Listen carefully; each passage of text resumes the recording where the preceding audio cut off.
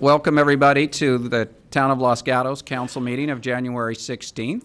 Could I have a roll call, please? Thank you and good evening. Councilmember Barbara Spector. Here. Councilmember Mariko Sayak. Here. Councilmember Marcia Jensen. Here. Vice Mayor Steve Leonardis. Here. Mayor and Chair Rob Rennie. Here.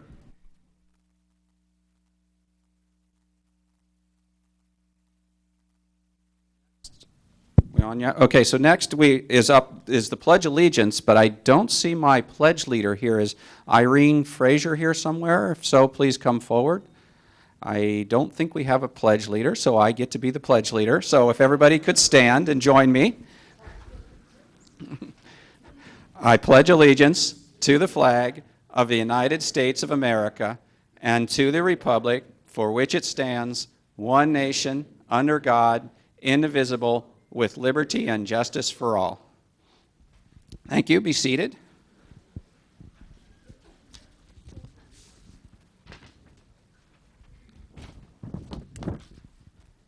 So I'll wait till I get to the front since the camera guy's not chasing me around the room.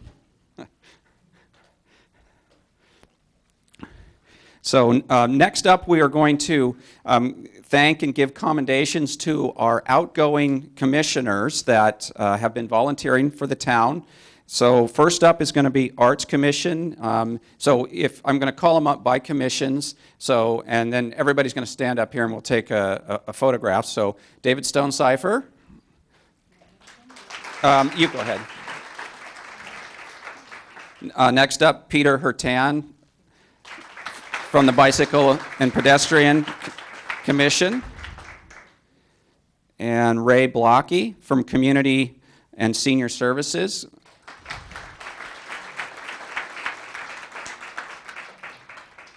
And then Lisa Marshik from Community and Senior Services Commission. Dennis Pickrow from the Community and Senior Services Commission. And Tom Pickrow from the Senior and Community Services Commission.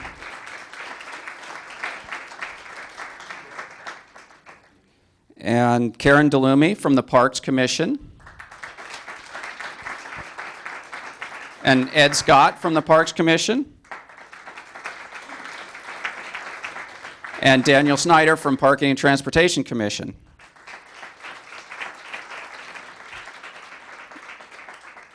So we had several that couldn't make it, so let me just read out their names before we do the picture and everything. So we have Rita Baum from the Arts and Culture Commission, Laura Peak Thuringer from the Arts and Culture Commission, John Adlin from Bicycle and Pedestrian Advisory Committee, David Lancelot from the Bicycle and Pedestrian Committee, Mary King from the Library Board, C.J. McCarthy from the Library Board, Rick Tinsley from the Personnel Board, Bridget Bollingal from Transportation and Parking Commission, and Megan Crummett from Transportation and Parking Commission. So thank you all, present and not present, for your time. I personally think that volunteers are what makes Los Gatos the special place that it is. So thank you for taking your time to help Los Gatos be a better place. So photo, I guess I'll stand in the middle.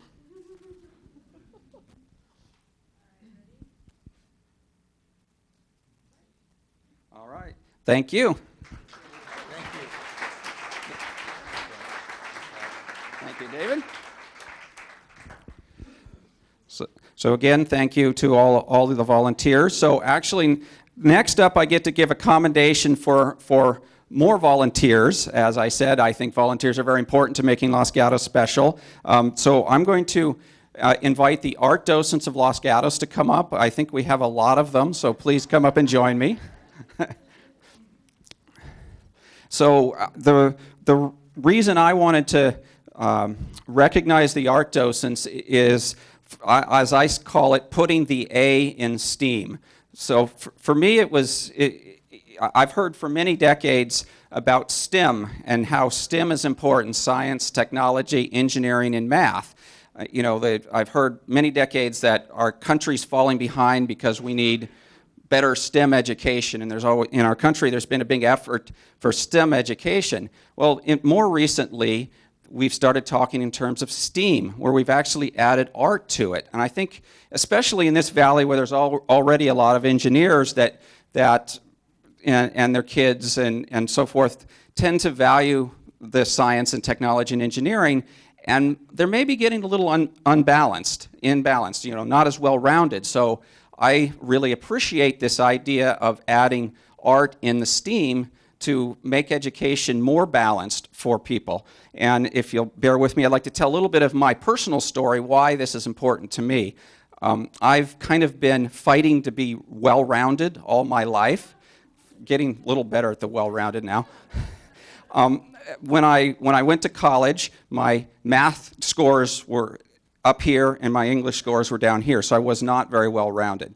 When I was 4 years old and I was building cities in my sandcastle, my parents knew that I was going to be an engineer.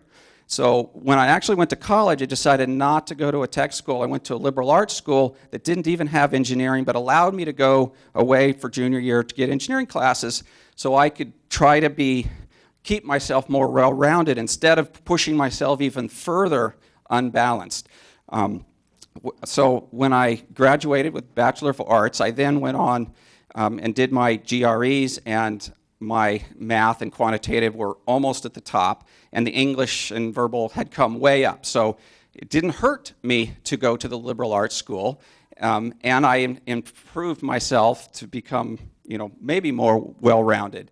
Then when I went to grad school, I chose an engineering school, Dartmouth College, which I think of as very liberal arts engineering, because they really focused, of course you had the rigors of the engineering, but they also made you think about the political implications, the people implications, the economic implications of your designs, and to work in design teams. So the point of this whole story is I felt like I've been fighting to be well-rounded, and I think the art docents, with their adding the arts to the school, are really going to help at younger ages kids to be more well-rounded. And if they become engineers, I think the creativity of the art will help them to be better engineers also. So I'd like to turn it over to the art docents and let them tell us. I have a commendation for you, but I'm going to let you tell me about the art docents and maybe introduce some of your members here. I know your parliamentarian, Michelle Abene, I have interfaced with before when we've partnered with the art docents, and Jackie Canasaro before that, but I actually don't think I know any of the faces here now. So turn it over to you. Thank you. Well, I'll introduce myself. I'm Julie Ferrario. I'm the current president of the Art Docents of Los Gatos, and we have been an organization for 45 years.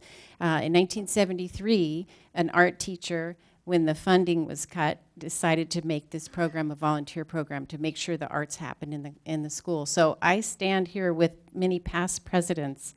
Let's see if I can name some of them here. Judith Fishwick, and let's see. Oh, Julia Moss. We have quite a few, probably 7 or 8 that are still involved, even though they were past presidents. I also stand here with our LGF executive director, because we're supported by LGF, by the school district, by the town. We're supported by all different, we reach out and have grants and different things to support our program. I also want to introduce our board of directors. We have 2 of them here today. We have Bonnie Westman. So these are all volunteers. And we have Marie Cameron. And so we have 5 board of directors that help us run our organization. And then we also have an executive board. So I'm the president, but we have several other people that we meet monthly and make sure all of this, we touch about 3,000 students, and we go into the classroom multiple times and teach. Each class gets how many lessons? 5 each month. So we do workshops, guest artist program. We bring a guest artist in and go to the middle school and the elementary schools. We do an art show every year at Fisher Middle School where we hang up 3,000 pieces of art. And so we really are involved. And my executive board would be Stacy Klosser, Vice President, and Teresa Bricker, and Sue Nystrom Walsh, And then we have Sue Ward, I don't think she's here, and Ginny Gifford, is not here, and Judith Fishwick, and Stephanie Draka, and Michelle Benet, who really wanted to be here because she's the past president and really has been making a connection with the community. So I'm really appreciative of her. And Stephanie Johnson is our paid professional who keeps us organized. So we're glad to have her. Now, I'm just going to introduce some of the other docents that we have here tonight. Let's make sure I get their names right. Susan and Ross. Sorry, I totally know your name. Let's see. Beth and, oh my gosh, Mary Jane, thank you. And then not to say the least, Kathy, who's been a docent for how, 30? And she's still active docent, 30-something years. So it's been great. We're a great organization to work with. And I'm going to hand it over to Stacy to explain a little bit about our STEAM. Great. Well, so when we say we put the A in STEAM, what that means is, you know, we've been delivering an arts education for almost 45 years. But as the district and as our curriculum requirements have changed over the years, what we offer has been adjusted as well. So the STEAM focus is fairly new to us, but the idea is that not only are we presenting a comprehensive art program to our students, but we're using art to underscore concepts in other areas of study like math and science and technology kind of thing. So how do we do that? We basically, a lot of it goes into our workshops that we provide to each grade level once a year. So for example, the fourth graders, we teach them how to do face and figure drawing. And so we use Leonardo da Vinci's Vitruvian Man to go over proportion. I don't know if you've ever drawn a picture of a person. It never looks quite right. It's usually because it's out of proportion. So we talk about ratio and, you know, where your mouth is on your face. It's 1/3 of the way down between your nose and your chin. Did you know that? And you know, the length of your body, your head is 1/8 of the length of your body. This is all new information for me when I learned this in my training class. So in 5th grade, we introduce technology to our, using Chromebooks and software. The kids create abstract art with a piece of digital photography, and they manipulate it, and the results of that are seen in our art show. And then in 7th grade, we do scientific illustration. We introduce the concept of using art to illustrate things that you might not be able to see, you know, an insect pieces of an insect kind of thing. So we bring in specimens, and the 7th graders create scientific illustrations with that. So right now we're in the process of developing a big data art project for the 6th grade, where we're going to, you know, introduce the idea of not only using big data art to illustrate the relationships and the results of big data, but also how some artists use it as a way to create novel art pieces. So that's pretty much what we do. If you're interested, go to our website, become a trainee. And you take donations too, I take it. Yes. It takes donations to keep you going. So we have a commendation. Somehow I don't want to get in front of you. Oh, wow. There we go. Shannon, did you want a picture too?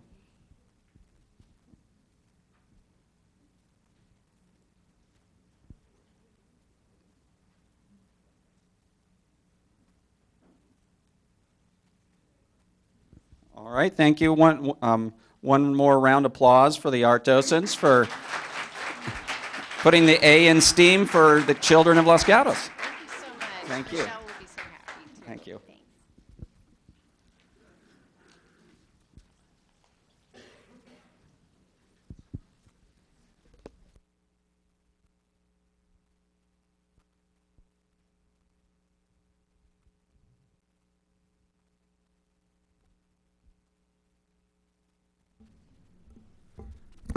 All right, so we have a full agenda tonight, so thank you for everybody's patience, because I thought that was important to recognize and give them some time so everybody understands the contribution that the art docents give to Los Gatos.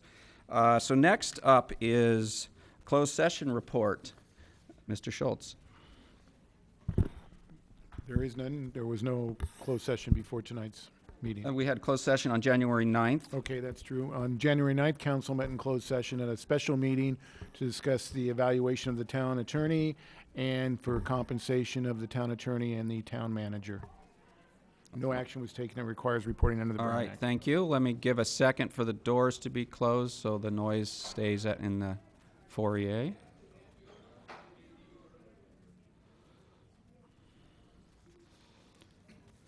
Okay, so next up is council and town manager reports. We'll start with Councilmember Spector. Thank you, Mr. Mayor. During the holiday break, none of my committees met, but I did have the opportunity to meet with many members of our community. Thank you. Councilmember Sayak. Thank you. The past two meetings that I attended were also in attendance with Mayor Rennie. The Cities Association had their Board of Directors meeting where we discussed 2018 priorities, which of course includes transportation and housing. And SV at Home also had a roundtable for elected officials to address the housing issue and steps that we can do to help mitigate the problem. Thank you. So on December 20th, I attended the swearing in of our newest officer. January 4th, I attended the VTA board membering where I'm an alternate. January 8th, I attended the Silicon Valley Clean Energy Authority Risk Oversight Committee, and I chaired the board meeting of that same body on January 10th. On January 11th, I attended the VTA Policy Advisory Committee. And then in the two that Councilmember Sack mentioned, on the Cities Association board, I wanted to add a little bit that a suggestion for a subcommittee by our fellow council member from Saratoga to develop I guess, a suggested model for the next steps for age-friendly. So the Cities Association will be hopefully working on, a model for the cities in the county to work on for, pretty much all the cities in the county now have got this age-friendly status and they have goals. So what's the next step?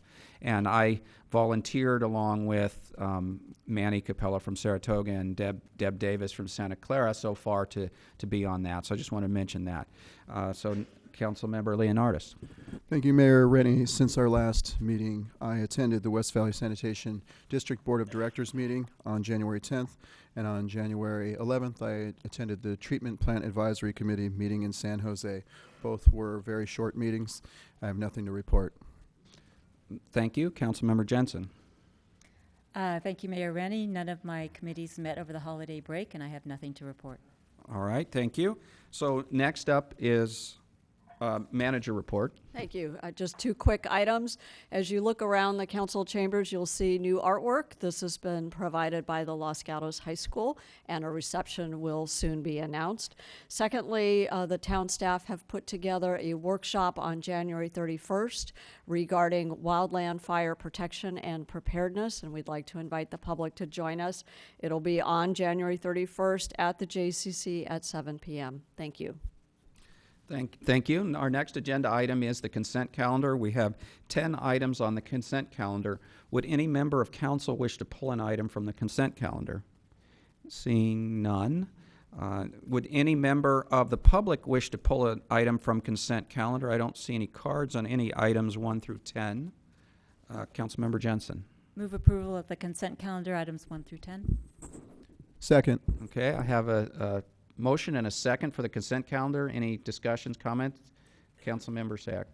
Just wanted to note that on item number 9, I will be recusing myself due to conflict of interest. Okay. Councilmember Spector. Thank you. Also, I will be recusing myself and not voting on number 9. All right. Any other comments? Okay. Seeing none, all in favor? Aye. Anybody opposed? So it passes unanimously with Councilmember Spector and Councilmember Sayak recused on item number 9.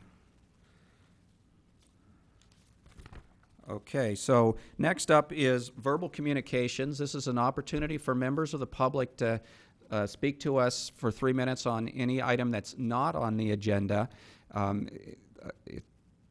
The idea would be to share information or bring new ideas to us. For verbal communications, we can't actually discuss but we can ask questions and we can refer to staff. Is there anybody wish to speak to us in verbal communications? I have one card so far, and that's Catherine Summers.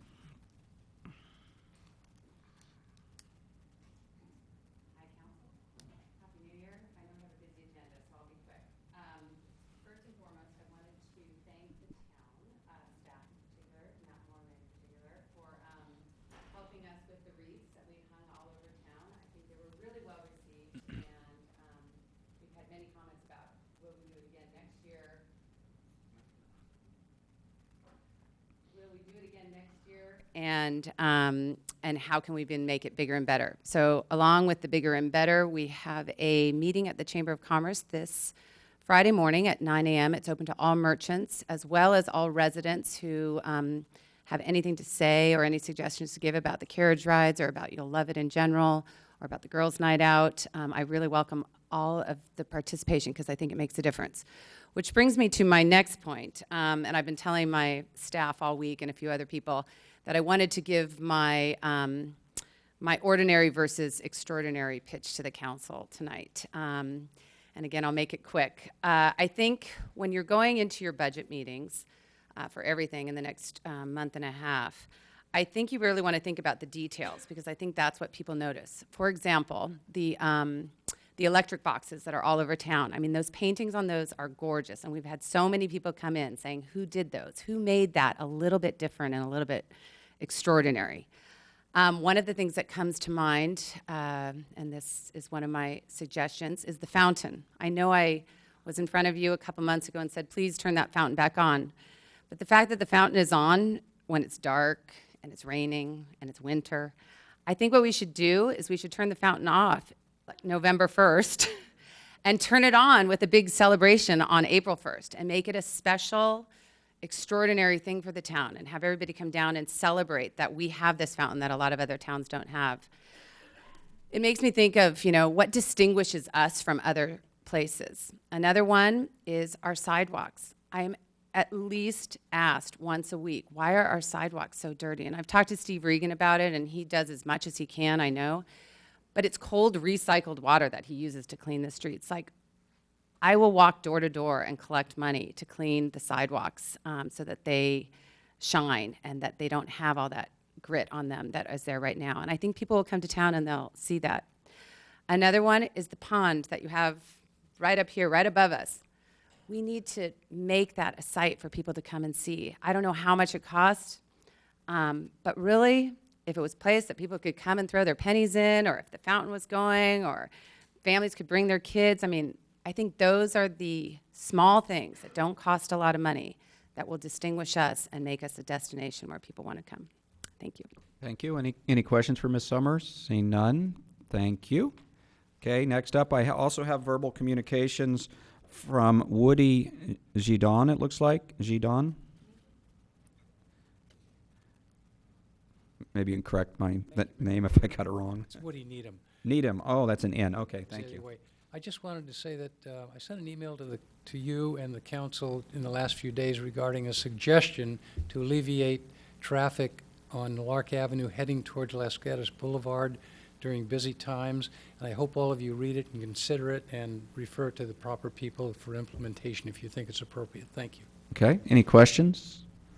All right, thank you. Would anybody else wish to address us for verbal communications on items not on the agenda? Seeing none, I will close the verbal portion of our agenda and move on to Councilmember Sayak for a question for staff, please. Go ahead. I don't think I did see that email. And so if staff was able to receive that, if you could forward that back to council? I have not received it either, so it'd Okay. be nice. So, Mr. Needham, if you, where did he go? If you could, did he leave? Oh, there you So go. if you could connect with Mr. Needham, just to make sure we do get a chance to read it. I will do so. Thanks.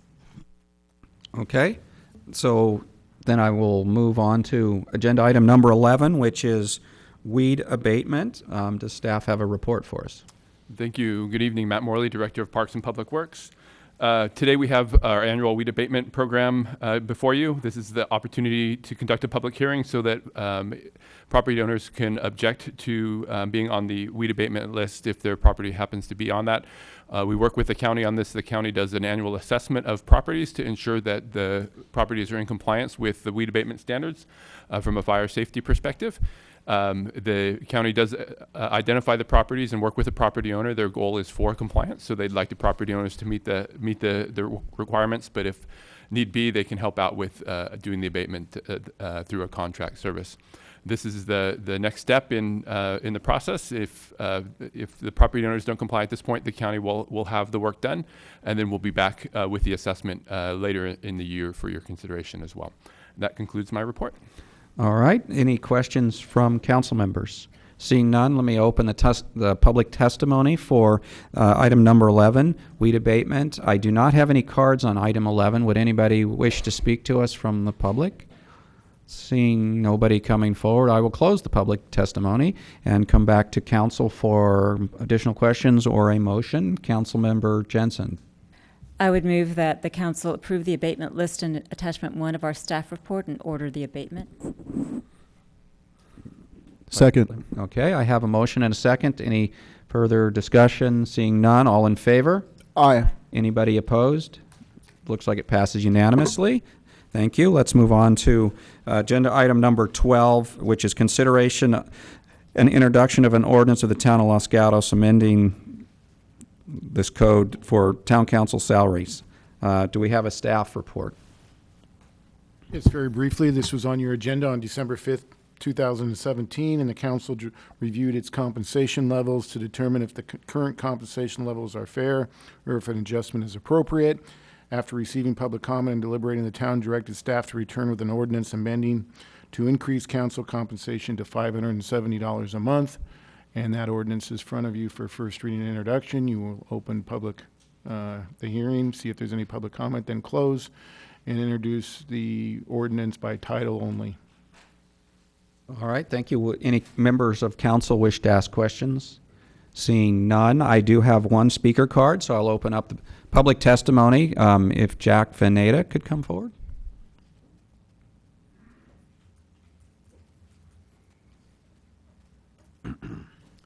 Jack Van Naden. I just want to say that I heartily support the increase after whatever it was, 36 or 37 years of waiting. About 7 or 8 years ago, I became more active in the local politics, and though I agree with some of you some of the time and disagree with some of you some of the time, I understand a lot more about all the paperwork you have to go through, all the additional meetings that you go to that are not council meetings, and then all the preparation time it takes for a meeting like this. So I want to stand up and advocate this increase. Thanks. All right, thank you. Any questions for Mr. Veneta? Seeing none, I have no more speaker cards on item 12. Would anybody else wish to address us on item 12? Seeing nobody coming forward, I'll close the public testimony and come back to council for questions or a motion or discussion. Vice Mayor Leonardis? Move approval. Okay, I have a motion. Do I have a second? I have a motion and a second. For any further discussion? Okay, seeing none, all in favor? Aye. Any opposed? No. Okay, I have, it passes 4-1 with Councilmember Jensen opposed. And so it passes. So if the clerk could read the title, please. An ordinance of the town of Los Gatos amending sections 2.20.025 of the Los Gatos Town Code to increase town council salaries from $200 per month to $570 per month effective January 1st, 2019. All right, thank you. So if nothing else from council, I'll close item number 12 and move on to item number 13, which is a town code amendment application for accessory dwelling units. Do I have a staff report, please? Thank you, Mr. Mayor, Council. On December 5th, this council discussed the Planning Commission's recommendations on changes to the ordinance regarding accessory dwelling units. You received public testimony and provided direction to staff on the recommendations. So staff has prepared revisions based on your direction, the direction that was agreed by the council, by 3 or more council members, and in particular related to allowing ADUs in the RD, two-family residential zone, and allowing 2-story ADUs, accessory dwelling units, on properties where 2-story primary dwelling units already exist. Also providing information on setbacks, FAR, and lot coverage. So staff has provided in the staff report responses to also to the comments of and direction of the council, and also in a desk item this evening, specific responses to a council member with additional questions.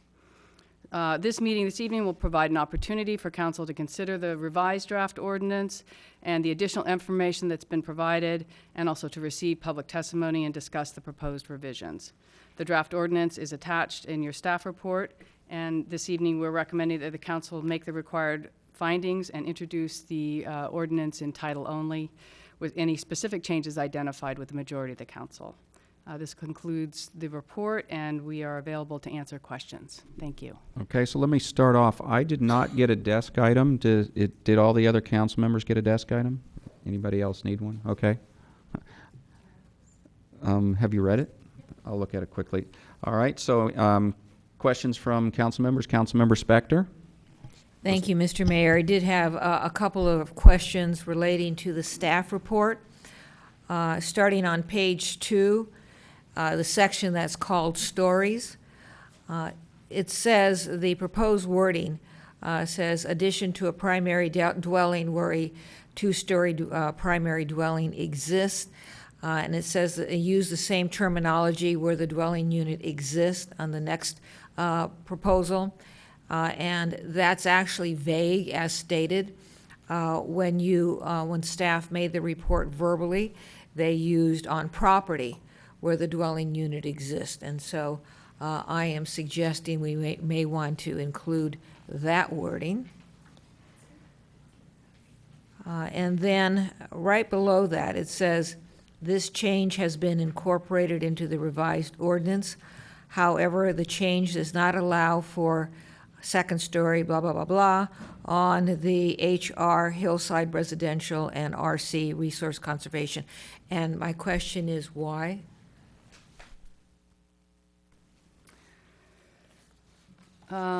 So related to that, I think the staff report continues to talk about that. Should the council allow a new second-story dwelling unit above an existing 1-story structure in the HR, a setback of no more than 5 feet from the side and rear lot lines would be required. And so that's what the state is saying, is that setback could be no more than 5 feet. In the HR, again, the setbacks for an accessory structure and an ADU would be the setbacks of the primary dwelling unit. So they'd be larger setbacks if they were allowed in the hillside residential zones, as the ordinance stands now. And would that be consistent with the state law? Is that what I hear you saying? Well, the state law, it would be consistent in that the ordinance right now doesn't allow a second story above the accessory dwelling unit. So it's not, those accessory dwellings are not subject to that 5 feet. Whereas once that, there's a second story above an existing accessory structure, then they would be subject to the 5 feet. So that would have to be additional language if the council wanted to allow these second stories above existing garages or accessory structures in the hillsides. That would have to be additional language added.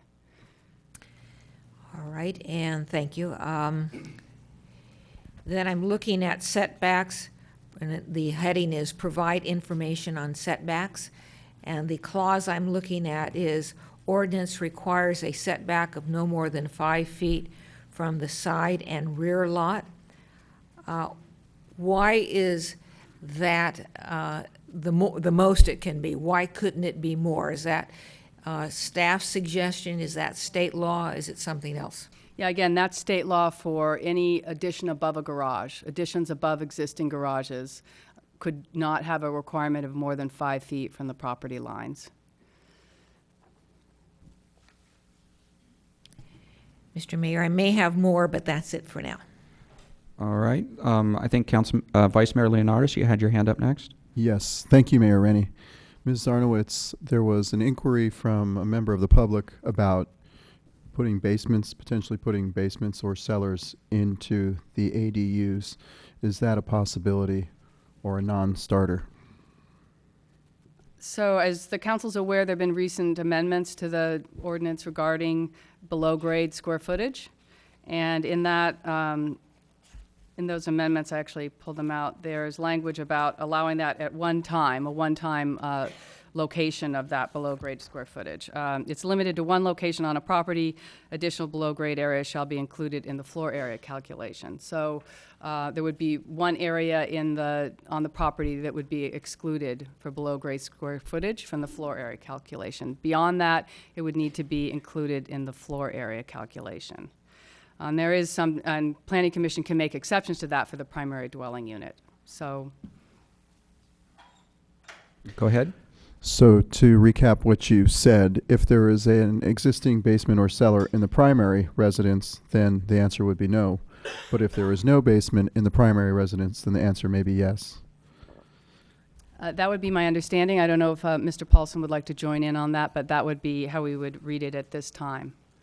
Thank you. Joel Paulson, Community Development Director. That is definitely one instance, Councilmember Leonardis. If there was no below-grade square footage under the primary structure, then the below-grade square footage under an accessory structure could be used.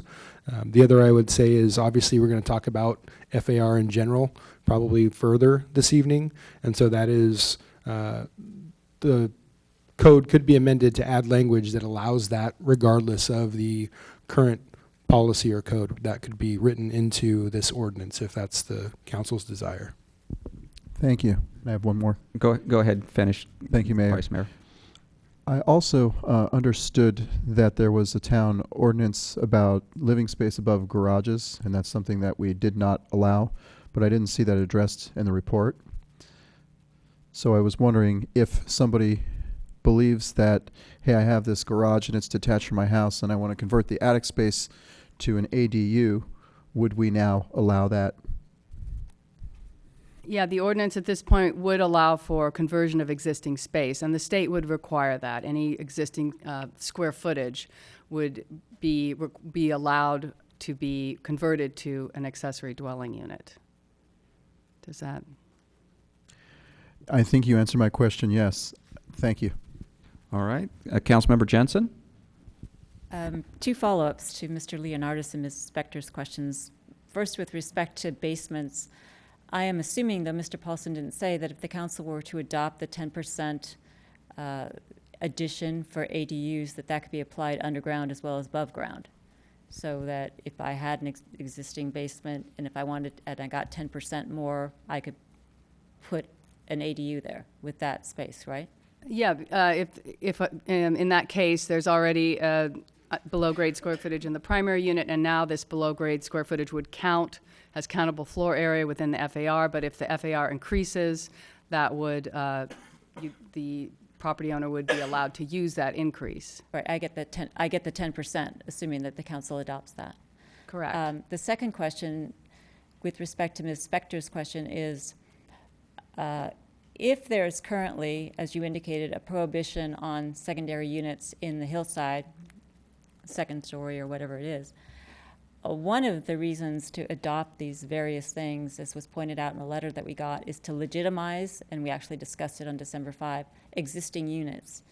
And I am convinced that there are illegal units in the hillside and resource conservation zones, and I would not want us to do something that would suddenly continue those to be illegal versus making them legal and then counting them for our RENA units. So does the council need to take some action to make sure that those kinds of units come under whatever gets adopted to make them legitimate?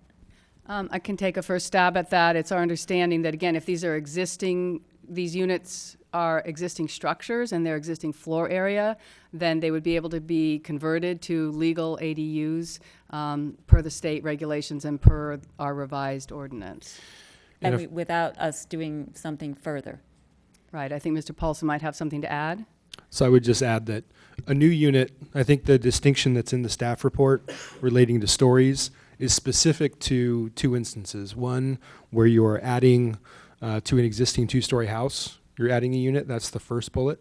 And the second bullet that was discussed earlier is specific to you have a detached accessory structure and now you're going to add new square footage above it. So if you want to allow that opportunity as well, it's currently allowed in the other residential zones. However, as pointed out, it's not currently allowed in the HRRC. That being said, if there is an existing unit, whether it is a single story or a two-story, then it could be converted under the current language. But the current language does prohibit a new second-story detached accessory structure.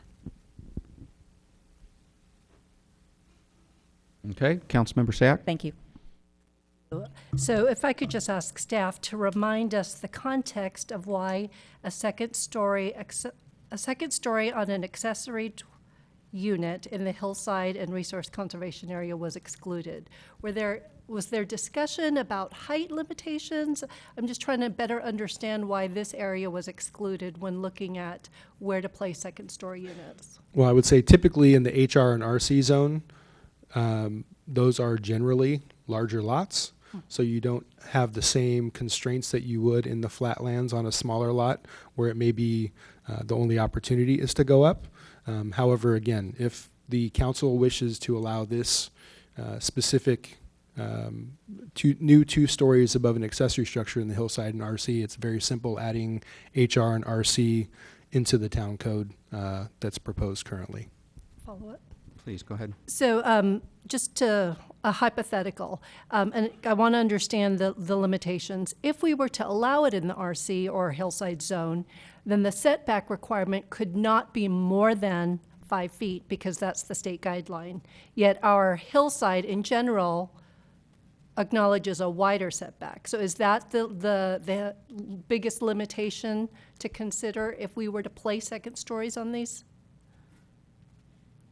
I would say that that's another limitation. Okay. I don't know if that's the biggest limitation, but it definitely is another limitation. And so I think the challenge here is we're going to have a lot of conversations tonight, and there are a lot of variables that are site-specific, whether it's the hillside or in the flatlands. And so we can definitely talk through some of these things. We may not be able to craft an ordinance that is perfect for every instance in town. However, I think moving forward, if we find specific cases or challenges, even if we get to adopting a new ordinance, that come up over and over, then that'd be an opportunity for staff to bring that forward to council and see if further modifications are necessary or warranted in the future. Another follow-up? Please, go ahead. So if I had property in the hillside and was looking at a single-story accessory dwelling unit, would there be a larger setback requirement, or would it have to follow the state guideline of 5 feet? Right, no, there would be a larger setback requirement for the single story, and the state's requirement is relative to additions above existing garages. I see. Okay, so there would nothing that would prohibit just an additional dwelling unit. It's just the second story that's in question right now. Correct. Okay. And if I may, now to below grade. Go ahead. And again, I just need a reminder, when we last discussed the below grade discussion, can you remind me why we placed the limitation that it could only occur on one unit of the parcel? Were we worried about grading? Was it far? I Thank can't you. remember that discussion. I think it was just more a function of that was the current requirement or the previous requirement, and so that was carried forward. I don't Okay. recall anything specific relating to grading or any of those limitations being the factor. It just wasn't proposed to be changed and was not changed. And I know that this was just it was a suggestion that was provided to us today through a desk item, but thinking through it, is there any issues that staff would like for us to consider about having below grade as when it pertains to the accessory dwellings? I mean, I think we've covered most of that this evening, the issue of having one location, the issue of the additional floor area. Also, again, that the Planning Commission can make an exception for the primary dwelling unit. If there already were an accessory dwelling unit with below-grade square footage, theoretically, they could look at a discretionary permit on the primary. So Okay. there is some flexibility there. Okay. Okay. And one final question, and this All is right.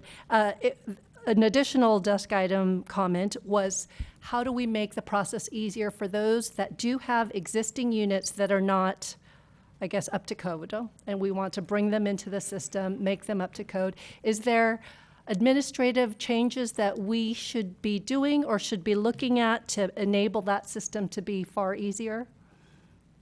I can take the first stab at that. Again, the state has really come out in front on this and said that any existing floor area, may be converted to an accessory dwelling unit. So to the extent that those units are existing floor area, they have access to that, ability to be converted.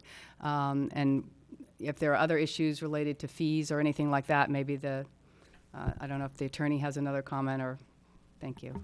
I think Sally said the state has done the job of making it an administrative permit, so that'll streamline it tremendously. It won't have any public hearing with the planning commissioner or to council, and so that'll make it very quick. But I will say, if let's say they are a unit that was not done with permits and they come in now to do it, they still have to comply with the building code. So electrical and plumbing and all of those issues, if you've got an old unit and expect you can just come in and get it approved, no, there would be inspections, and the plumbing and electrical has to be up to today's standards. Okay, thank you. Okay, Councilmember Spector?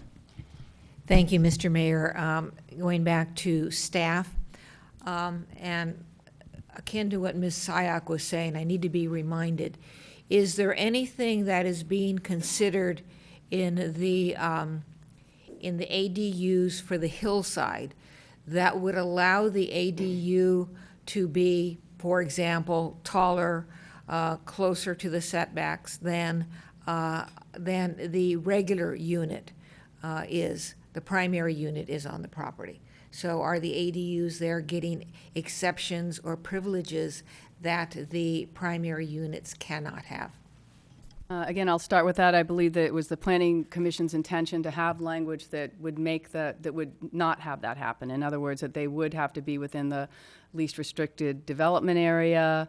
They would have to meet the setbacks of the primary dwelling unit. I know in one instance where there was language about not allowing the units in the front setback or in front of the primary dwelling unit, that was an exception that the Planning Commission recommended in the hillsides because the lots are so much larger and kind of irregular. Thank you. Okay, so I'll ask a question or two I don't think got answered. So on maybe follow up on that one, some hillside lots don't have a technical LDR. So does that mean you couldn't have a accessory dwelling unit then? I think the least restricted development area, again, is the least. It doesn't. There would be some development area, but the intent would be that there would have to be a look at where it was least restrictive. Okay. So two other questions on setbacks.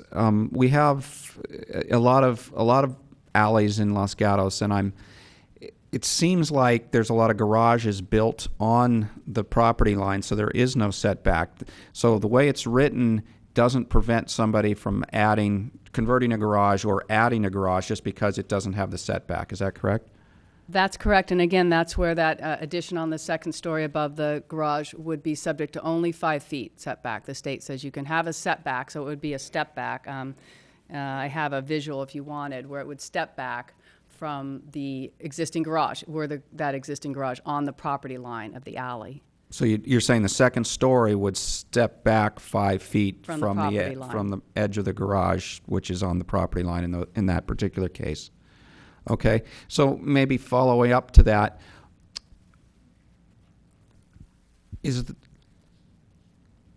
maybe that's better for discussion. I won't ask that question. So one other question, in the way the ordinance is written, it talks about not allowing exterior stairwells. I don't understand what's the thinking there. So that was a recommendation of the Planning Commission based on looking at other local jurisdictions' ordinances.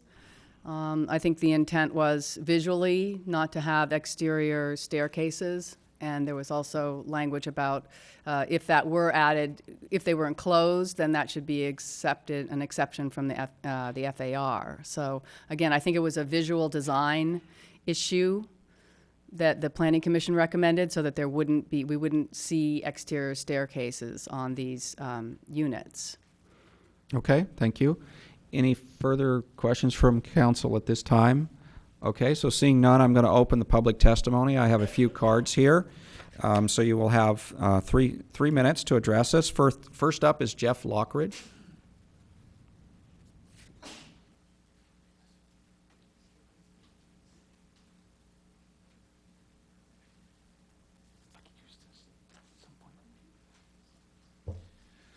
Hi, my name is Jeff Lockridge. Okay. The state of California has recognized that ADUs, the accessory dwelling units, are an essential component of our housing supply. Even though accessory dwelling units were first considered to be a potential answer to our RHNA number requirement, they are now considered by the state to be a necessary part addressing the overall California housing crisis as well as affordable housing. I do have a couple questions, and unfortunately most of these things I have are questions. I don't know how you're going to relate to those. And I realize the questions are very hard to answer during public comment, but I ask that if an answer can be given, it will be, or at the very minimum that the answer to my questions be provided to council at the appropriate time. So the first question is, how will we be able to count, and what are any restrictions of an accessory dwelling unit counting towards our existing or future RHNA requirements? That would be either whether it's considered an affordable housing project or just housing. Can we identify by either lot size or other method the total potential ADUs possible in Los Gatos? And can that number be applied against our RHNA requirements, or do they have to be built to be counted? Just a question. I would also like to see, I'd like to see someplace the definition of an efficiency unit, because all I've seen so far is at 150 square feet, that's where the minimum is, but I don't know if we're talking about the by right, which would refer to the state permitting the addition of an efficiency unit, even if the primary dwelling was already at the maximum lot coverage size, and they would allow that by right. So I'm just wondering, what's the size range that you're talking about there? Is it just 150 square feet or whatever? I also have some concerns regarding the matrix. In section 29.10.320, the new accessory dwelling units number 5. The maximum unit size and maximum number of bedrooms is very basic, and I would suggest that an additional level of maximum lot size of 7,500 square feet be added, and the matrix adjusted accordingly, keeping the same maximums that are suggested now, which is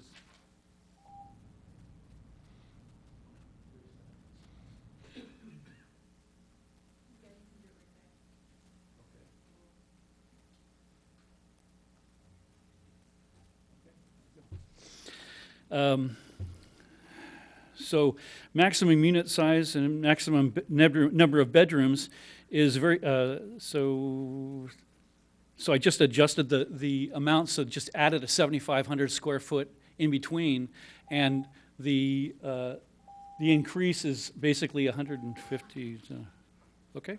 Okay, so do we have any questions for Mr. Lockridge? I have one question. I didn't quite get the 7,500. Could you finish explaining that one?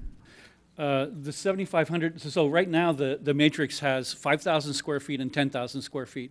And I think that when the suggestion was made that we have a graduated tiered arrangement of size of lot versus size of unit, this was the most basic way of looking at it. But my suggestion is that if you look at Los Gatos as a whole, I would say that there's more lot sizes that are around the 8,000 square feet. And I'm just guessing. I don't have all the data on that. But I think that there needs to be something in between those two. I also think that maybe the maximums are a little bit too high. I don't know. It depends on what, as a town, we want to try to accomplish with this, whether it's affordable housing additions or general housing in general to help the housing crisis in California? Because whoever moves into these, whether they're rentals or whether they're family members or whoever, it's going to reduce the necessary additional housing in California. So, All right, thank you. Any other questions? Seeing none, thank you. Would any members of council wish to ask questions of staff based on his questions at this time or save them for later? Seeing none, I will call up the next speaker, which is Bob Hinkin.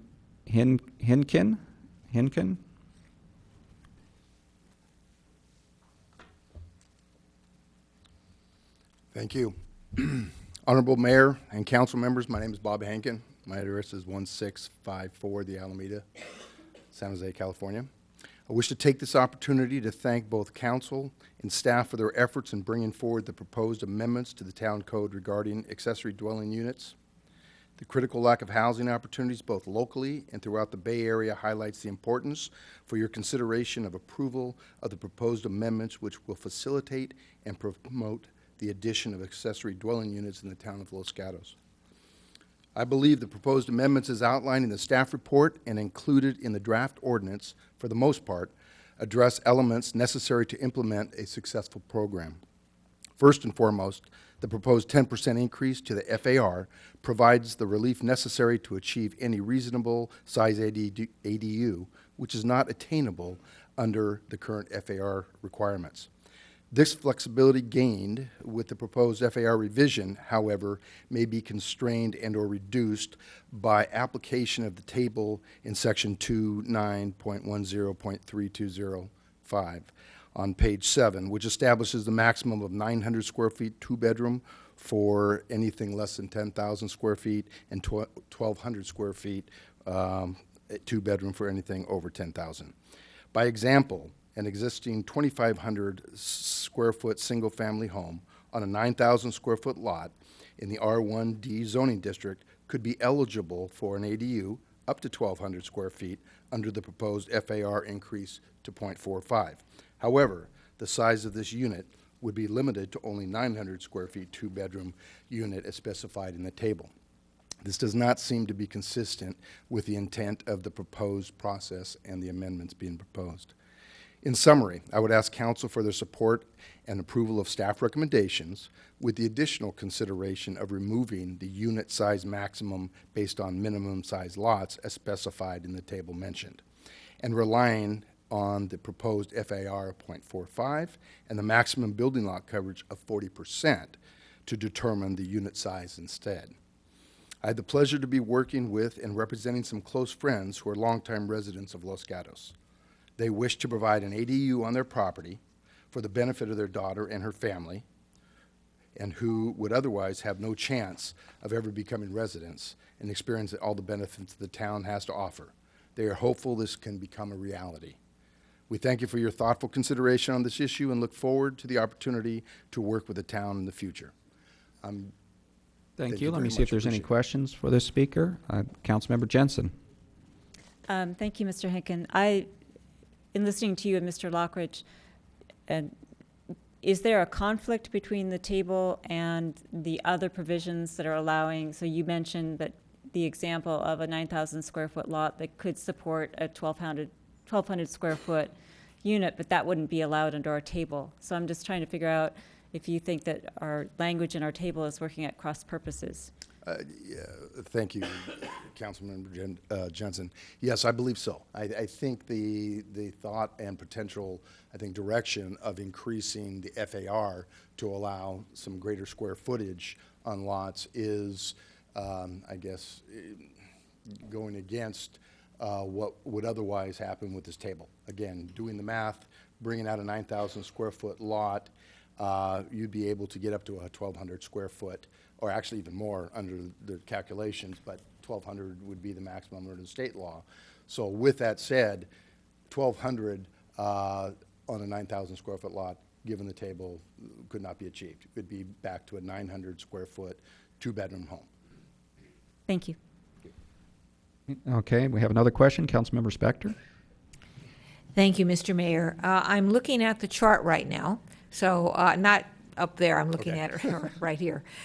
So my question is, if one assumes that a goal would be to have ADUs that are affordable, now I know you're talking about a potential ADU for a family member, but if the goal were to have affordable ADUs, wouldn't it be beneficial to have something that is, for example, less than 1,200 square feet?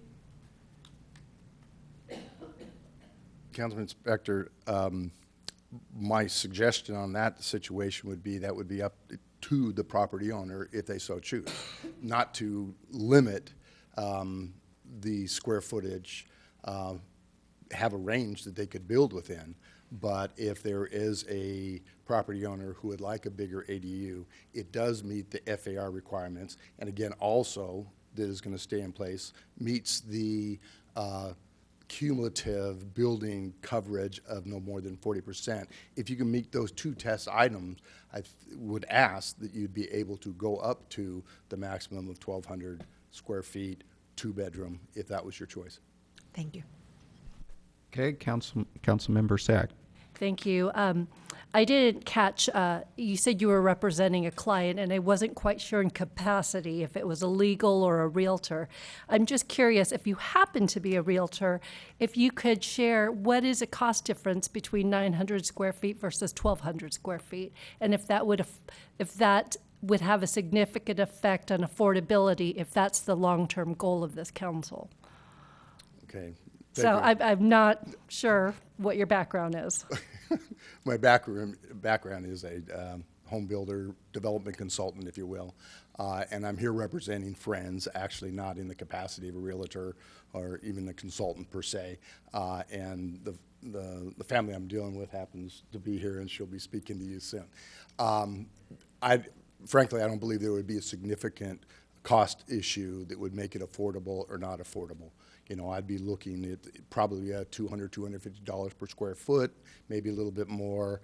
So the additional 300 square feet wouldn't, I think, tip it over one way or another. But again, I think it's up to the folks and the property owners who want to utilize it, what they plan to utilize it for, that would help with that discussion. But given the ability to have a larger unit for, say, a family, as you'll hear, hopefully make some sense and give them that opportunity. Okay, seeing no further questions, thank you. Thank you very much. All right, so next up I have Sarah Thomas.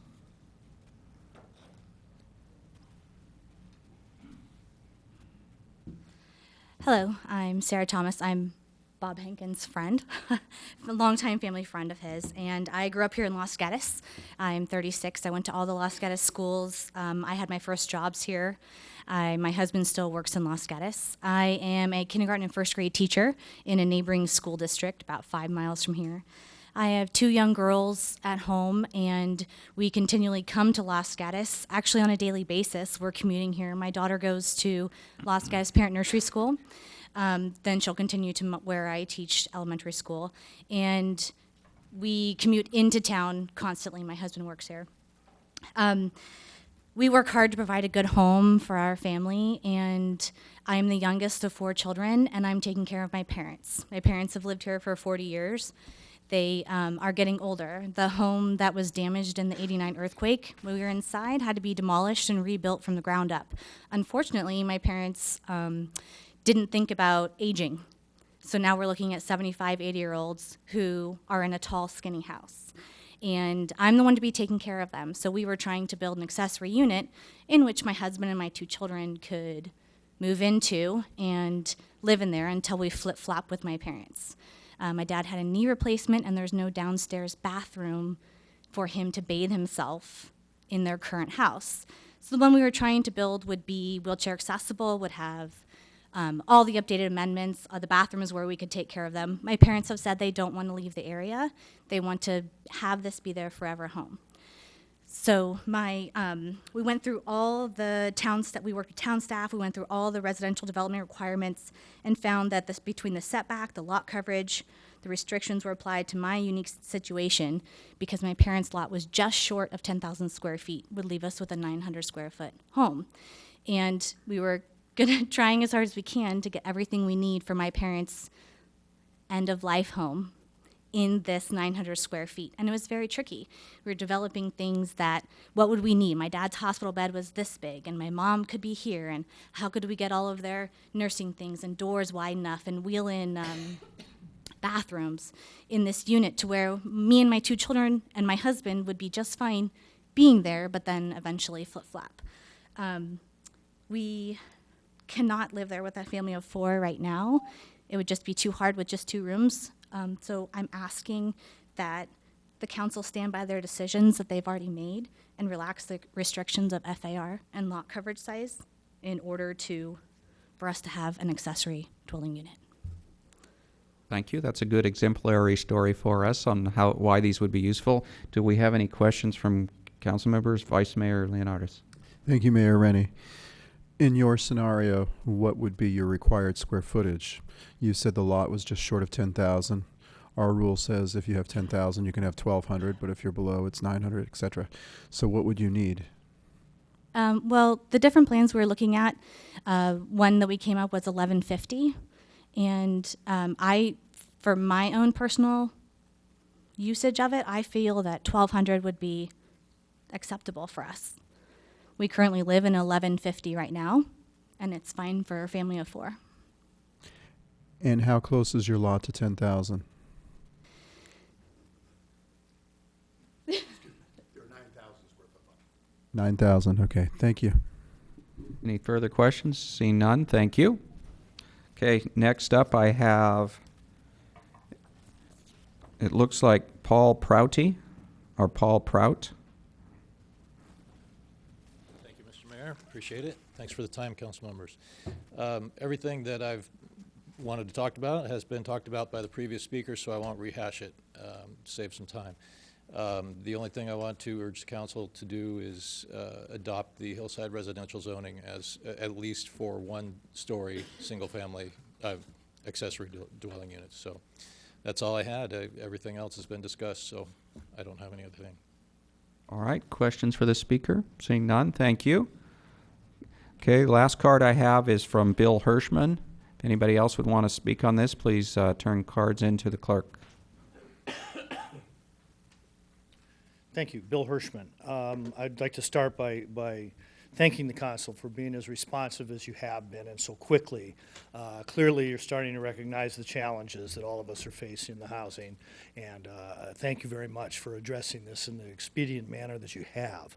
I'll kind of the first speaker said that he had more questions than answers, and I too, because we speak first before you've had a chance to discuss it, I'm simply going to put out some thoughts that you might want to consider when you have your discussions, kind of in the form of questions. The issue with regards to Hillside, I would suggest that you don't want to start limiting or make available similar conditions to Hillside properties as you do with others.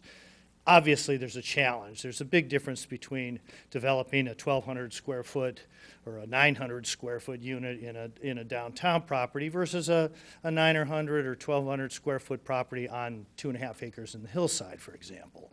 However, there's other challenges in the hillside. There's slopes, there's sometimes physical constraints. So keeping the flexibility to be able to possibly do it in a 2-story structure versus a 1-story structure, I think is something that you might want to really consider from just good site design, good planning, the ability to have a little bit more flexibility. I wasn't going to speak to the question of 900 feet versus 1,200 feet, but I do have some experience in this field, and so let me try to respond as best I can. 1,200 square feet is kind of a sweet spot for a unit of this size. It gives you the ability, for example, to provide maybe 2 bedrooms in a unit and some reasonable open space, some reasonable bathroom space. You know, can you build smaller units? Of course you can. And you were asking the question of how does that impact the cost? And cost is not just driven by square footages. It's many times driven by number of bedrooms as well. 1-bedroom unit will sell for significantly less than a 2-bedroom unit. So obvious reasons. And so the footage sometimes isn't as important as the layout of the unit. I think the previous speaker gave a great example. When you start meeting the challenges of the elderly, of ADA requirements, leaving yourself some flexibility, because hallways get bigger, restrooms get bigger, just kitchens get bigger. Just the ability to have that space to meet those needs is sometimes important. So when you're considering this, I think you should take that into account. Again, thank you very much. Any questions for the speaker? Seeing none, thank you. So next up I have Chris Diane Willie. Good evening. I live off of University Avenue, and I've been here for quite a few years. I have a concern about what's going on. I realize there's a state requirement. I know we're trying to meet it. But the area I live in has 6 houses around me, of which they have been divided one way or another. I don't know which ones are registered with their granny flats, with their divided houses, etc. And a few things have happened. One, except for one, I don't know of any that have the required owner living on the property. They're not on the property. Sometimes they're out of the state, and in one case, there's one out of the country. The other thing is I realize your situation of trying to make a place for folks. My neighbor did that, so they took their garage and made it into a granny flat. That took away parking for the car in the garage and the car outside of the garage. So now we're on the street. They've moved. That granny flat is now used by 3 grown adults. It's a 1-car garage that's been converted, and they have 3 to 4 cars. So one of the things I'd like to look into is to make sure that we're not taking away driveways, parking spaces, and using the streets, especially where we have businesses nearby. And number 2, do we really have an accurate count of what is out there? And before we go forth, we should figure out what we do have, whether we decide to have a time of either a moratorium or a grace period and get an honest count. I think that's only fair. Around me, which is near the bocce court, there are 6 homes. One's been divided in 3. Another one was built without a driveway, not on a legal size lot. So they're in a bad situation. Then I have some that just too many people. I mean, it originally was meant for 1 person. It's got 3 grown adults with 4 cars. Maybe not too many people, too many cars. So I think we should get our account numbers in shape before we make a determination of going forth. Because I truly don't think you have a true picture. I know some houses that are divided right in the middle in half, and you don't know that's a 2-family dwelling. Thank you. Thank you. Any questions for the speaker? Seeing none, thank you. No questions. Okay, so next up I have Sandy Decker.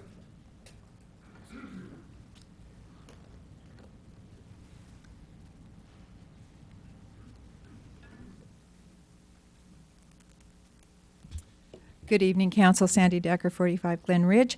Didn't mean to speak on this, and pardon me if this was discussed before we came in. 15 to 20 years ago, knowing full well we had many non-conforming units in town that probably did not meet code, we put out an amnesty, and we asked these folks to come forward without having to take on fines, but agree to inspections for the fears we had then and the exact fears we have today, which is fire and safety. And I believe Mariko alluded to this already. I would like to see this done again, not only for the additional units, but for the fire and safety reasons. My other concern is parking. I have a house across the street from me right now. I have no idea how many people live in it, but they have 7 cars. In fact, they have one that's shrouded and sits there all the time. I've heard there are no parking restrictions with these ADUs, and if that's true, this is not an ADU, this is a residence with 7 cars, I can see an immediate street parking problem. If additional parking is required on site, I think that's fair. I don't know if additional parking spaces are required. I would hate to see people parking in yards. I just don't think that's what we're looking for. So I'm not real sure where we are on that. I am totally in favor of it. We were able to bring online 400 of these units when we did the amnesty the first time. Thank you. Okay, any questions for the speaker? Seeing none, thank you. Okay, next up I have Leslie Morley. So I understand that the council didn't like to have outside staircases for units that were above garages, but I wonder about the safety with fire. It seems to me, not knowing, that to have an outdoor staircase would be where I would go if there was a fire instead of taking an interior staircase. So that's my only comment. Okay, any questions for this speaker? Seeing none, thank you. Okay, I have no more cards on this item. And seeing nobody else coming forward, I will close the public testimony and come back to council for more questions of staff, discussion, motion. Councilmember Sack. So I do have a couple of questions. The first to our town attorney, if you could just remind all of us so we have the same base of knowledge. The state law is in existence currently, and if we don't act, then all existing units or applications that are coming in, the default is what the state requirement is? That's correct. And Okay. in response to that, yes, you couldn't do a moratorium or a grace period. Anyone that's coming forth at this point in time has to be processed under state law, even though we don't have our ordinance in effect yet. Okay, and so if I may, two more to Go ahead. that. So the first, I want to follow up on the first question that I had with bringing existing units into compliance with our codes. The way it's currently written, administratively, there would be no punitive fines. It would just be the fines that are necessary to bring it to fire safety, all those standards of safety codes, correct? Correct, and those aren't fines, those would just be the permit costs. That would have been required anyway. Correct. Okay. And then, can you remind me, the parking, there is a, I'm going to rephrase this. We cannot require parking for ADUs that are within half a mile of transit, or is it a bus line? So I'll just jump in on that. The Planning Commission wanted to clarify that it was actually within a public transit stop. Okay. Which we would consider to be a bus stop. Okay. Thank you. Okay, I think I saw Councilmember Jensen. Follow up on the parking. The parking is actually set by state law, is that correct?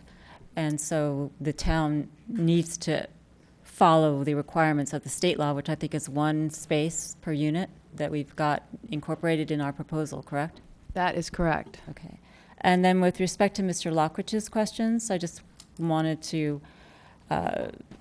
see if my understanding is, confirm my understanding. One of them was, would any unit that is either legitimized or built under the proposal count for RENA? And I assume that the answer is yes. And I'm going to ask Mr. Paulson to jump in on that. Yeah, so any new units that is legalized or new construction, we would be taking credit for as a moderate unit pursuant to our housing element. And the related question that he had was, would the town look at all the lots and figure out where you could build it? I imagine that the town hasn't done that, but I know that we did do a survey for our housing element where we were considering secondary units as part of our RENA assessment, and so I'm sure we did some numbers with respect to that. And I would just say that the methodology there was, I think we looked at over the last 5-8 years, how many new second unit permit applications we received. And so we assume that given even prior to this current state law, there were previous state laws that took away some of the discretion that was allowed by jurisdictions. So we anticipated we would create a certain number of moderate and a certain number of low units. And so that's how that, I believe it was around 28 units was entered into the housing element. Okay. And so when we do that kind of survey for our housing element, we have to plan for a certain number of units, but we don't count those until they're built. So That's even though correct. we have a certain number of zoning or units potentially available, those don't count until they're actually built, right? That's correct. Okay. And the definition of the efficiency unit, I'm assuming that's a legal definition? Yes, it's defined under the building code. Thank you. Okay, any further questions? Councilmember Spector. Thank you, Mr. Mayor. Question of staff. The individuals who spoke to the square footage got my attention, both to the extent that 1,200 sounded good and less than 1,200 sounded good. But I'm looking at the chart on page 7 of 14. Is that a chart that comes from the state law, or is that a chart that comes from staff/planning commission? Yeah, I'll take a stab at that. I guess staff/planning commission. The 5,000 square foot is the minimum lot size, the smallest minimum lot size that's allowed in the town. And then the 750 for the attached is the existing ordinance. The bumping it up to 900 would be for the lots that are 10,000 square feet or larger. And then the same thing with the detached. The existing ordinance says 900 for the detached, but then this would bump it up to the 1,200, which the state is saying could be the maximum amount or suggested maximum for lots 10,000 and larger. Does the state have a minimum? The state has again, the 150, the efficiency unit that is essentially But do a they minimum. have the 1,200 or any of these other numbers on this chart? No, they have the 1,200. Okay. They do have the 1,200? Yeah, they have up to 1,200, Up sorry. to 1,200. Okay, thank you. Vice Mayor? Thank you, Mayor Rennie. Ms. Sarnowitz, to follow up with what Councilmember Spector just said, is there any reason why the top tier where it says 10,000 could not be 9,000 with a 1,200 square foot unit? The 12,000 is actually a minimum lot size in a zoning district, so I think that's where that, or the 10,000, I'm sorry, is called out as a minimum lot size in a zoning district. So I don't think the 9,000 would be prohibitive, but we might want to consider again what the specific lot sizes are in the zoning districts. Thank you. Councilmember Jensen. Following up on the same line of questioning, the table is not something that's required by state law. It's something that was developed by staff and planning commission. So I've got a couple questions. Number one, if the council wanted to just eliminate that chart altogether and just go with the calculations that are otherwise contained in the language of the proposed ordinance, we could do that, correct? Correct, and the table also comes from the existing, well, I'll also see if Mr. Paulson wants to jump in on whether or not that is correct. I believe it would be, but the table also is in the existing ordinance. So this is an expansion of the table in the existing ordinance. Okay, I'm looking to Mr. Paulson, but if the council determined that since we're changing the existing ordinance, there's no reason that we need to keep something in there if it's working at cross purposes with some other goal that we're trying to match. Yeah, I would think that would be correct. And again, if Mr. Paulson wants to jump in. That is correct. So you could eliminate the table and just say accessory dwelling units are allowed up to 1,200 square feet, period, regardless of lot size. Okay, and the 1,200 square feet is what's allowed per state law? Correct. Well, but they could be allowed up to 1,200 square feet given the other rules, i.e. the 10% FAR, the lot coverage, et cetera, that's contained in the ordinance, right? Correct. Okay, thank you. Councilmember Sayak? Okay, so I'm going to go on to the exterior staircase that was just mentioned. Watching the Planning Commission, that was recommended because of design. The prohibition against exterior was because it's a non-discretionary action. Are there ways to allow an exterior staircase if it's fire related, safety related? How would the administrative process be used to allow things that are needed for safety that go against the design element that the Planning Commission was concerned about? Again, I'll take a stab at that. I think it would be required, if it were for fire safety, it would be required by building code to have the egress. And I think the intent here was to enclose that, and yet not to penalize the property owner for the enclosure of the staircase. So that was the part that I believe was the design intent. Councilmember Spector. Thank you, Mr. Mayor. Ask sort of the same question that I asked before and that other people have already asked. I'll do it again, going back to this chart. If we got rid of the chart, what would be the difference between what the chart has and what would result without a chart? The difference, I guess, would be that it would be related just to the FAR and whatever FAR the council sets. Again, we have an FAR that's for the primary dwelling unit and accessory structures at this point. Again, if you wanted to provide a 10% increase in that, it would be related to the lot coverage which exists. In the draft ordinance, we've added language, I guess, or proposed to remove the 15%, and I have perhaps, I think at this point, an image that might help to illustrate that 15% lot coverage. But if we didn't have a maximum, or if we had a maximum up to 1,200, we'd have all those other criteria, equations, if you will, and then we would have up to 1,200 max. So it wouldn't be as much of a sliding scale is one way to look at it, and it also might not break down detached versus attached, which is what the current ordinance also does. Thank you. Mm-hmm. Vice Mayor Leonardis. Thank you, Mayor Rennie. Mrs. Arnowitz, she just made me think of something.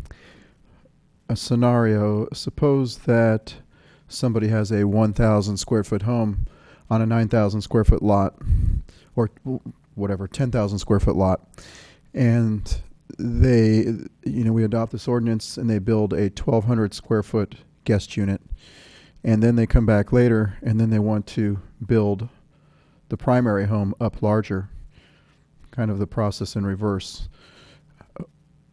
What would preclude them from exceeding a lot coverage in that instance by using the existing rules with floor area ratio?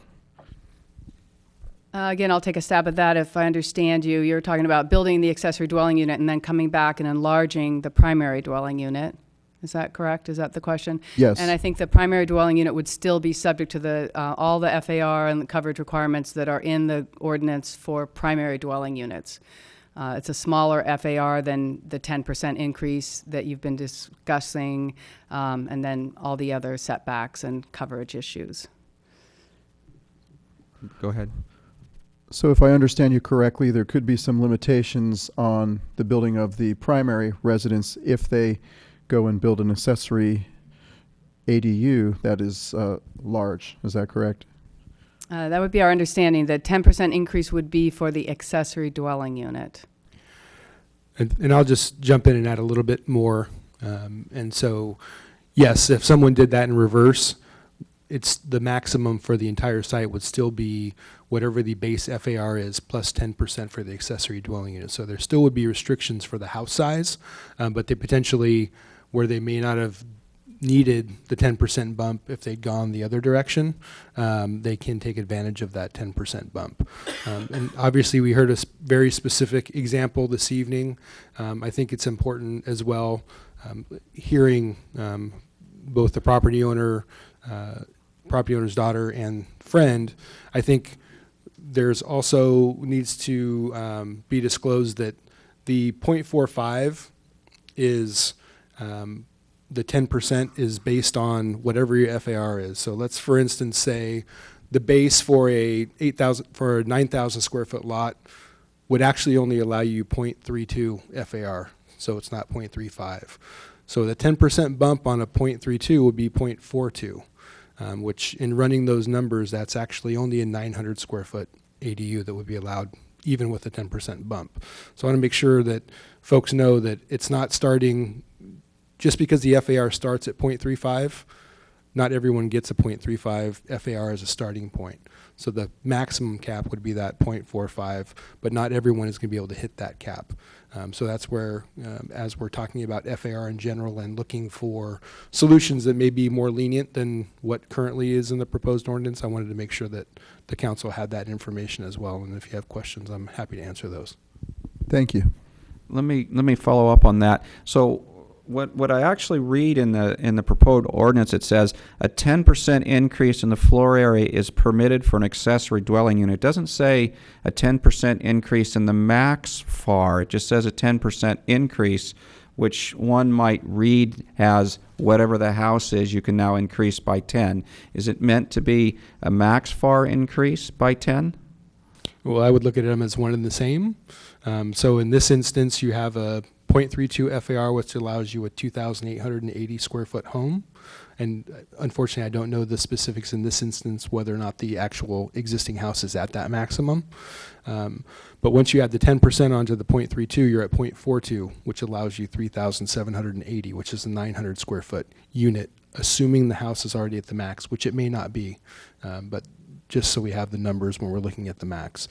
The maximum is our base that we start from in looking at this 10% increase. Ms. Zarnowitz, you want to add to that? Yeah, just in your reading, perhaps the word standards, the sentence before has floor area ratio standards for the primary structures. Maybe adding that to that next sentence would also be more clear. Those are actually floor area standards, not just floor area. So floor area standard meaning the max.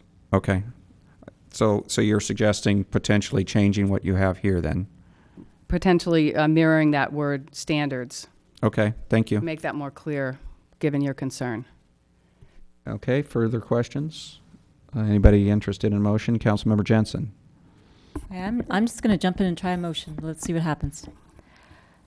I think it's very important that the town actually step forward and take this action. Unfortunately, the state has already done it for us, so there's lots of things that the state has done that we don't have control over, and if we don't take some action, the state will take it all over for us. So I think that we should be considering how we can maximize the number of accessory dwelling units in town and step up to the plate in addressing our housing crisis regionally and locally. We have a whole lot of people, as we heard tonight, well, at least one example, who are members of this community or had been members of this community who want to get back in and cannot. We have heard a lot at this council about move down housing. This is an opportunity for it, to allow people to stay in place on their property and perhaps allow their children or grandchildren to come in and enjoy the privileges that we have in living in this community that others can't afford. So this seems to me to be a way to do that and to meet our regional housing needs assessment and comply with our own housing element where we set this out as a goal. The proposal seems good to me. I would adopt in my motion all of those changes with the addition of the language that Ms. Spector suggested that was, quote, on property where the dwelling unit exists rather than how it is now, to add the floor area standards in paragraph 6 of 2910-320, as was just discussed. I would not have a requirement that does not allow exterior staircases. It seems reasonable to me, given all of our other hillside restrictions, that we would limit accessory dwelling units to a first story in the hillside and see how that works and figure that out as we go along. I would also eliminate the table, and I'll tell you why. In that the state has a 1,200 square foot requirement. If we adopt what's in front of us, we put in restrictions and math and calculations that allow us to create opportunities for these accessory dwelling units as the owner might indicate they'll still be affordable by our standards, you know, to the extent anything is affordable. But it allows some flexibility when there are circumstances that would argue for a 1,200 square foot. So that it makes sense to me, especially if we are trying to be more flexible, and by putting the table in, we end up being less flexible, and we don't intend that. So I would actually eliminate that table and use the language that we have in the ordinance. So that would be my motion. All right, I have a motion. Do I have a second? I think I saw Councilmember Spector's hand up first. Yes, I'm going to second the motion. There are things that I would have done differently than the state. For example, I would really like the efficiency units to be smaller than 1,200 square feet, but having said that, I am supporting the motion. Okay, do I have any further discussion? Seeing none, then I'll go ahead and call a question. All in favor? Aye. Anybody opposed? Seeing none, passes unanimously. Is this an ordinance that we need to read? So could you, clerk, please read the title? An ordinance of the Town of Los Gatos amending Chapter 29 zoning regulations of the Town Code regarding accessory dwelling units. All right, thank you. So we'll close this item and move on to item 14, which is amendments to the North 40 specific plan. And we'll let staff give us a report.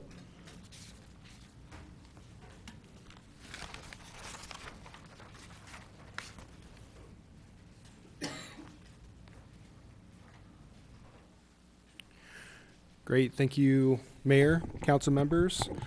So the council discussed potential amendments at a special meeting on November 14th of last year, where they provided staff directions for specific amendments. In our staff report for this evening's meeting, we have included the specific direction that was suggested by at least 3 or more council members. And just for folks in the audience, the general direction was to allow a hotel up to 200 rooms, to allow increased height for a hotel so that there can be an opportunity for additional open space, eliminate the requirement of residential over commercial in the northern district, provide some traffic scenarios to look at the remaining office and commercial square footage if we do bump the hotel room number up to 200, adding continuum of care facilities as a permitted use in the permitted use table, and requiring a minimum of 2 conceptual development advisory committee meetings to occur prior to submittal of a formal application. Based on that direction, staff prepared potential amendments, which are included in Exhibit A of Attachment 16 of the staff report. Staff also provided in an addendum our recommendation, which is not to change the shoulds that currently exist to shalls, based on the fact that all but typically one of those would not make it a more objective standard. There was additional questions that were asked that were answered in both the original staff report and then ultimately in the desk item, and you received public comment along the way on those as well. So tonight, the council is going to consider potential amendments, receive additional public testimony, and then deliberate.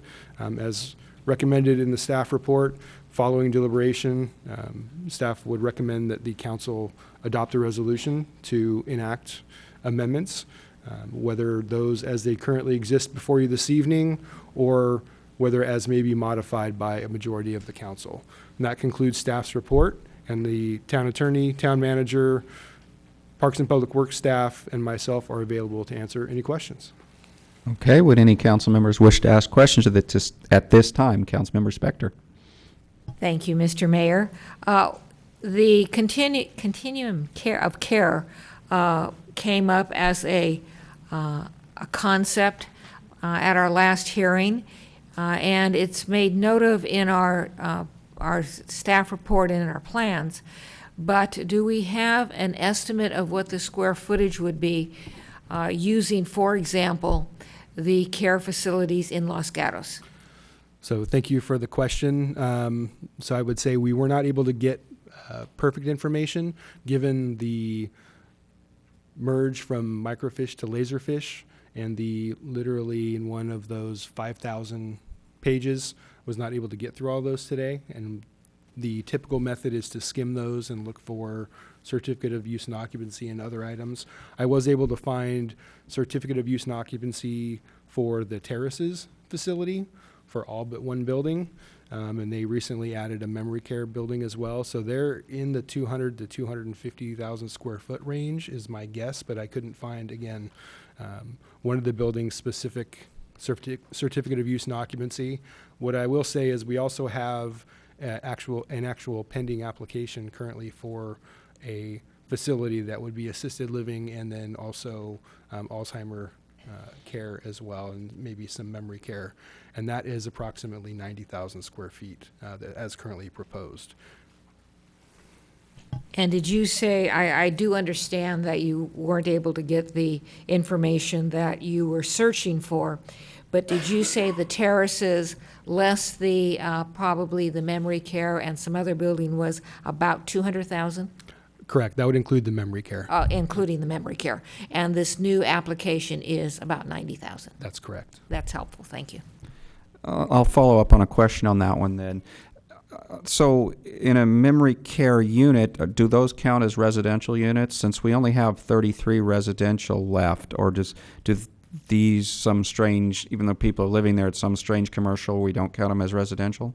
Well, there's different models. And so the terraces, for instance, specifically has independent living units. Those can be counted as residential units, but once you get into the assisted living and memory care and the other skilled nursing facilities, those really are more commercial. They're not units from a housing element per se. So it would depend on a specific model. As I mentioned, the one that's currently before us on Blossom Hill Road does not have any independent living space, and so we wouldn't be counting any residential units for that. And so follow up then, we've been using the term continuum of care. To me, that I thought what that meant was the type of facilities people move in when they're plenty healthy and active, and then they stay there, and it basically takes care of them as they need progressively more care. That's, to me, what continuum of care meant. So if that really is continuum of care, then 33 units is probably doesn't work for a real continuum of care, because there's not enough for people to start as independent living and then move into the more assisted living. Thank you. So again, there are different models where, the continuum can be the whole continuum, as you described, or it can be a shorter continuum where it really gets more into the commercial side where they need more help. And so 33 units, typically most of the terraces, for instance, is more independent living heavy from a unit count perspective. And so the 33 units may be difficult, but again, we also have a current application that does not include any independent living, and so removing that or defining the continuum of care from the independent living all the way through could limit opportunities there. And somebody could always come back and just ask us for an exception for this to add more residential units? Someone could request an amendment to the specific plan. Okay, so any other questions from council members at this time? Okay, so seeing none, I will open the public testimony. So far I only have three cards, so if the snipers would like to get their cards in now too. So first up I have Diane Dreher.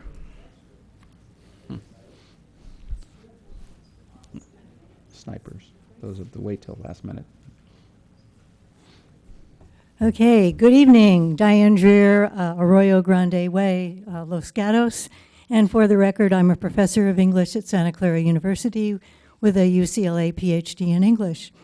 And I'm here tonight to emphasize that we really do need to change the should to shall in the specific plan, because according to Webster's dictionary, shall is used in the second or third person to express authority, obligation, compulsion, in short, something that must be done. While should is ambiguous and potentially misleading. According to Webster's dictionary again, it means either the past tense of shall or an auxiliary that expresses duty, obligation, probability, or future condition. Should, as we know, is also commonly used to convey a moral or ethical norm, as in you should go to church, or a recommended practice. You should floss your teeth daily, which doesn't necessarily mean that we do or we will. Therefore, shall is the more appropriate and precise word for our specific plan, expressing, quote, authority, obligation, compulsion, something that must be done, as in these requirements shall be followed. Thank you. Any questions for the speaker? Seeing none, thank you. Next up is Tom Timo.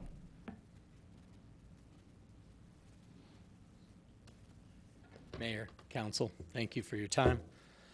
Tom Timo, Johnson Avenue.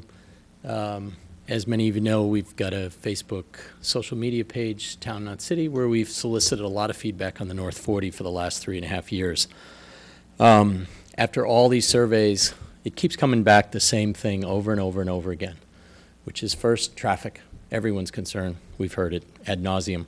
The schools, and then town character.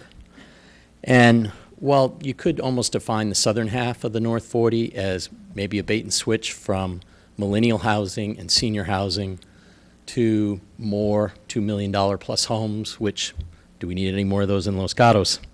Let's not forget that we did gain many concessions from the developers that were very positive despite the setback at the very end. One of them was the 2 acres for the school. There's also concessions they made for the roads and other things. And this was because they really wanted certain things in the specific plan.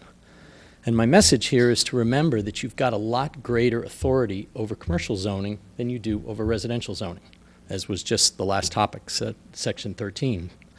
So let's not let this moratorium pass without giving ourselves, taking the authority that you have to pull back the square footage that we can have for commercial, and then offer a potential olive branch to developers that if they add things that enhance the town, like they did for the residential, they added a couple acres for a school, that enhanced the residents' quality of life here in Los Gatos, offering an opportunity for a school. Many things that get talked about are community centers. I have 3 daughters. We go to dance recitals. We have to go to Campbell. Or we go to Santa Clara. We can't stay here in Los Gatos. Sports fields. How often do you hear about the Little League fields that are scattered all over town? Maybe you reduce the square footage down to 300,000 and offer an olive branch that says if you include some land or some building for a performing arts center, for a community center, we'll relax. We'll take it up to 400,000 or 500,000. We'll maybe relax how tall we allow the buildings to be. Use objective criteria to say if you provide things to the town that enhance our quality of life here, be willing to trade some of those things. And I realize you got to be very objective. We learned that from the last time around. But specify specific criteria. A performing arts center, a sports fields. And I think a hotel is a great idea. I don't have the time to spend on it. But I think there's a lot of support. Imagine a hotel with some potential residential that's actually millennial housing, studios and 1-bedrooms, together with a performing arts center and fields. The town would feel, the chapter of the North 40 would end on a very positive note, with people feeling, hey, we got this great community center, performing arts center, we got these fields. So use your authority in that. Okay, any questions? Councilmember Spector. Thank you, Mr. Mayor. When you're talking about basically negotiate for a performing arts center or some other thing that the town really needs, and then maybe we could have 300,000 or 400,000, are you talking about, for example, a hotel that has 250,000 square feet and then add another 300, 400, 500,000 on top of that? I mean, when you have quite frankly, throwing around these numbers, right? Give me a sorry, in 3 basis minutes it's for hard, but the concept is giving the developers a little more flexibility if they'll add things to it that genuinely give something back to the town, like they did with the couple acres that they gave to the school. You could see how allowing a hotel to be a little larger, whether that's taller, whether that's more square feet, maybe having some. Typically, when you have a hotel, you want extended stay. You want short-term rental properties. These would obviously count for our arena if they're 1-bedroom or studio units. The original guideline was millennial or senior housing. Let's actually have some. Imagine it all in a hotel complex with rentals, connected to a performing arts center with some outdoor sports fields. This doesn't draw the amount of traffic that big box stores or other commercial retail would bring. It would actually pull people from the town to go to dance recitals and theater performances and outdoor sports activities and make the North 40 more part of the town, and maybe change the sentiment that, apologies for being part of the lightning rod of it, but change the sentiment to a positive end. That, hey, we really got something really positive. Have you been to the new Performing Arts Center? Have you seen those new sports fields they have? Check out the facility that they have in Pleasanton that combines lacrosse and soccer and Little League baseball all together, adjacent to a development. So just some suggestions. Thank you. All right. Any further questions? Seeing none, thank you, Mr. Thank you very Timo. much. Next up, I have Pete Siemens.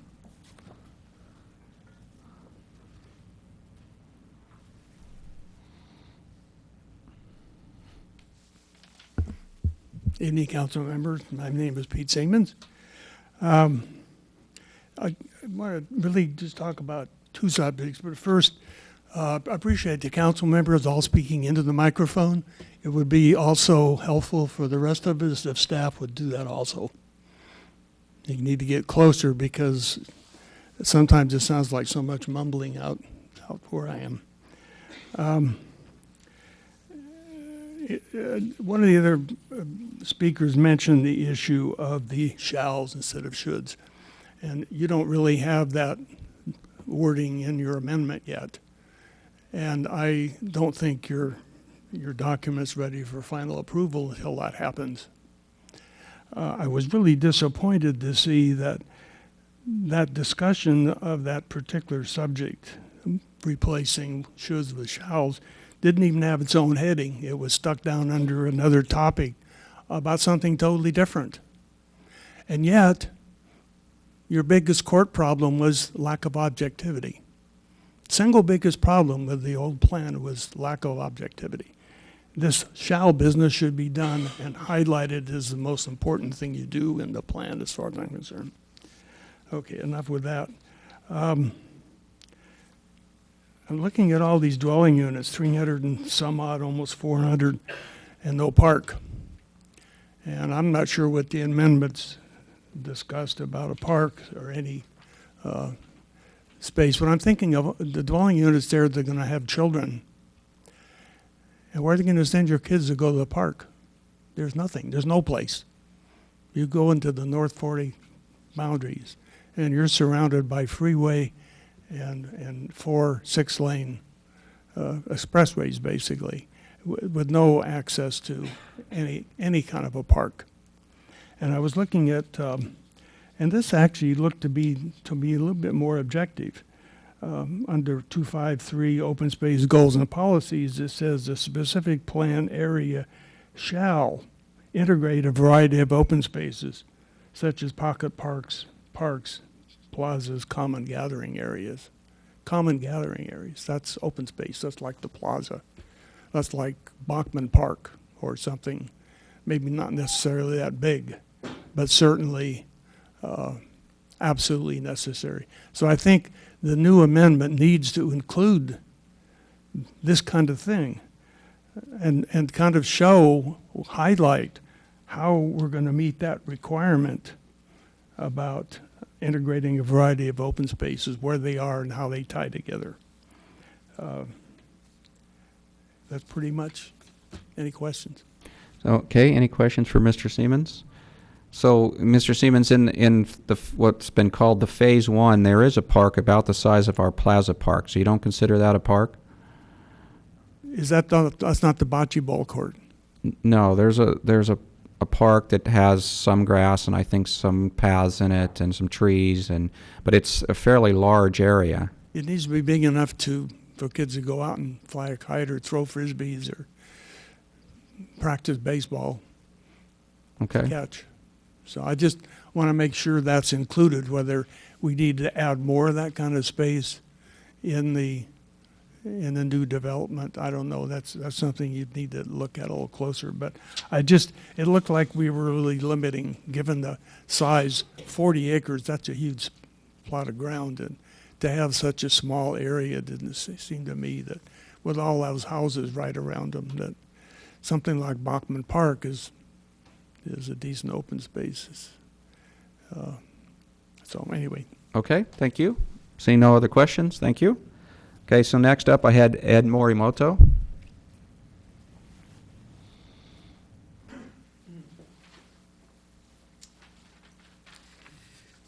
Good evening, Ed Morimoto. I live at 460 Monterey Avenue, and I'm a member of the Yuki family.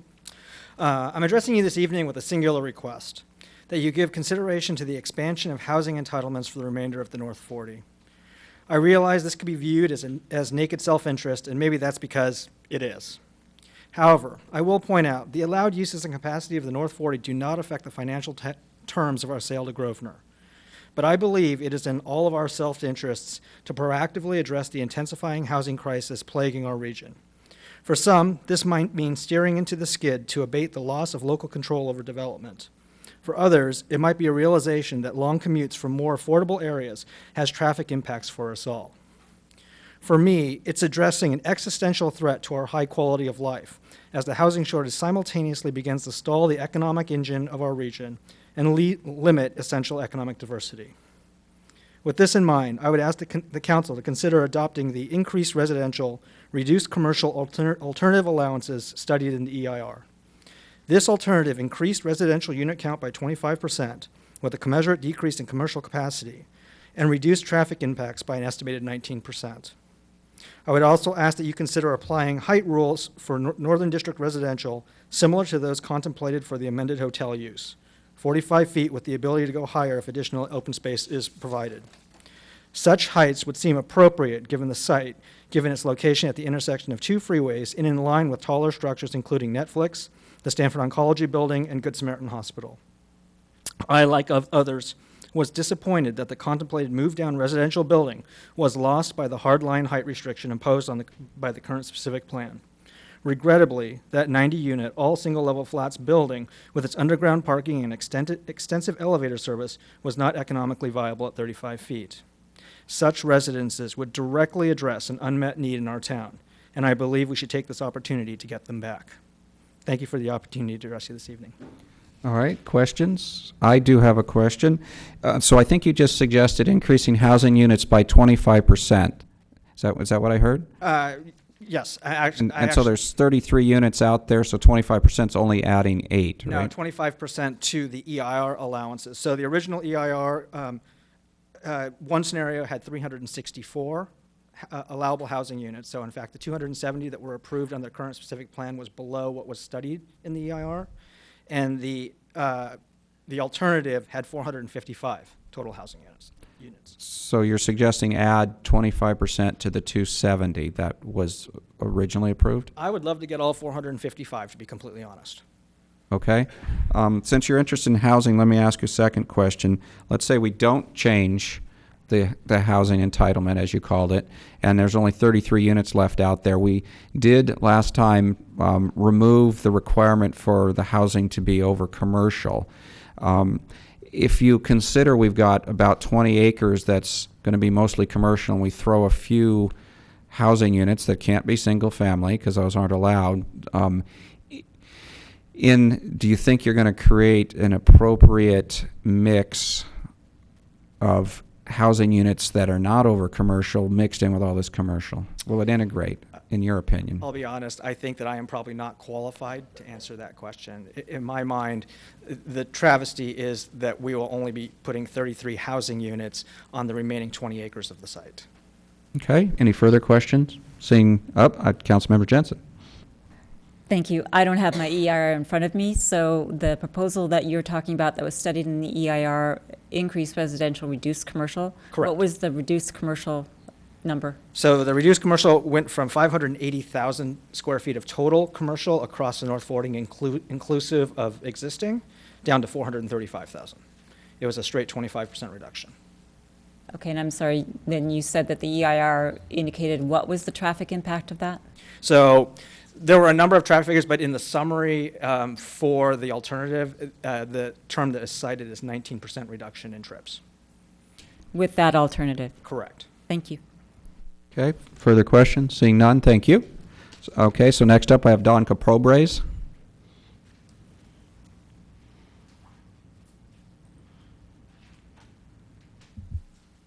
Mayor Rennie, members of council, I'm Don Capobres, representing Grosvenor. I'm with Harmony Park, 221 Bachman.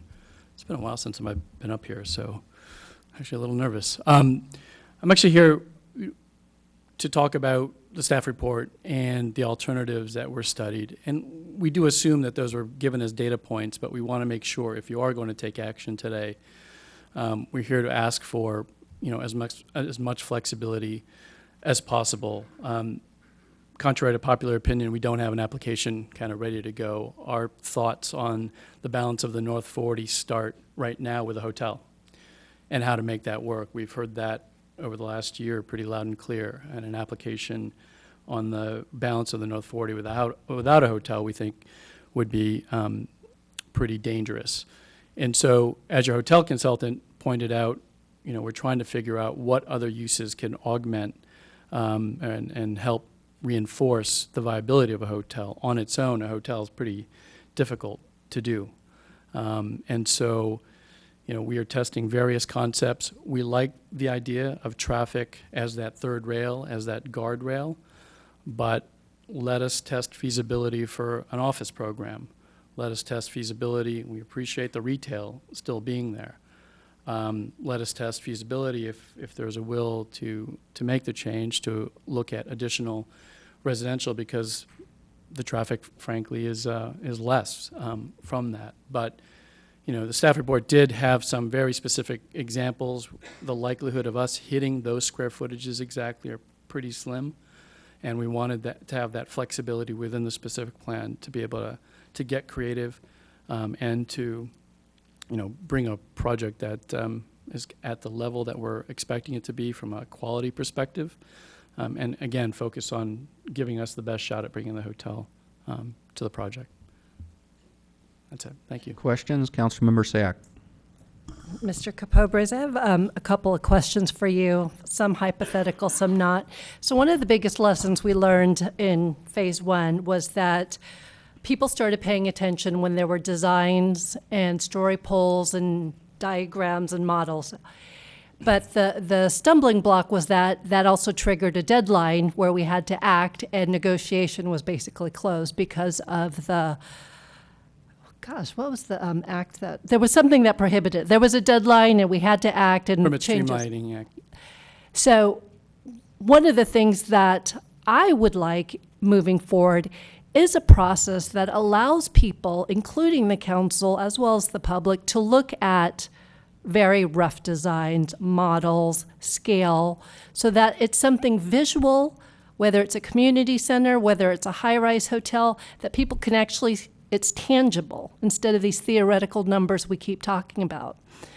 Problem is, if we wait till we close this hearing and finalize a specific plan, we're locked in again, and so further negotiation is over. And so in your line of business, what are some options that we can explore that allows a more transparent conversation about options and allows people to see some of the conceptual designs, but not lock us into a plan that's been finalized and deadlines that are looming and hanging over our head? With all due respect, we would follow a similar process to the one we undertook in the first part, where we made plans available parallel to the specific plan even being put forth. So we had project plans available for review as the town's rezoning was going. And it changed in real time. When we lost the height on the move down, we adapted and changed the move down to a different residential product type, again, before we submitted an application.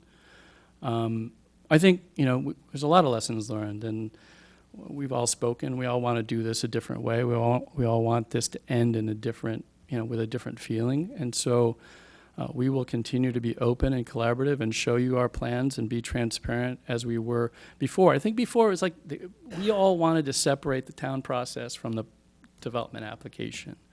And I'm not saying that was a wrong thing, but there was a really strong desire to do that. But the truth of the matter is the application kind of came out before the application actually became an application, and we would share that with anybody. We did a lot of things. We were at the church, we were at the police station, we were at a whole lot of places doing public outreach, and we'll continue to do that. Adding the 2 CDAC meetings in the specific plan amendments, great. We went to CDAC, as part of the process. So no one on our side's afraid of kind of sharing that information, and we'd work with council and staff to try to figure out how to make that work. A lot of the work sessions that we've had over the years, I thought were very informative and helped us kind of figure things out. Go ahead.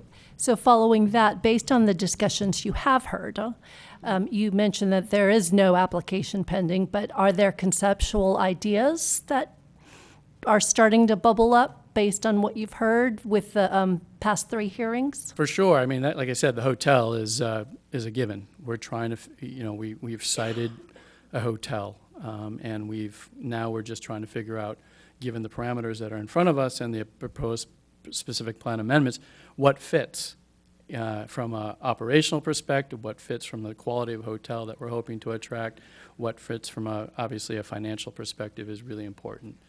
And so we have been test fitting and continue to test fit different uses. The challenge for us is, as a developer, we're not big fans of big surface parking lots and fields of parking lots. We like hiding the parking and the cars in parking structures. Like everyone, I believe, we all want to do that. But when you have the relatively low density that we're working with on this particular site, it's really hard to do that. So parking is an issue.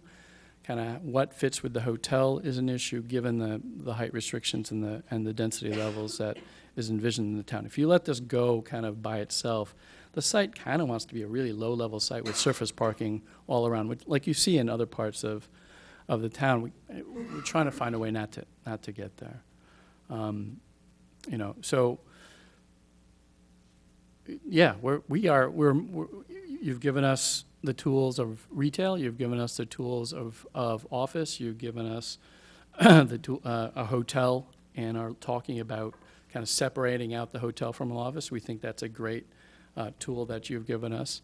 What we want to get away from is a little bit of everything, because there's a critical mass issue with most of these uses, with office, with retail, and residential can kind of go different ways. But with office and retail, for sure, there's a critical mass issue. We don't want to get boxed in trying to hit 90,000 feet of office and 170,000 feet of retail and 160,000 feet of hotel. Like we talked about, trips and the traffic model should be kind of that electric rail. If we touch that, we come back, because we've kind of tripped something up, and we don't want to do that. If you give us that flexibility, I think it'll help us out a lot.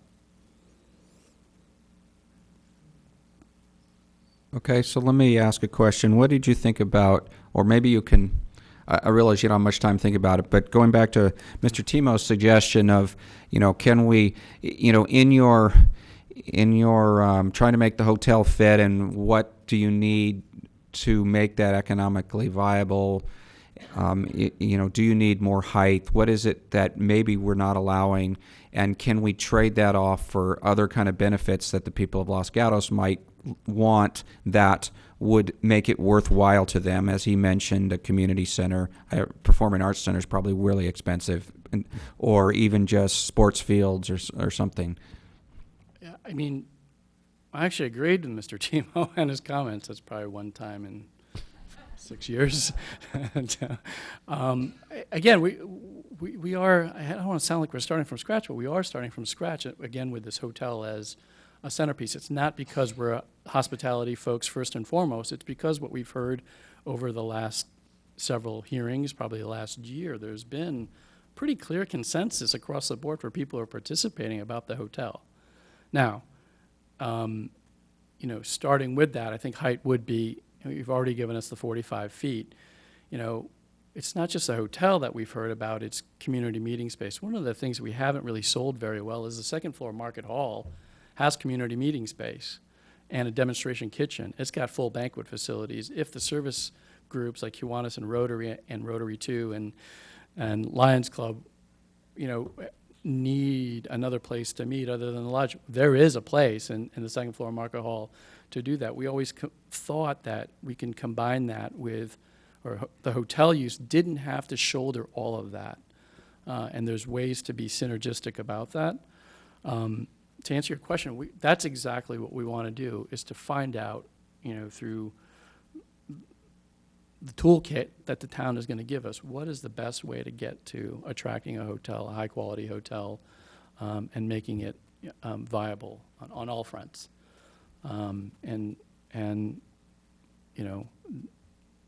We got retail, we've got office, and we got residential. And within those parameters, again, traffic is a big issue. So if we what don't have else to do you touch that need? guardrail, we should be able to. What find else do you something need in your toolkit Height? that would be worth giving us some more community benefit? I think height, to be honest with you. What we're fighting now is squashing these buildings down is forcing us to look at why you have so many self-parked units in the first phase is because, as builders, the building code allows us to build 5 stories of wood construction, which is a really affordable way to do density. In this case, we're only doing 2 stories and 3 stories of wood construction. We're not maximizing what the building code's giving us, which forces us to put parking within the townhouses. To get structured parking, we actually do need to get more density to make it work, or else all day long the mathematics are going to push us towards a townhouse that's self-parked. The structured parking, the pricing now, if you go below ground, you're looking at $60,000 per stall. That's a lot of money for a parking space. And so, but as developers, it's kind of what we like. We don't want big fields of parking. So number one would be height on all fronts, whether it be office, and I know, there was the opportunity in one iteration of the specific plan to provide for more height in exchange for additional open space. We think that works. Whatever that equation is that we can get comfortable with, I'm not actually sure. I reread it again today.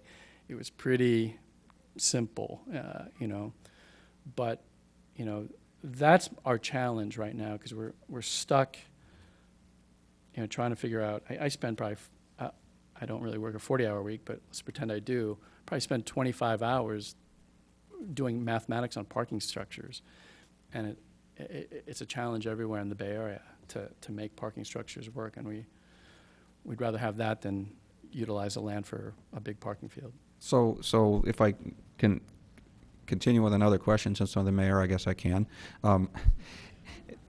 Currently, currently the proposal reads, like you said, you can have some more height with some more open space, but it's a little vague. What is it you think? What would you give us for what open space you're going to give us? You're going to give us a blank spot we could build our own ball field in? What do you think that's going to turn into? I mean, it's hard. It's hard to, I guess, answer that specifically without looking at the math. But I think,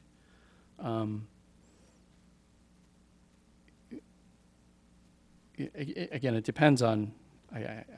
It's hard to answer. I think there's a lot of things that we can do. The ball field's an interesting one because we wanted to celebrate the agricultural history of the site, and I know we've talked about skate parks, we've talked about other things. I'm really excited about the community garden program and the orchard program, and continuing on that theme, we've got the Red Barn from a historic, from HCD's perspective and from the EIR's perspective, we've got the Red Barn to contend with. So we do want to maintain a level of design integrity, and I'm not trying to, if at the end of the day, the cost of admission is a ballpark, or a ball field, then it's a ball field. But I'm not going to roll over for that just to roll over for a ball field. I think there's some other creative things that we can think about that can incorporate, celebrating the history and agriculture a little bit more. But I think everything is generally on the table. The hard part, as Councilmember Sayak said, is we don't have the plans to show you and start horse trading kind of at the podium, but we can work together to get there. It's just flexibility. You still ultimately have to approve a project at some point in time. These are not, I think people have mentioned, it's not a by right situation. In this case, at least from our perspective, we've got to sell the town on the merits of that application. Okay, one last question. So in your process, you are planning to have community meetings before you finalize the design, so Mr. Timo and others can come and give their ideas? We enjoy community meetings. I think I can say that sincerely. I think people know that our team likes to meet with folks, and we're willing to meet with as many folks that want to meet with us. That's not a problem. It never has been. All right, thank you. And let's go with Councilmember Sag. Couple more things. How much time do you think realistically you would need with your team to look at what is currently on the draft and to figure out the calculations and come back with some conceptual designs? Weeks? 1 week, 2 week? I mean, weeks is pretty vague. Plural? Okay. Couple weeks. Okay.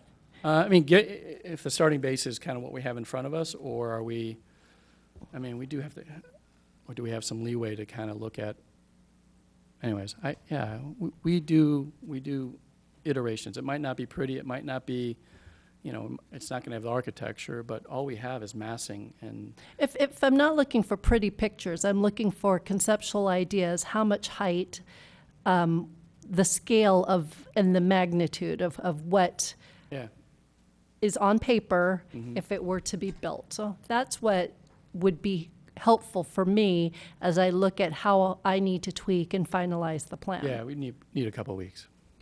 And so one final question with regard to zoning. As you know, there's been a lot of discussion of what should be there for the commercial and the retail. And we've had various conversations about the type of retail and whether the appropriate zoning. And one of the things I keep thinking about is a maker space that could be a natural flow from the community gardens, just the continuum of farm to table, manufacture to sale. What kind of zoning does that look like? I mean, the challenge for municipalities such as Los Gatos is the lines are blurring between uses. The lines are blurring, and you go to an Ace Hotel, and you don't know if you're in a retail establishment, a hotel lobby, or a restaurant. So in makerspace, it's the same thing. I think it's retail space in general. You know, we looked at R&D, kind of production space. The bad assumption I made on that front is R&D, from a marketability perspective, I thought we can reduce the parking load because it's R&D and you don't have as many people sitting at the desk in terms of the square footage. But the leasing folks have told me, and you got to go with that, is that it parks very similar to a Class A office. And so that was the beauty. I thought there was this really neat kind of elegant solution by introducing some R&D with retail space, but because of we weren't able to take the parking ratios down, we're still hit with the office kind of impact of cars. And that's the challenge with office. We think there's some really good opportunities for office, but that third rail, that guardrail of trips being generated is a hard one for us. But so it's a combination of retail and, kind of that. There's some really great examples in Silicon Valley of R&D space being used in creative ways. If we can find a way to come up, and I've talked to staff about, it's not even a staff issue, it's a marketing issue. The office users ultimately are going to require the same parking that you would in a normal building, then my assumption was bad. Councilmember Spector. Thank you, Mr. Mayor. We're going to try a hypothetical. I'm looking at Table 2-2, which is the maximum development capacity. And the assumptions, and I'm basing this on what I heard at the last meeting and what I saw in the staff report. If we assume that there is a hotel on the property and it is 200,000 square feet, and if we assume that there is an office on the property and it is 100,000 square feet, under the table, we have used up most of the allowable square footage on that table.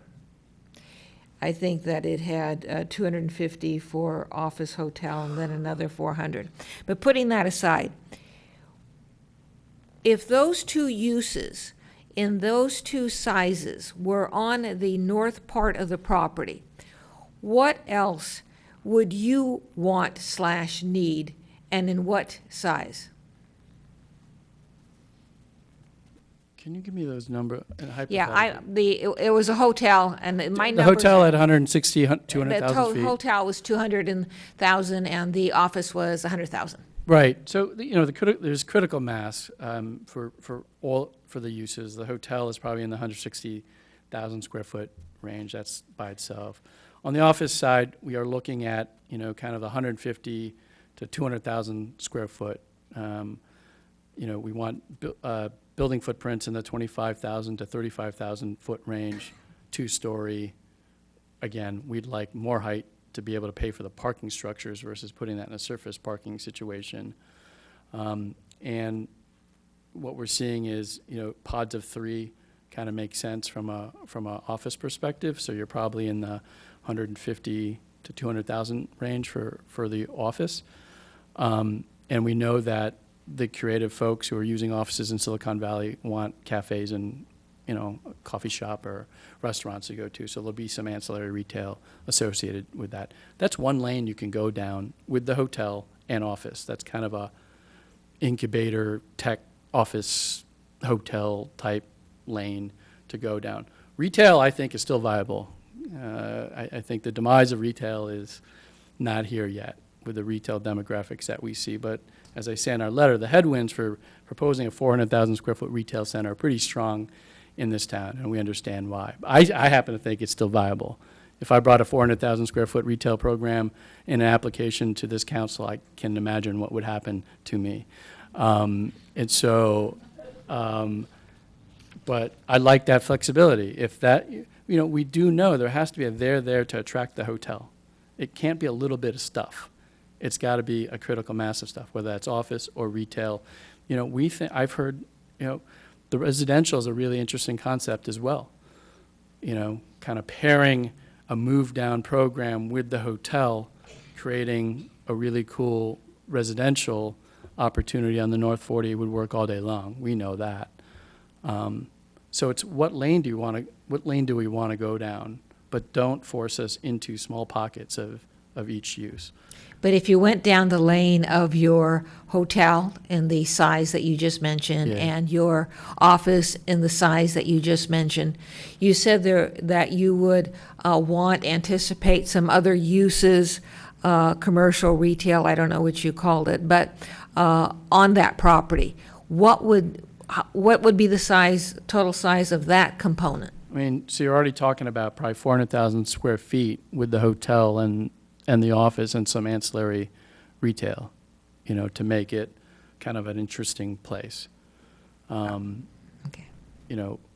Got to remember, Grosvenor doesn't control the entire 20 acres on the north end. So that's only looking at the property that Grosvenor controls. There's another 5, 6, 7, 8 acres out there that probably needs to be programmed as well, or else you're going to have some pretty unhappy property owners. All right, thank you. Yeah. So let me follow up on that a little bit. So you talked about a move-down hotel combination. Sounds sort of interesting, but with the way it's currently written, you couldn't do that, correct? You don't have enough height, you don't have enough units of residential. Correct. And to make it work, you need 45 feet or more than that? We've always requested 55 feet. And how many units do you need to make that lane work? For the entire project? Well, you were talking about pairing it with the hotel, so... I would think we would pair it with, I think if you went down the lane with residential, you'd probably be looking at 100 to 130 residential units. And then the size is an issue of those units. You'd pair it with the hotel, 200,000 square feet, and then you'd have a retail program that augments the neighborhood serving retail that's already being implemented on the North 40. Okay, thank you. Councilmember Sack. So with phase one, when we had that hypothetical with the 55-foot height, that was in exchange for some open space. I'll ask staff as well, but do you remember what that exchange was? It's 5%. 5% more open space? 35%. Okay. Vice Mayor Leonardis. Thank you, Mayor Rennie. I've been thinking about this question for a long time. Every great community in Los Gatos has usually a park, but usually a place of worship where there's a community that revolves around that. And usually that place of worship brings in, they have events and they bring the community into their church, whether it be the St. Mary's Fair or the JCC or the Calvary Baptist, whatever it is. So as you have people mentioning different uses, what do you do with all this square footage? Should we put that much retail in? Should we put more housing in? What would work with a hotel? Have you ever considered bringing in a religious organization to bring the community into your development? No, we haven't. I don't have any other way to answer that. We have built a church before. I just built one in Silver Spring, Maryland within the last 18 months. Councilmember Leonardis. The question would be, why wouldn't you consider something like that? Seems like a long-term stable tenant. It's just not in the business plan for Grosvenor to build religious facilities. Thank you for answering the question. Okay. Any further questions? Seeing nobody else, thank you. Okay, so I have no other cards. I knew there'd be snipers.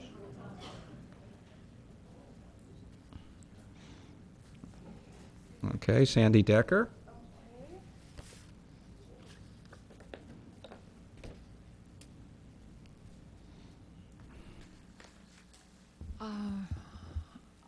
I think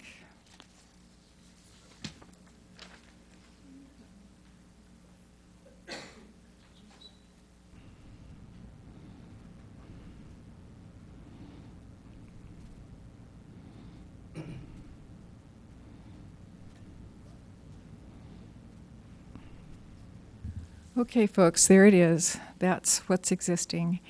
Now, I want you to listen carefully because I think you're all touching on it. A specific plan is our plan for this, not asking the developer where we're going with this. Why are we pushing so hard for closure on this enormous project, especially the northern half that will result in 75% of the impact over the 40 acres? This is only 25% of the impact to the community, so imagine the northern district. We have 6 to 8 months left on the moratorium. In that period of time, we can truly look at the 18 acres, or approximately 90,000 square feet, if in fact that's what it is after setbacks are subtracted and real net numbers are applied. We're not ready to hand this off to a developer as it stands and be sure we have identified exactly what this community wants in specificity. If you're talking about a third more housing of the 33 that were required, we need to review those housing types to make sure they meet our housing needs this time, not like this. We need to require what's built is affordable for both millennials and seniors.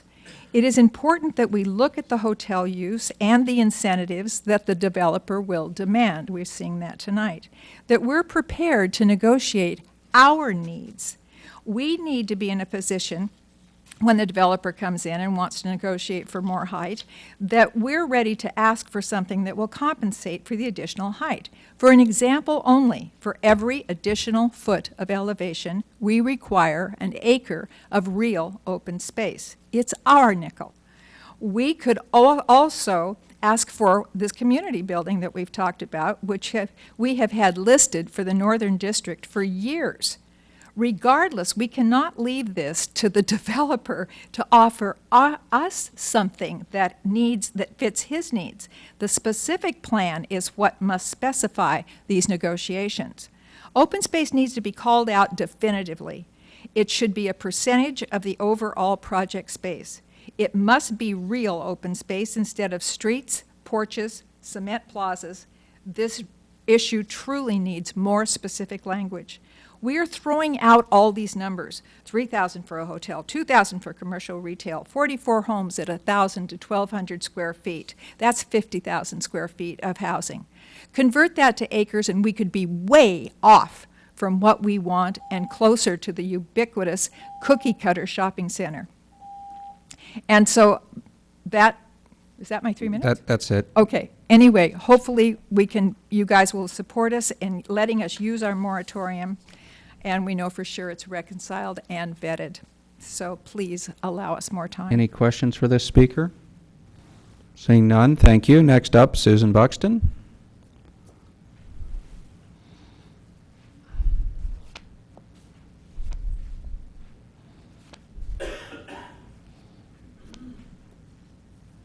Good evening. I would like to just talk about those shoulds and shalls. I'd like to say a few words, but I know Diane defined them so well. But I do want to remind you that the specific plan in 2 separate sections defines the shoulds and shalls. It says, mandatory regulations denoted by the use of the word shall. A guideline which is denoted by the use of the word should is not mandatory, but is encouraged with some direction by staff, the Planning Commission, and the Town Council. So in other words, we've already stated in the specific plan that anytime there's a shall, that it is mandatory, and any shoulds or wills or whatever is over at the other side is simply encouraged. The reason I'm saying this is because in Section 3, which has all the design guidelines, I took a very small part of it, pages 3.2 to 3.18, which is the commercial design guidelines. In that section alone, there are 38 uses of the word should, and it's often the topic sentence, so it has examples after it or things that should be done or should be encouraged. But there's only 6 uses of the word shall. And it seems to me that we need to look at the specific plan and look carefully at those shoulds and shalls, because the specific plan was charged with not being objective. Well, maybe that's because there weren't enough shalls, or maybe that's because they just decided to throw in shoulds and never stuck with what we really wanted to have out of the specific plan. I think an example of this is the amendment that staff sent about the hotel. They said that staff recommended that in any instances of the specific plan that the should not be replaced by shalls because it would not result in additional meaningful objective standards. However, it seems to me that if you're making something mandatory, that's pretty darn well objective. If all you're doing is saying that it's something that should be encouraged, that's not very objective. And I think we learned our lesson about that, because staff then turns around and says that we should not use the word shall when we're talking about the hotel and the number of square feet for a conference room, because we don't want to require this, because we're afraid that it will limit the number of developmental plans that are sent in. So that's all. I just would like you to consider taking time, looking at all the shoulds that are in the specific plan, and deciding if maybe it wouldn't be a whole lot better if they were shalls and if they were followed. Thank you. All right. Any questions for this speaker? Councilmember Jensen. Thank you, Mrs. Buxton. One observation and then a question for you. I think, in looking at the court decision, that it wasn't that the specific plan was not sufficiently objective, it was that the council action was not applying objective standards. So, and I see someone shaking their head, but that's how I interpret it. If the council were to take every should and make it a shall, would you be prepared for when someone came in and said, I believe, so it's said, for example, shall reflect the look and feel of Los Gatos. Somebody comes in with an application, we would all have different definitions of what that meant. We would be in the same place. Shall be 45 feet high. It's 45 or it's not, that would be objective. If the council set standards that were that were something like 45 feet high, when an application came in that absolutely met all of those standards, would you be prepared to say that application is fine with me? Because once you change everything to shall, that's what you'd have to do. I'm not saying change everything to shall. Okay. I'm saying take our time, look at the way things are written under the guidelines, under the design guidelines, under the zoning. See whether or not there aren't places that would benefit us, like staff's example of the hotel. It's opening it up to get more to different types of developing projects to be presented. But take the time. I'm saying don't right now go ahead and say the things that were presented in the staff report are going to be the only changes. Maybe we need to go back and look at some of the shoulds, because maybe there are things we really do want and want to make it mandatory. Okay, thank you. Councilmember Spector has a question for you. Thank you. You've mentioned the hotel shoulds and shalls a couple of times, and can you tell me what page I assume you're looking at? It's You an have mentioned, addendum. should you, I wasn't talking into the mic. You have mentioned the hotel should and shall a couple of times. What page of the staff report are you looking at? It is item number 14. It was an addendum dated January 12th. It's 2 pages. Huh, okay. I know why I am not finding it. It's on some other date, so thank you. Okay, any further questions? Seeing none, thank you. All right, so I have no more cards on this item. All right, Jason Farwell can fill out a card afterwards. Thank you, Mayor and council members. Good evening. You know, for as long as I can remember, there's been this concerted effort by the council, planning commission, to protect downtown. I mean, it goes way back before your time. And I got to say, I'm just frankly disappointed, concerned, disheartened. I've been at this for 6 years, I think. I don't know how long I've been doing this as it relates to the North 40, but I've been coming to these things for a long time and expressing my concern about the impact on downtown. And I now look at this proposal and the chart, and I just don't see an even playing field with downtown. It's not. There's CUP after CUP after CUP for downtown. And there isn't for the North 40, unless you want to open up a bar. And I don't understand it. I mean, every single one of you up here has been a champion of downtown. And now, at the 11th hour, I feel like the back's been turned on downtown. And frankly, I'm terrified. You know, we've been here for a long time. And I know that I've got this gloom and doom, fire and brimstone type approach to this project in its relation to downtown, but frankly, that's what I believe. And I owe it to my family, I owe it to my tenants, I owe it to the town, because no one's talking about it. It's unbelievable. Where are all the tenants downtown? Why are they not down here? Where are all the property owners?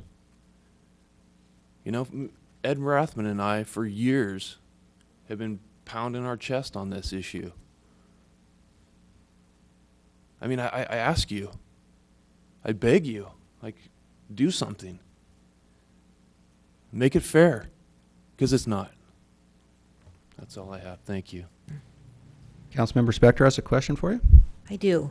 It's been a year, but when this revision of the specific plan was before the Planning Commission, they did send forward to the council a recommendation changing the CUP chart in the specific plan. And if I recall correctly, what they did is they made the CUP requirements in the North 40 consistent with downtown. Now, first of all, do you recall that, and is that what you're looking for? I honestly don't recall that. I was just looking at the charts that were in the staff report, and it just essentially says what is required CUP and what is not. What's essentially a P or permitted, I guess, is the notion there. So to the extent that I missed something, well, shame on me. But is that the case? Are you telling me that now the council has is going to adopt some chart that's going to require CUPs for the North 40? Quite frankly, I have no idea what this council is going to do, but I can tell you that the Planning Commission sent forward a revised chart Yeah. requiring CUPs, as I recall, consistent with the downtown. Well, that would be a wonderful move. And Thank you. I would obviously support that. Thank you. Okay, Councilmember Jensen. So, Mr. Farwell, there's been a difference of opinion on the council about how to approach downtown. One of them is to impose all of the conditions on downtown on the North 40, and the other is to take off all of those impositions on downtown that currently exist, or at least modify them dramatically. If the council were to modify those dramatically or take them off, would you think that there was a level playing field? Yeah, I would think that there would be. Either or. I mean, if you're going to maintain restrictions on downtown, have those restrictions on the North 40. If you're not going to have restrictions on the North 40, don't have restrictions on downtown. Okay, thank you. Yeah. Okay, any further questions? Seeing none, thank you. Thank you very much. All right, so at this point, I'm going to close the public testimony for this item and bring it back to council for more questions of staff, I guess, to start. Councilmember Sack? So I just need a reminder again from staff. With regard to the EIR, we were talking about overall total capacity. The EIR studied 580,000 commercial. And one of the EIR alternatives was to increase residential by 25% and decrease to 435.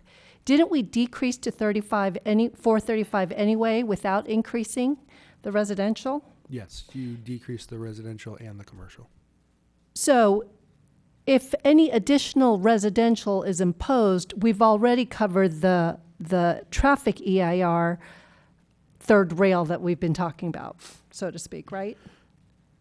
Or would Yes, we still need to do an additional reduction? We would not need to do a reduction. Those numbers, as I believe was stated, and I don't have that in front of me, the reduced commercial, increased residential was still a reduction from the project as proposed. Oh, I think people want you to speak in the microphone. So given the requirements in the EIR that were studied, the decreased commercial and the increased residential would be covered in those numbers, but I'd still want to run through that with Parks and Public Works offline.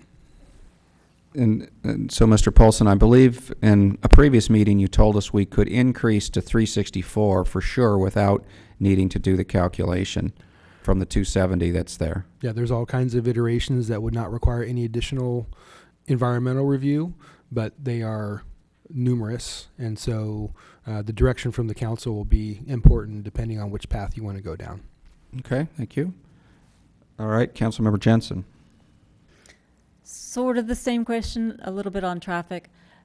The proposal to allow continuum care facility, the mayor was asking, what is that? Is it residential? Is it commercial? Is it office? For purposes of traffic calculation, I know, for example, medical office is huge traffic generator, which is why we didn't allow it. And I don't know if anyone studied continuum care or what traffic generator category that's in, and does that make a difference depending on the size for our traffic calculations? It could, depending on the expanse of that continuum. There are some categories in the ITE that do deal with this type of facility, but I don't have those specifics in front of me. Generally, they fall into the older term of nursing home for most of those topics. And so since they fall into that category, it is generally a lower traffic generator than either an office or a commercial shopping center. Okay, I just want to follow up on that because I think that a modern continuum care, so if I'm going to think about the terraces or versus a traditional nursing home, the terraces has active people that have cars that run around that generate traffic, and a nursing home is, you sort of think of, conceptually, people who are sedentary, who are just there and the staff is coming and going. So is there no category that is going to count what would be this kind of facility that we could take? Because nursing home doesn't seem like it would capture it. Well, I'd defer to Parks and Public Works. Like I said, there are hundreds of categories, I'm sure, that would fit into this, but I would defer to Parks and Public Works. Okay, thank you.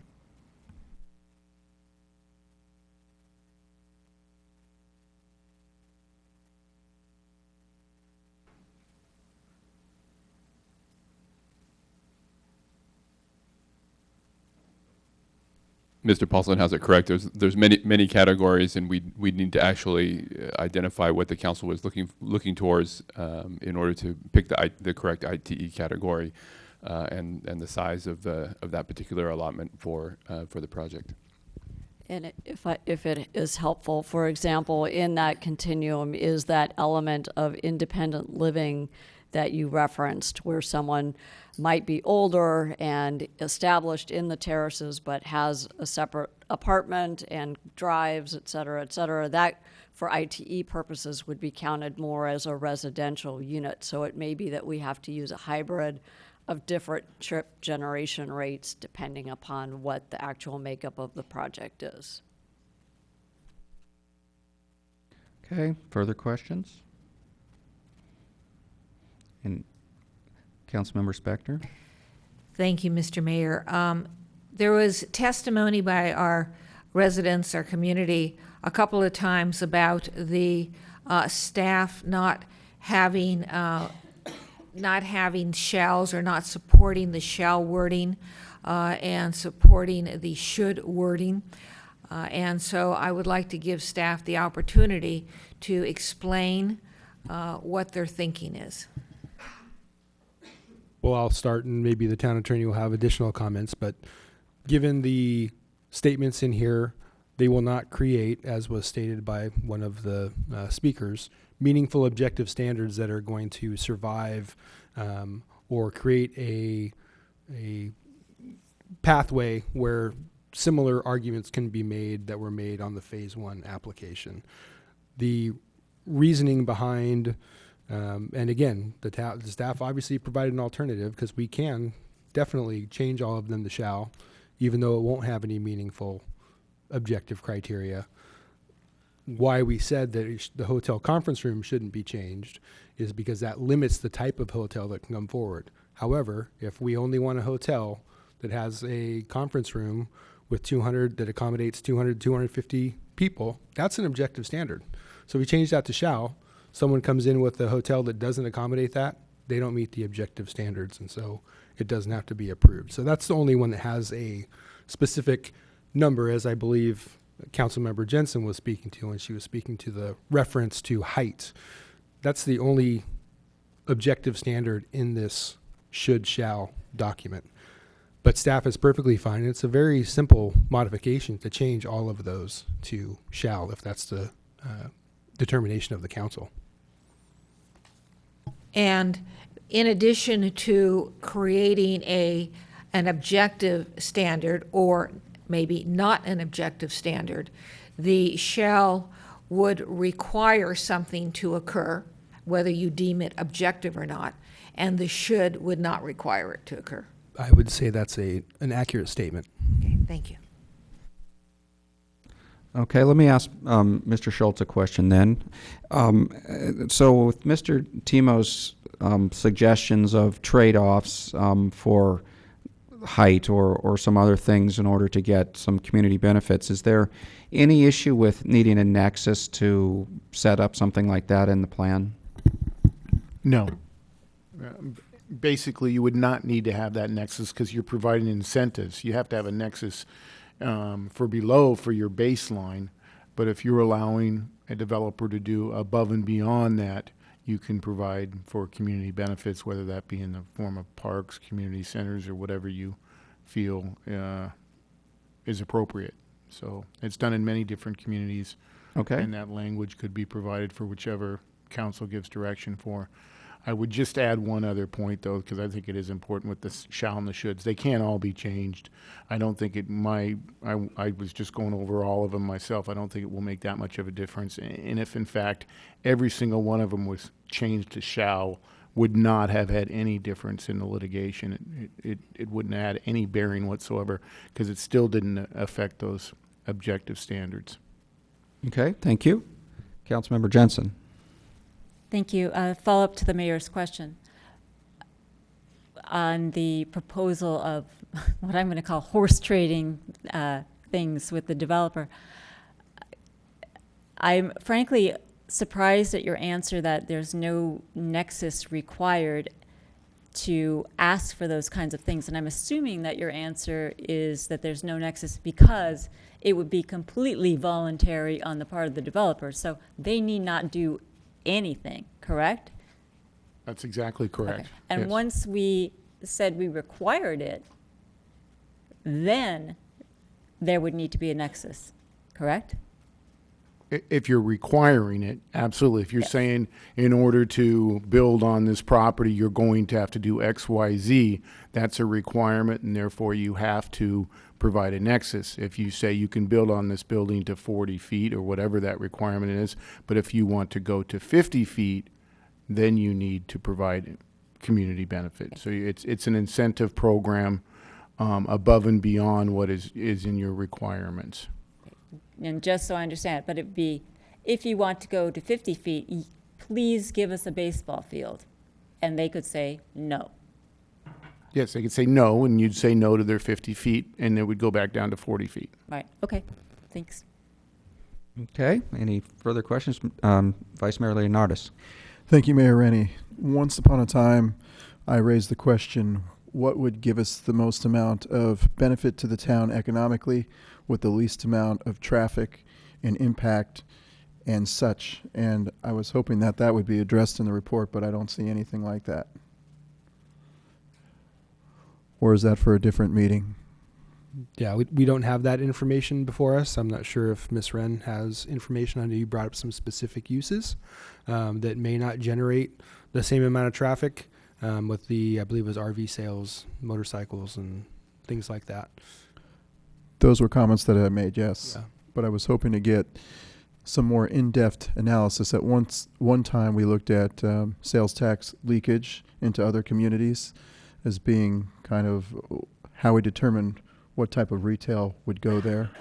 And perhaps we could derive how much retail would go there. We have people discussing this evening, maybe we should put more housing in. Maybe the retail should be less. Maybe there should be community space. Maybe we should put something that will allow the hotel to survive that works alongside with that. We have a bunch of theory, but we don't have any facts or any analysis before us. So I don't. Yeah, we don't have any additional information on that. I just confirmed that with Ms. Wren. Thank you. Okay, any further questions? Councilmember Sack?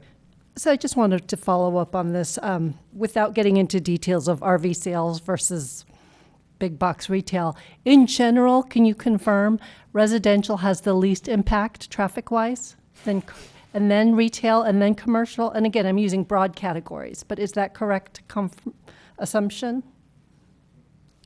I will look to the colleagues, and I'm assuming you're talking about traffic. Traffic, yes, Yeah. sorry. Thank you, Lisa Peterson, Town Engineer. I'm sorry, can you please repeat the question? I'm looking at just broad categories, and the working assumption I've been working under is that residential is the least impactful, then retail, and commercial being the highest. Is that a correct assumption? So that is generally a correct assumption, but there are quite a number of different categories. Director Morley actually has the IT categories up now, and there are many, many, many categories. So we would probably need a little bit more direction from council, specifically what you would be looking for. May I have? Please go ahead. So I'm going to ask the question of staff that I asked Mr. Capobres. It's very difficult for me to just start throwing numbers out and say that's what I want. And it sounds like traffic-wise, it would be a similar scenario where you'd actually need to have at least general categories, scales to be able to advise us on whether or not we're hitting our traffic numbers. Is that correct? Thank you. Similar to the exhibit that was provided with the different North 40 traffic scenarios, ultimately, and as Director Paulson pointed out, there are numerous iterations of what could get put out there. Ultimately, what we'd be looking at is to make sure that the traffic numbers that were generated stayed within the requirements that were studied within the EIR, which is shown at the top of that table.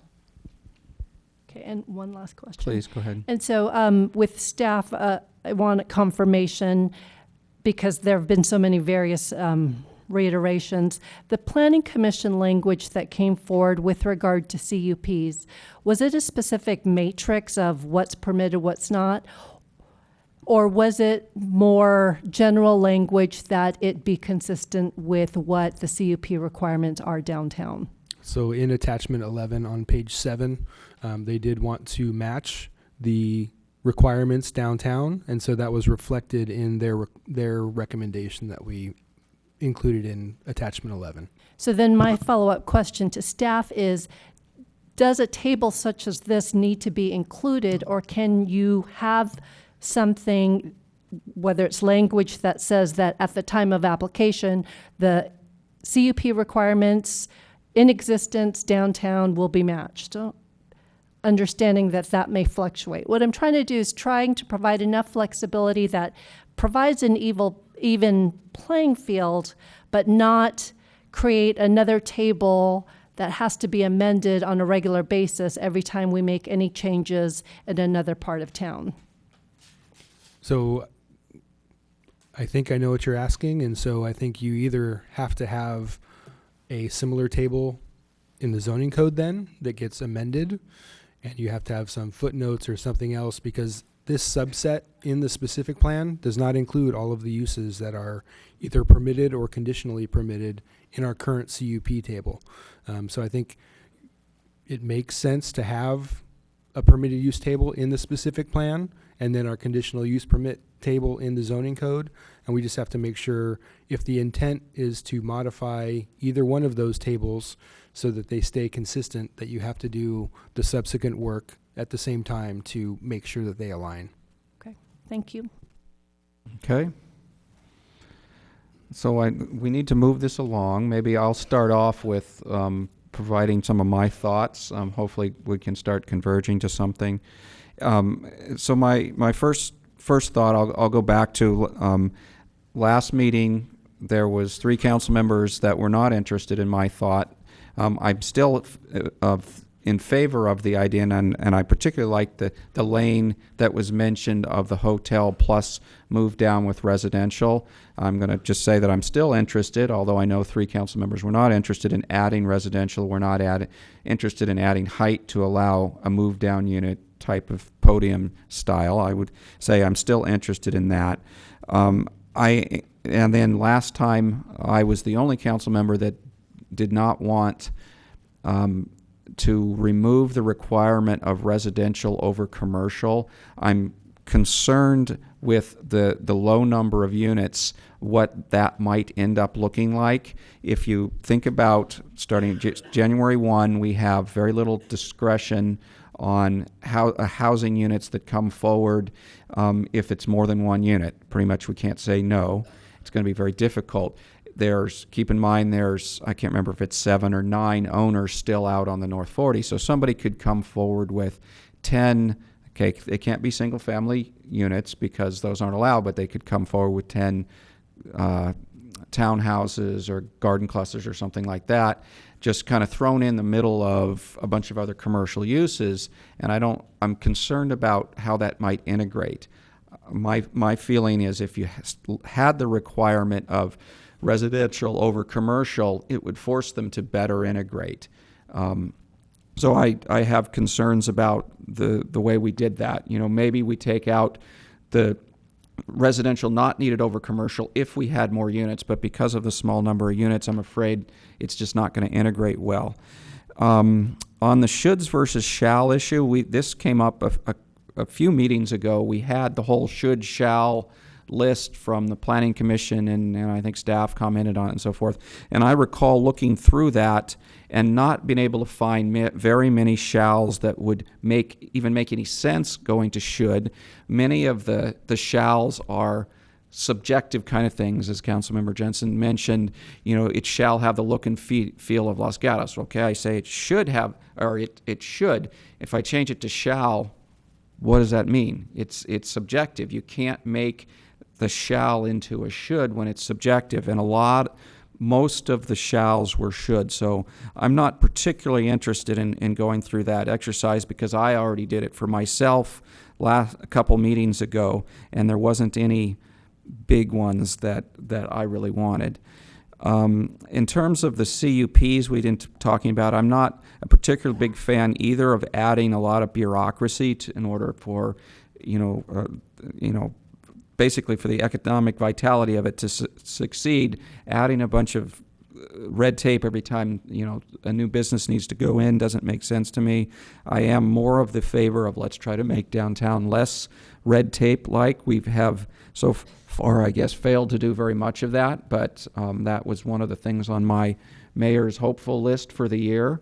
So those are some of my thoughts, and I'm sure I have more if others wish to talk about theirs. Councilmember Jensen. Well, since you listed them, Mr. Mayor, thank you very much. In looking at the accessory dwelling units tonight and how that works and how we address our housing issues, upon due consideration, I do think it makes sense to have the residential units in a hotel if that's available, because it's a good way to get a twofer, if you will, to get a hotel that people have been advocating for, and some residences that will probably necessarily be smaller. Whether they're cheaper, I'm not sure, but would probably be smaller at least. I also think residential over commercial, not mandatory, but optional, makes sense, especially if you were to do a makerspace, as Commissioner Sayak was talking about, or an office use, an incubator space where the person could actually live there. That makes sense to me as allowing residential units for that, but I would not make it mandatory. I would make it an option. I could not agree with you more about the CUPs. I've always taken the position that the way to make downtown more competitive is to relax restrictions to make it an even playing field, not to impose restrictions to make it an even playing field. I continue to believe that's the best way to go, especially with the changing face of retail. How people shop, don't shop, what they shop for, where they go, why they go there, why they don't go there.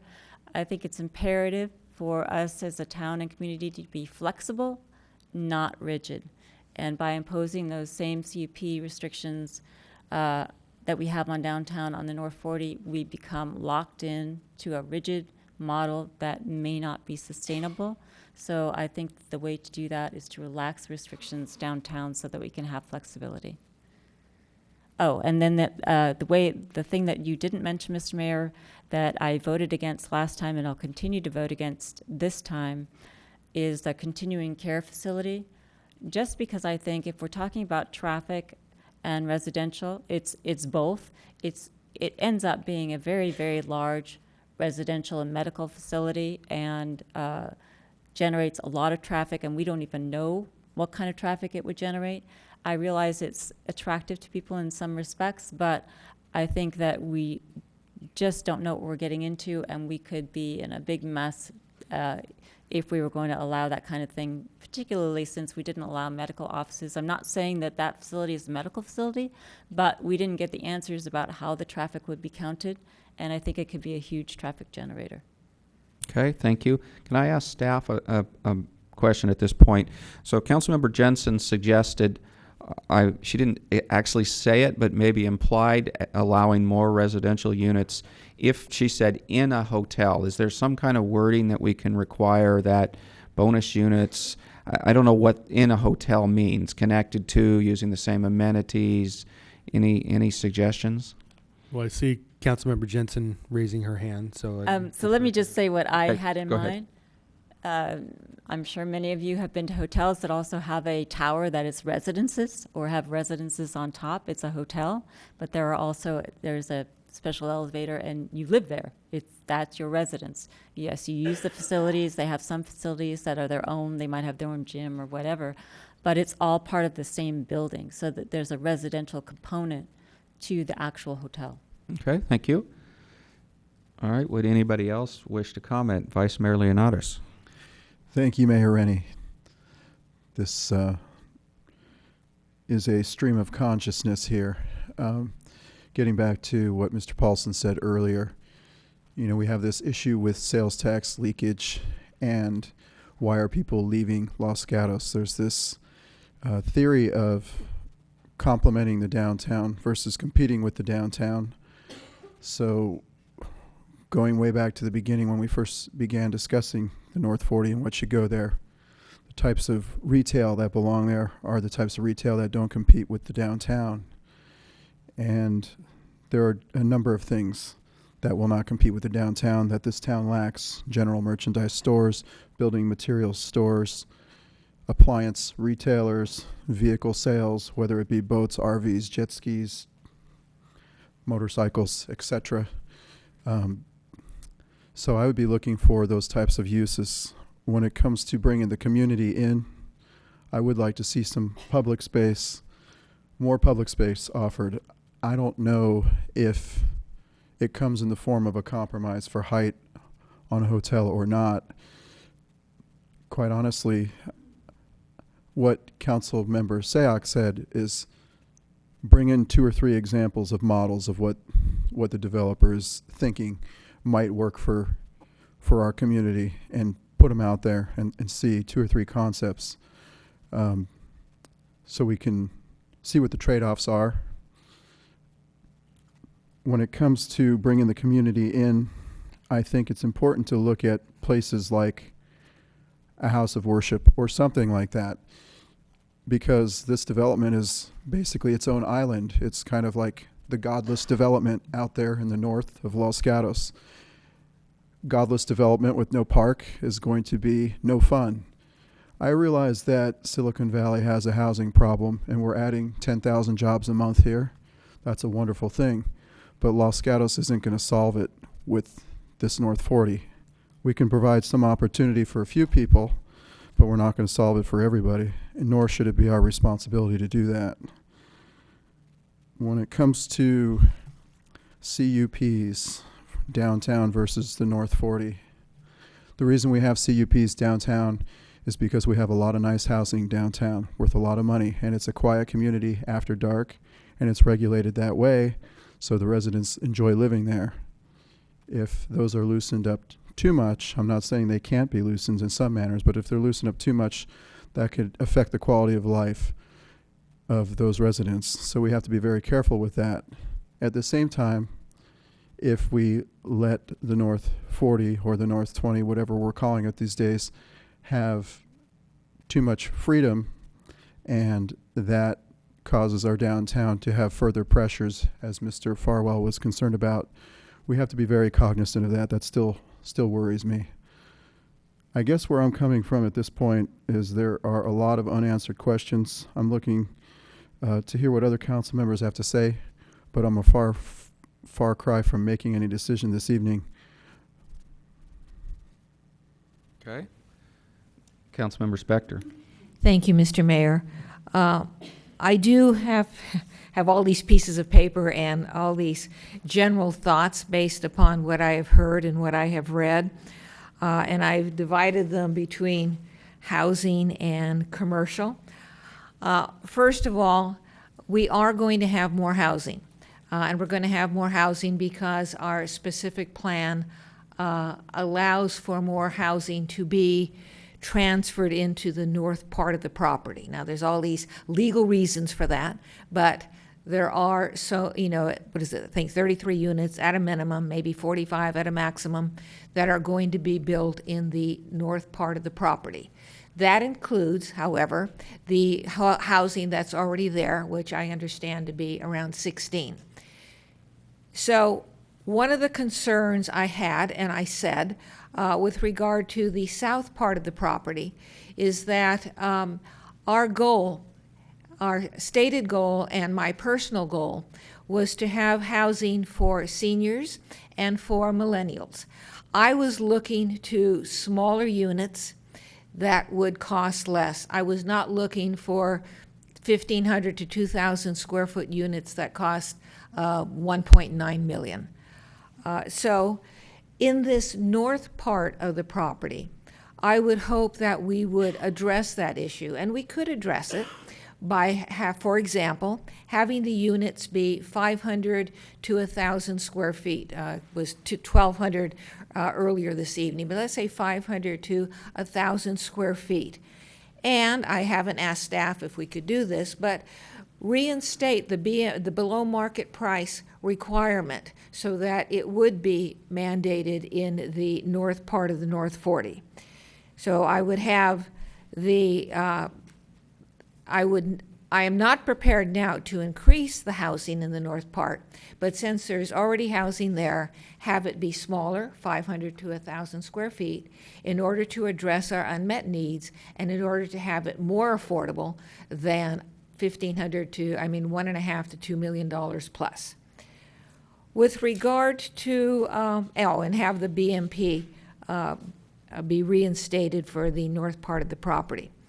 With regard to commercial, and that's why I was asking the question I asked.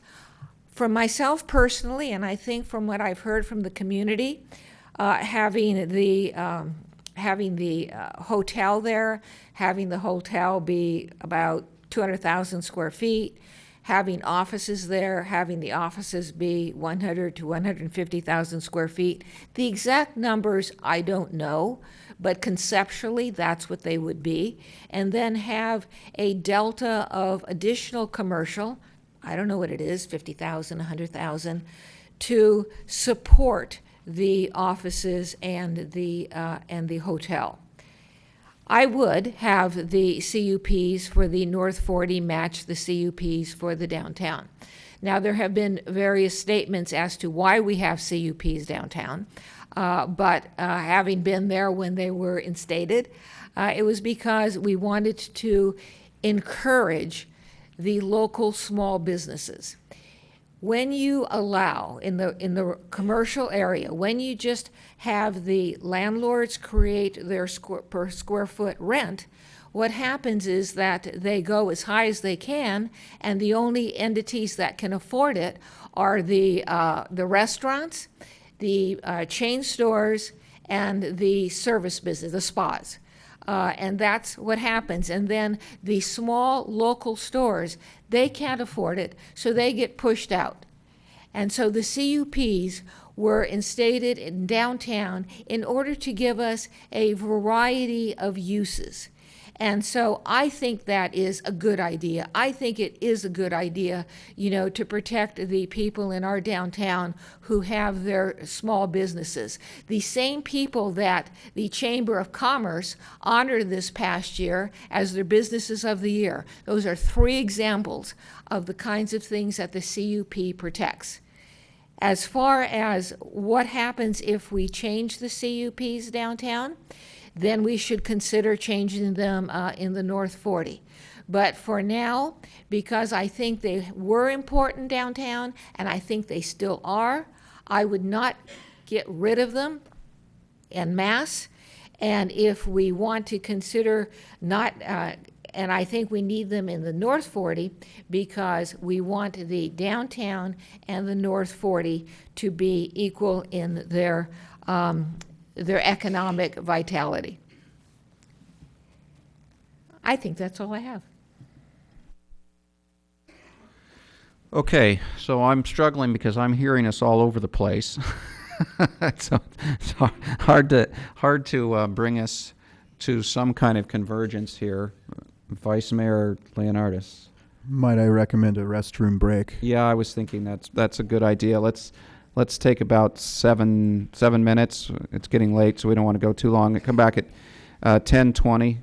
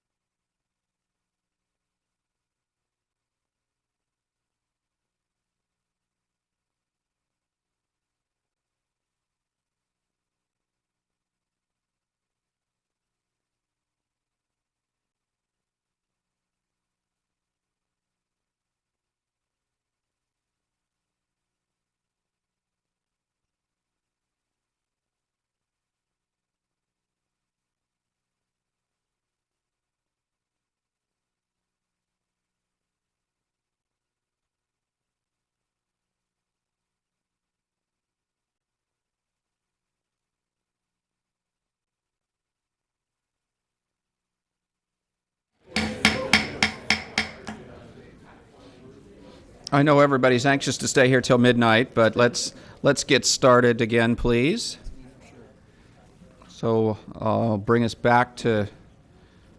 try to bring us back into session here. That sounds like it's quiet enough. So I'm going to propose that we continue this to a date certain of February 6th. I guess I would make that a motion. I would ask if people would like to ask for more information for that date, though, also. Would somebody like to second the motion? Councilmember Jensen? I'll second. Okay, so then I would also see if any council member wishes to give staff direction on more information they'd like to see. Vice Mayor Leonatus. Thank you, Mayor Rennie. I would like to see more of that economic information. What will get us the most bang for the buck with the least amount of impact?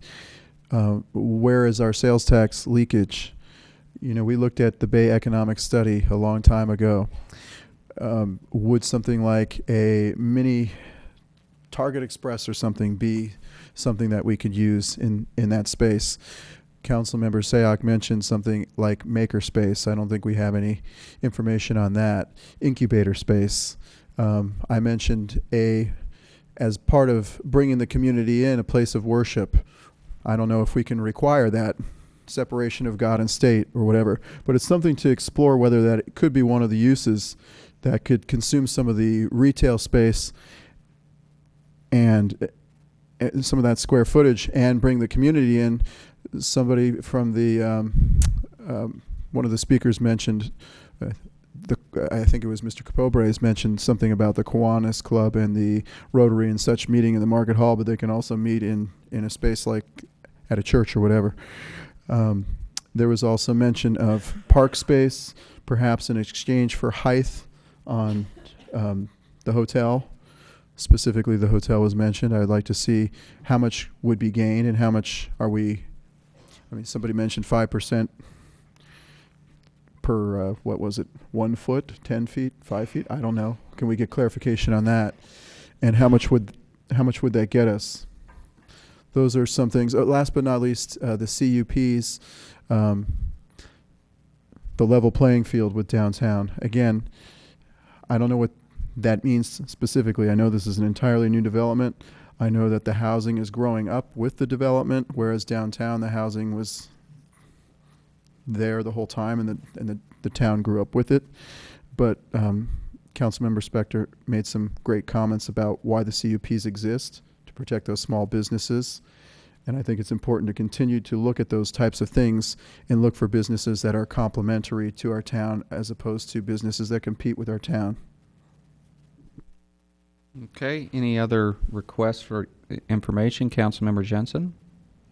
I'd like to get some information on traffic, so for different scenarios. Makerspace if it includes residential, a hotel if it includes residential. What category does continuum care fall into, and how would it calculate out? Using the scenario that Mr. Morimoto suggested of the increased housing, the reduced commercial. We already reduced the commercial, but what's the difference if we were to increase housing for these scenarios versus, say, 200,000 square foot hotel, 100,000 foot office versus, 150 hotel, 50 office, X residential? What would be our traffic differentials? So that's the kind of information I would want to get. Okay, anybody else? Councilmember Sack? Okay, so if should this be continued to February 6th, from staff as well as from, I think, the applicant, it would be helpful to know, similar to what Councilmember Johnson said, what are the various formulas, what are the limiting factors traffic-wise on the various I can't even speak now, various combinations that are there. Mr. Capobres talked about the various lanes, hotel with commercial, hotel with residential. I think I very much am intrigued with the idea of residential in the hotel. It doesn't have to be in the actual hotel, but on hotel grounds. I like that. Basically, what I want to see is what are our options to do something innovative? We've talked about the maker space. What about innovative with residential? The housing inside of a hotel, that's different. Over the course of the weeks, we've been talking about shared housing for teachers, shared housing for foster youth. What can we do that's different with this space that we are not doing because we're limited with our current zoning? I think we should, I'd like to look at it from that lens, because really, if we want to get the community interested, if we want to get them excited, we have to look at what are the lost opportunities. It was a good reminder to know that we have that community space above the market hall, but we still need space for performing arts. We still need fields. I go back to my original idea of the Target underneath an underground Target with a soccer field on top. And I'm waiting for Mr. Capobras to look at me to see if that's feasible. But I really want us to really take a different lens and look at what's unique and how can we make the remaining 20 acres something that we could get excited about as we close this chapter of the North 40, as many of our residents have said. It's not very specific, but that's the angle that I'm looking at, and that's the angle I'd love to have more feedback on, not only from staff, but as well as our residents. Councilmember Leonardis, Vice Mayor Leonardis. Thank you, Mayor Rennie. One thing that was mentioned earlier, the existing, however we move forward with the residential in the future, what would be the below market price requirements? Could we reinstitute that? So if I may, on behalf of the staff team, we're pleased to hear that the council is interested in innovative uses. The commitment to BMP is already in the plan. I think what we would like to do, given the short amount of time, is really look at what are the development capacity envelopes, essentially, that the council might want to consider, and the commensurate traffic that would go with it, because as we've been talking about, there are so many variables, but ultimately what we need to do is adopt a specific plan or adopt a set of amendments to a specific plan.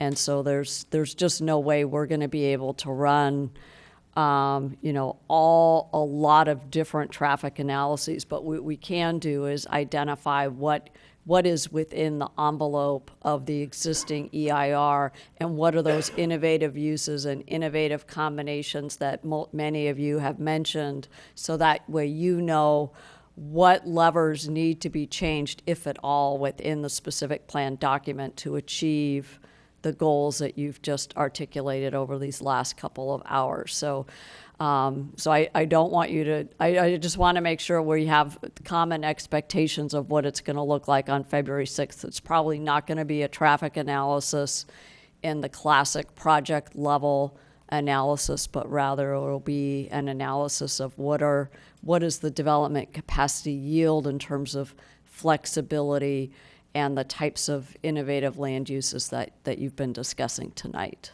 Vice Mayor Leonardis. Thank you, Mayor Rennie. Mr. Capobras mentioned that he might be able to put together several examples based on what Councilmember Sayoc said. And I don't know if February 6th would be enough time for that to occur by, but perhaps that could be a way to start, is if he came in with several concepts,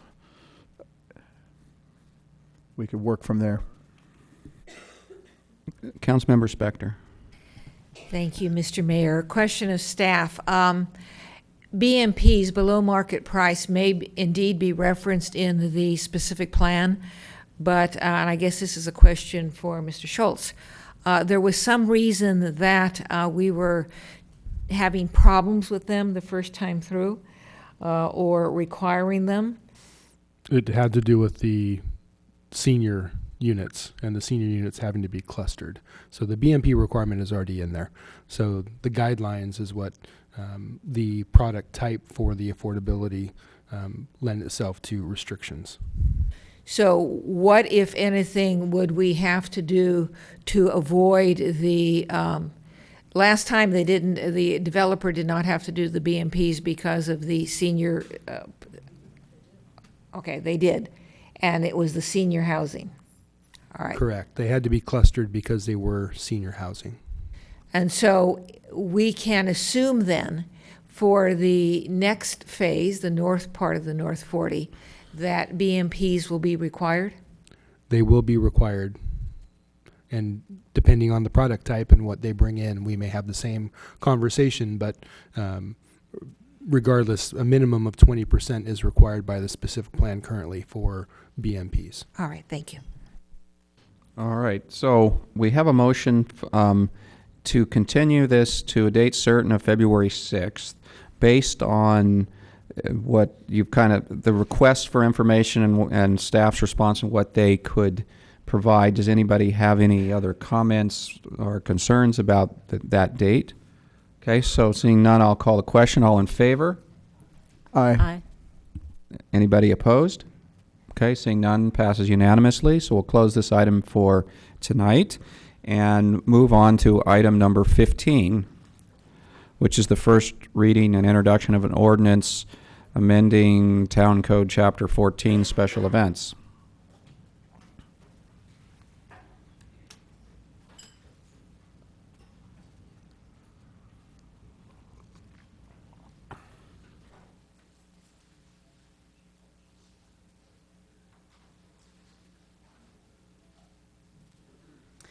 Good evening, Mayor and Council. Monica Wren, Economic Vitality Manager.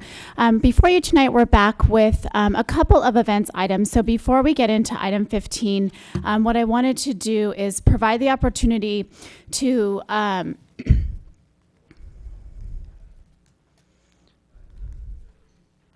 this is dead. Can you, on the side? Thank you.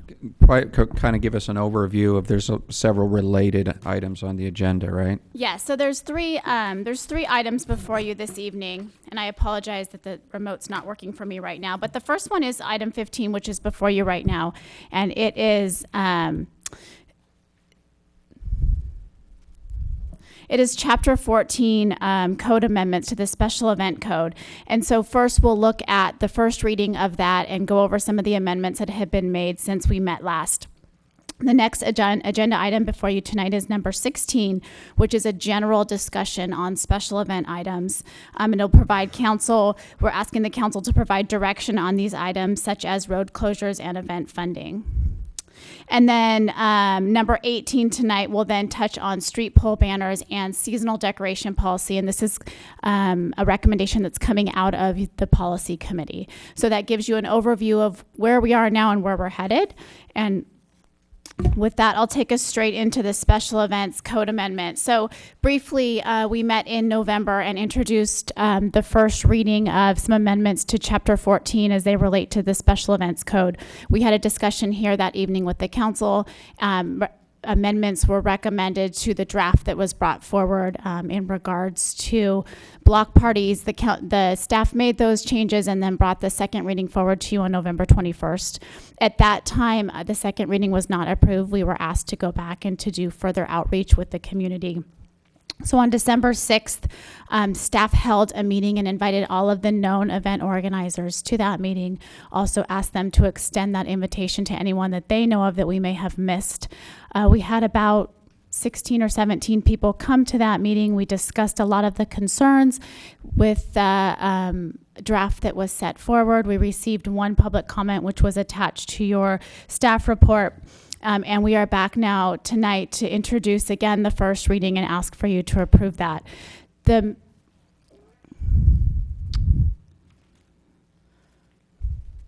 So we came up with the same goals through all of our work here. Starting at the top bullet, we kind of walked ourselves through the process that brought us to the amendments. And then we've added that final community outreach meeting because beyond just asking for the community's input, we actually spent the time to go out and meet with them and understand, walking through the amendment, walking through what the purpose that a code serves versus the purpose that a permit or a process serves. And we still came up with these three rules: to have simple and clear rules, to have a streamlined process, and to have a positive customer experience. So what we heard through that meeting was that one of the biggest challenges for the community was that we changed, or if they felt that we changed the purpose and intent of special events by removing the sentence that referred to providing a discount. So staff did remove that because of the discount that was acknowledged in that paragraph and had no intent of taking away the benefit that the special events did provide. So we have added that back in. Attachment 1 shows that addition in blue. The unknowns to the changes in costs and services and the permit process were other things that we heard. So for those in particular, they're not necessarily items that would be in a code or in the code language. Those would be things that we would take into account both in number 16 when we discuss events in general this evening, as well as when we look at the application process and the permits. So with that, staff does have the slides that we brought to you on November 7th if you do want to walk through any of the changes that are in that amendment, but otherwise we're here to answer any of your questions tonight. All right, any questions? Councilmember Spector? Thank you, Mr. Mayor. This is my attempt at a 30,000-foot level question. The kind of events we're talking about here, events by the service clubs, events by the town, events by other organizations, chamber, the town has always had those events, and they just seem to happen. And, I don't ever remember them being before the council with such frequency and intensity. So is there some way you can explain to me what's different now, what's happened?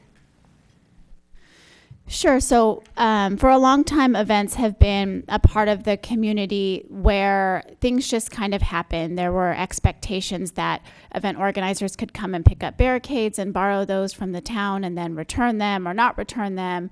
We would find that events unfolded, and a lot of times maybe permits weren't completed or we didn't follow through to see that everything was there, and it wasn't any one thing that was missing. It was more of just this very homegrown grassroots community type event process.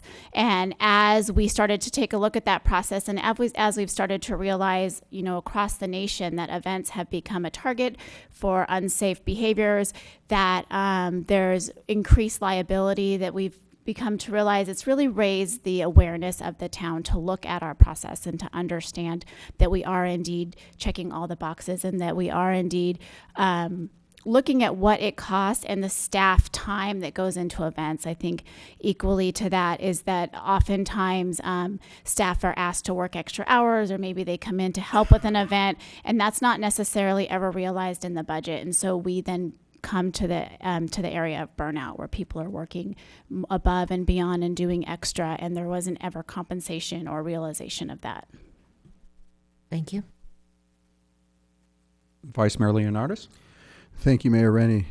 Ms. Wren, has it ever been considered by staff that if an event is put on and they make a certain amount of money, let's say they raise $20,000 for their cause, that staff could just charge a percentage of that, kind of like a management fee, and then provide all the services?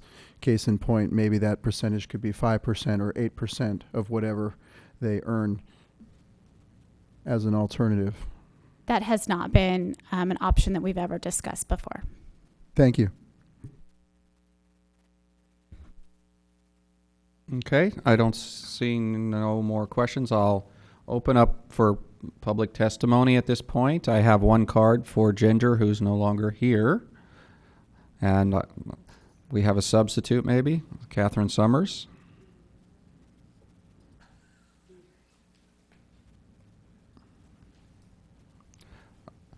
Okay, so please give me your name and fill out a card afterwards.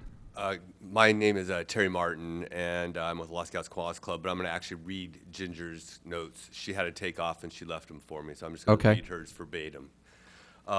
Thank you, Mayor Rennie, council members, town manager, and staff for this opportunity.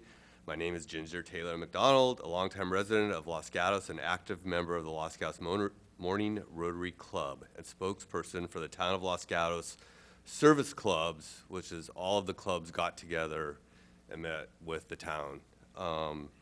Representing the service clubs, we would like to acknowledge the staff and council for work to date on the proposed revisions to the town's special events code. Engaging us in the decision-making process has been very fruitful and sets a positive tone to realign an infrastructure that streamlines the processes as well as an understanding and appreciation for the service club's objectives and challenges. We look forward to participating in further discussions and opportunities to fully engage in the setting of the town permit and banner. That's another one later tonight. And we also ask that changes made to events, example, limiting the closure of South Santa Cruz to 1 day versus 2 days, be provided with viable options. Our concern is to ensure the continuity and tradition of a community benefit events are not impaired. Thank you. Okay, questions for Mr. Martin? Vice Mayor Leonatus. Thank you, Mayor Rennie. Mr. Martin, AKA Ginger. Yeah, exactly. Is it your impression that more work needs to be done on this? Or is it your impression that the work that's been done and the proposal that's before us this evening is satisfactory? I believe that across the service clubs as a whole, from the email chains I saw today, we're all in agreement with this first version number, item 15. Thank you. Okay, seeing no other questions, I have no more cards. Now I will have Catherine Summers. Catherine Summers, Executive Director of the Chamber of Commerce. And we, as you know, put on quite a few events in town, and we work with a lot of the service organizations to help them with others. So I did want to bring to your attention the fact that plein air will not be happening this year, nor will the Tomato Festival, nor will Music in the Park, and there's others that are lining up that aren't going to happen anymore. And I want to bring up something that Council Member Spector said, that this used to happen just kind of seamlessly, and that these events were kind of homegrown and grassroots, and I don't know if I think we took them for granted, actually. And I do agree with the safety issues, and I think the police department can probably attest to, needing to have some of those security measures in place. But if we don't work collaboratively with council and the town and the residents to make these things happen, then they're not going to anymore. And there's going to be nothing special or extraordinary or unique about our town anymore. And I think we're really doing the service organizations a disservice by not demanding that your staff work with the service organizations and collaborate. The barricades is a perfect example. The barricades sit in a lot over there. My staff and I go around town picking up barricades that are left in the bushes. I mean, the cost recovery on that, we get them for our events, and then your staff goes around and picks them up. Appreciated for sure, but they're there. At this point, now what we're talking about is that we're going to have to pay for barricades so that there's safety at our events. It just seems ridiculous. The sound system at the park. I mean, I fully agree that we should be held liable if something breaks. If one of the barricades breaks, sure, we'll replace it. But why can't we just borrow it? We'll even go pick them up and return them when our event is over. The music in the park. I mean, I think the other thing is that in so much of the language, you are determining which events that you want to have and which you're not going to support. And I get that, but then sit down with the service organizations, and maybe you can only have 2 of you in a room at the same time with the service organizations, but sit down and discuss. If you don't want the Kiwanis event downtown, don't just write it passively in a agenda item for you to consider. Sit down. I mean, you've got a Kiwanis organization that is 100 volunteers who are doing so much for the town, and you know what? We're doing nothing for them anymore. We're discouraging them from even being here. Thank you. So let me first point out to council and to Ms. Summers. So a lot of your comments really are related to item 16. In item 16, there's question of grant funding for events. There's question of fees for renting equipment instead of making you go get your own. There's question of limiting the number of Santa Cruz closures to 4. So a lot of what you mentioned is really item 16, which we will talk about soon, but let me try to get council to close on item 15 first, if possible. That's fair. So, Councilmember Spector. Thank you, Mr. Mayor. I know about Music in the Park, but why, to your knowledge, why is plein air and the Tomato Festival not going forward? Too expensive, and too many volunteers are needed, and it's too much rigmarole to go through all the permitting process and to do all of that anymore.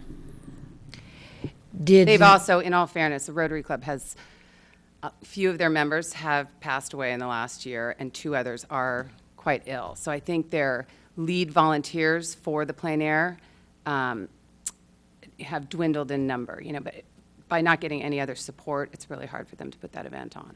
All right, do you know if, using the Rotary that you referenced as an example, did they participate with staff when there was that more global meeting? Yes, they were there. All right, thank you. Vice Mayor Leonardis. Thank you, Mayor Rennie. When you mentioned the costs, the barrier, what kind of costs are we talking about would be required from the town, for example, for to support the plein air? What would we be charging for an event like that? Well, that would actually be a question for Ginger, but I haven't seen their budget. I mean, I know from our own events, the expenses for barricades and for road closures and for, and I think going to item number 16, I think those fees are not yet set. So that again should be, part of a discussion before they're brought forth for you to vote on. I mean, I think we have to look at those fee structures first, because those, depending on what they are, will preclude all of the rest of us from ever having events again. I think I'll wait for item 16. Okay, Councilmember Jensen. Sticking with item 15, which is the procedure for special events permitting. Just speaking from my experience, or my sort of one of the goals I had in approaching this was that, yeah, we had events that were homegrown and seemed to happen. That's because we didn't have any rules around them, so people just did what they wanted, and somebody got to choose who they wanted to be able to play in the playground. So one of the ideas was to open this up for everybody so that we could have a theory about how this happened and set out a procedure so that everybody started on the same level. So I'm just talking about 15 now. So tell me what is it about 15, this procedure now, that forget about fees, forget about barricades, forget about volunteers, forget about security. What about the procedure that's set forth in 15 negatively impacts somebody having an event besides the fact that they have to fill out a form? Again, my mistake that I'm up here one item too soon. I actually agree with most of the language as presented in item 15 and as in the policy. I think probably where and because I've done all this before, I know where my concerns are, and I think if you just leave that as it is, that's great, and then the whole fee structure in 16 is completely Okay, different. so 16 is totally different. I'm just talking about 15 now, so you, it's fine with you. Well, he already stood up and said it was fine, so he can't change his mind now. 15 is fine, and Okay. Monica and I have talked a lot about it, and so my mistake. I meant to get up here for the next one, but yes, I think 15 in the language is good. It's simple. It streamlines the process. Okay, thank you. All right, seeing no further questions, thank you. Okay, would anybody else wish to address us on this item? Okay, seeing none, I'll close the public testimony. Councilmember Spector. Thank you, Mr. Mayor. I'm going to follow up on that last piece of testimony there. And maybe this is where it all merges. And so question of staff. This agenda item looks at a process, but it's a process that at some point anticipates payment from the town organization, and that payment has not yet been defined. Am I right on that? That's correct. Let me just add, though, this code has been in place for years, so we're not adding new. It's not as if Article 10 has not existed. what we're doing is modifying existing code for special events to clarify and modernize the language, quite frankly. And there will be a permit fee, as there is today, for the processing of special event permits. The other issues that are in the next agenda item get into other of the mechanics, but basically this is a modernization of just code language. And so before the language was modernized, was this a requirement of monies the same as it is being proposed on whatever it is, 16? The only difference is that there was a note that nonprofit organizations should be given a discount. And what staff is recommending is that one price that pays for the process be considered, and we're hoping to find what that is through our comprehensive fee schedule. Our anticipation is that it will actually match what the nonprofits pay today, a much lower rate, and then looking at a fee structure that builds whatever the event has, rather than making every event pay the same amount, whether you require a little bit of staff time or a road closure and major investment. So it's really looking more at a process that is true to whatever the event is asking for. And so this proposed ordinance, no matter what happens in the future, in the next month, 2 months, with regard to the amount of any fee, it will be irrelevant to what you're asking for here. That's correct. Okay, thank you. And if I could just specify that our practice has been, since most of our events are nonprofit, and our fee schedule is now set that will run through June 30th of 2018, that effectively everyone is getting the discounted application fee rate as they apply and as new applications come in. So effectively everyone is getting that benefit now. Okay, so would somebody like to make a motion? Councilmember Sack.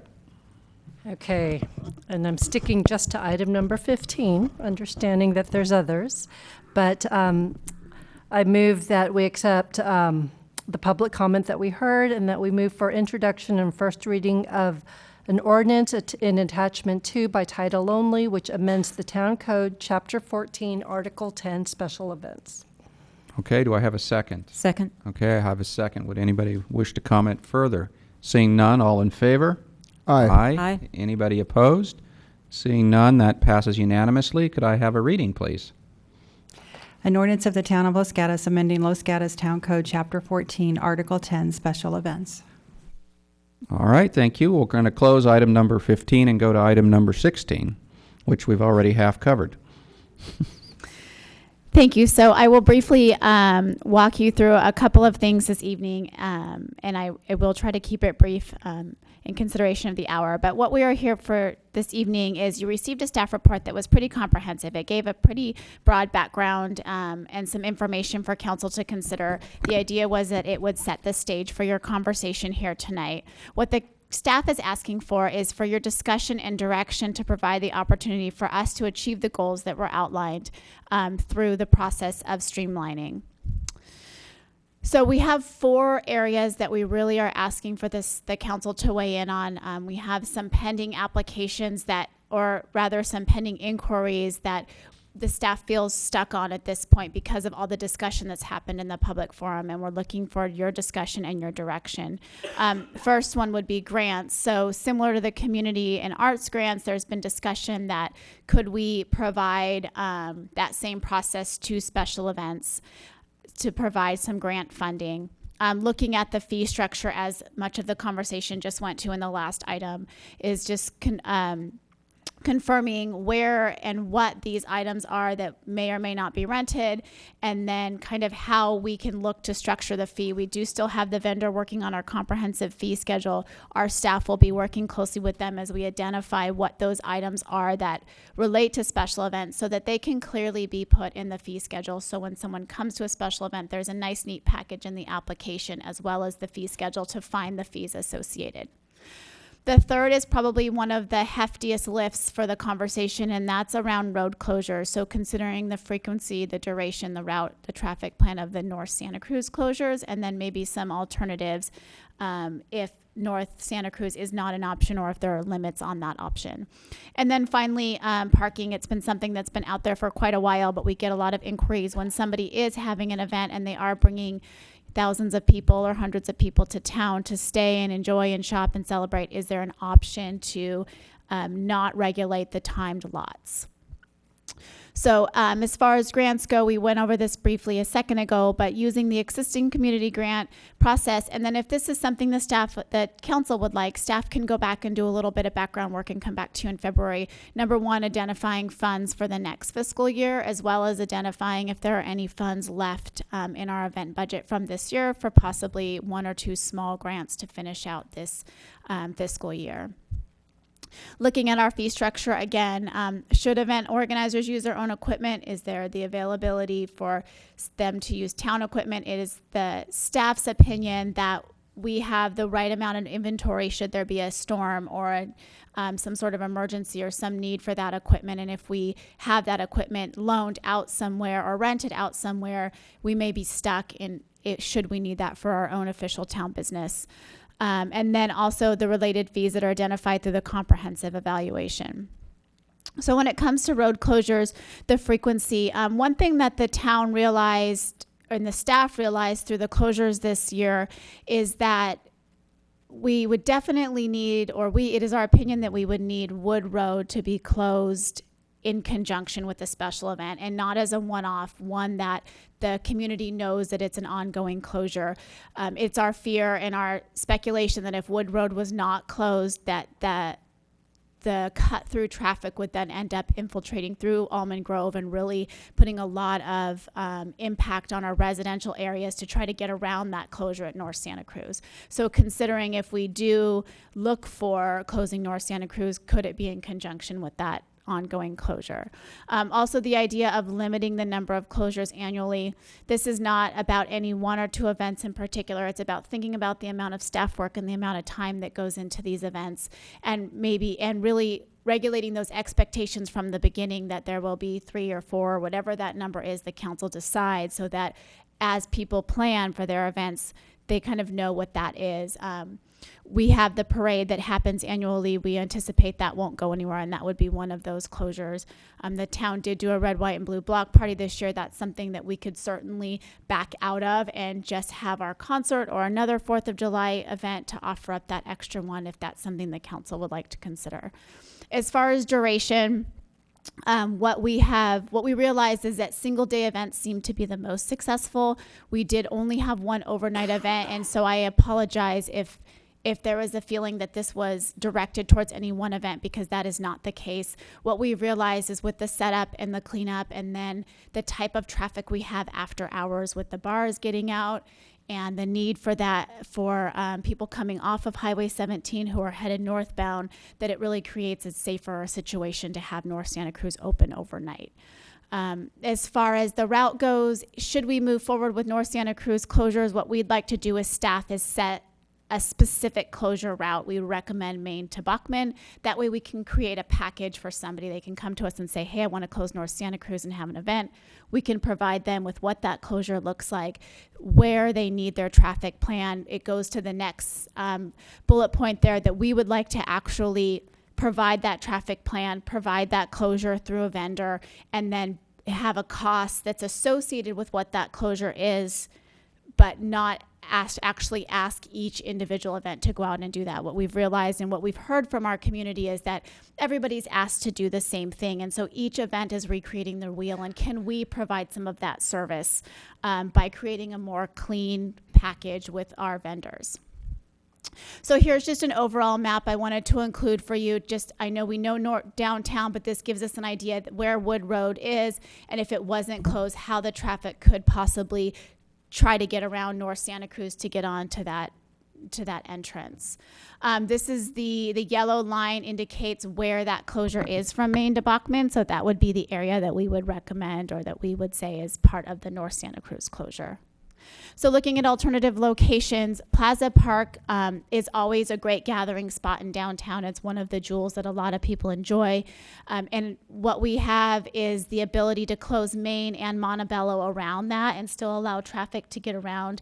It's a much easier closure. It's less impactful to traffic downtown. So it's something that if we look at limiting North Santa Cruz closures, it's something that we could possibly allow more of to happen downtown, and suggest that people try to use that area for their event. Alternatively, we also have the Civic Center and Oak Meadow Park that could potentially create spaces for events. And much like North Santa Cruz, should this work out, we would create a secondary package so someone could come to us and say, where could we have this event? And we would be able to say, here's what it takes for North Santa Cruz, here's what it takes for Plaza Park. And then looking at what those closures look like, the red indicates the Broadway, Montebello, and Main closure. So you could still use your University in Main as well as North and South Santa Cruz. And then also the option that we see every Sunday at Farmers Market with the streets around Plaza Park. So finally, the time restrictions on the parking, we touched briefly on this, and what we've seen is that the request is just for the parking lots. It wouldn't change any need for people to adhere to the restrictions for ADA or for residential permits. It would strictly be looking at the 2-hour, 3-hour time zones and allowing those to be unlimited for the duration of events. And that concludes my presentation, but we're here for more questions. So let me start off with the first question. So you mentioned the Wood Road issue, wanting it closed when you had it, a closure on Santa Cruz. Does that only apply during the summertime when there's issues? If they wanted a Wood Road closure in April or September, October, all right, Santa Cruz closure in those months, Wood Road would not need to be closed? Thank you for catching that. That's a very important point. Yes, it's just during the summer months when we experience the cut-through traffic. Okay, second question. So one of the items you want us to consider is, should we be offering grants for, and I would assume tonight's procedure would be for us to say yes or no. If we say yes, we like the idea of grants, that staff would come back with some suggestions on criteria that we would later approve on how grants could be given. That's correct. Okay. Okay. Other questions from council members? All right, seeing none, I'll open the public testimony. Let's see what cards we have here. So we have Terry Martin.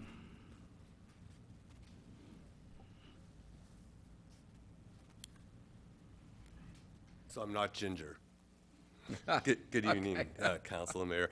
Terry Martin, I'm the president of the Los Gatos Kiwanis Club this year, and the co-chair along with Rusty Reinhardt for the Fiesta de Arts. So this has been an interesting year for all involved, us, the town, and the process that we've gone through. And, there's been good and bad and pain, and, it's been an interesting event that we've been going through. What you're hearing tonight from us and from the chamber and stuff like that is that we heard about item 16 on Friday at 3 o'clock in the afternoon on a 3-day weekend when nobody was around. We had absolutely no information given to us ahead of time of what was being proposed tonight, what was being discussed. There was no talks with any of us in regards to it. And that's what you're really hearing. There's a frustration level coming from us that we didn't know anything about this. I reached out to whoever I could, and people did talk to me, so I appreciate that a lot, But we were blindsided by item 16. And so we haven't had any time to really talk or discuss what we can and can't do and how we can work as a group pulling forward. One of the beauties that came out of this year was that every service club in Los Gatos got together and sat down and talked and had a meeting about what we can do to help our community, because that's what we're all about. In the 30-some-odd years I've been in Los Gatos and the 20-some-odd years I've been doing the Fiesta, that has never happened. I've never met with Rotary before. I've never met with Lions before. I've never met with, Music in the Park. We've never done that. And that was such a cool thing to see that happen. And so I want to see that continue, because we can bring a lot of good to the community. But in order to do that, we all have to be talking. and this kind of didn't come across as talking. This kind of came across as this is what we're doing. So I'm glad, and I'm really interested to hear your opinions tonight. So thank you. And I'm here for any questions. I'm sure there might be one. Vice Mayor Leonardis.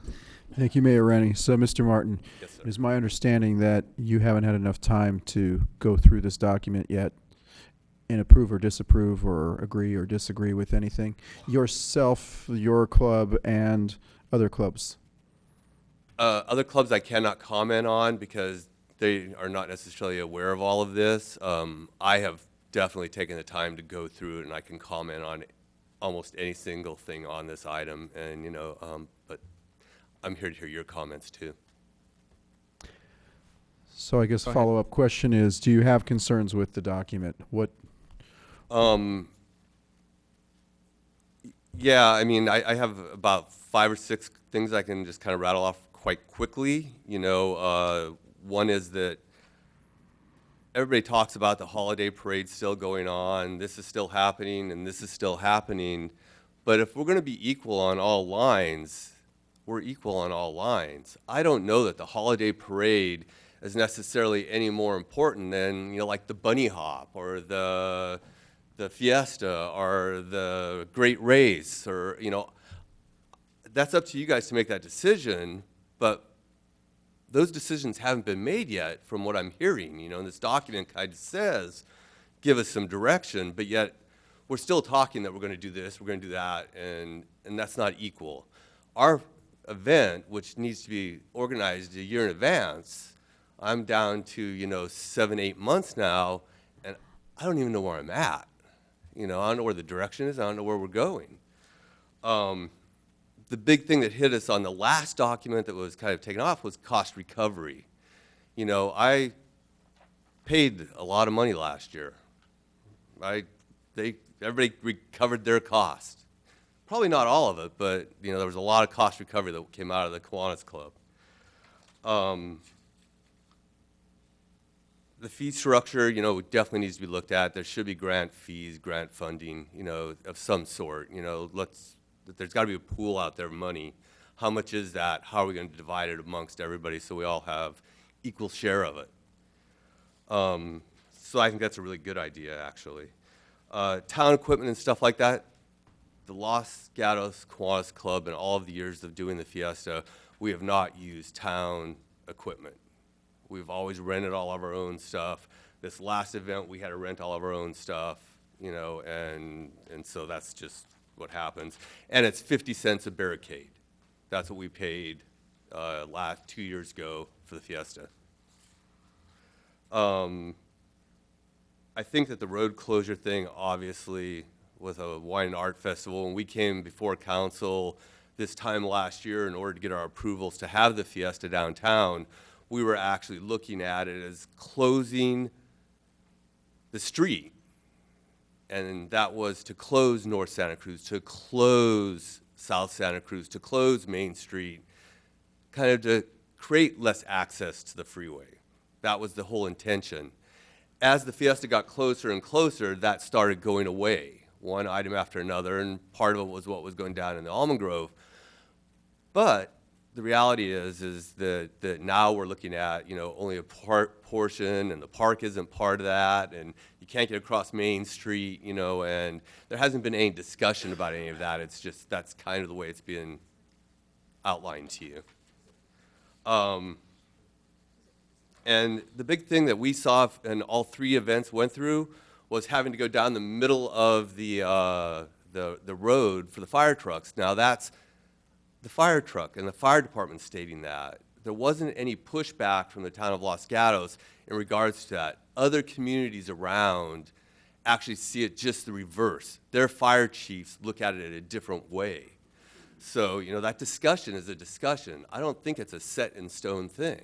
So it could be a discussion. That's all I have. Vice Mayor Leonardis, another question? Yes, please. Thank you, Mayor Rennie. Sure. So normally you have the fiesta right out here in front. This Correct. year you moved it to North Santa Cruz. What is your inclination for next year?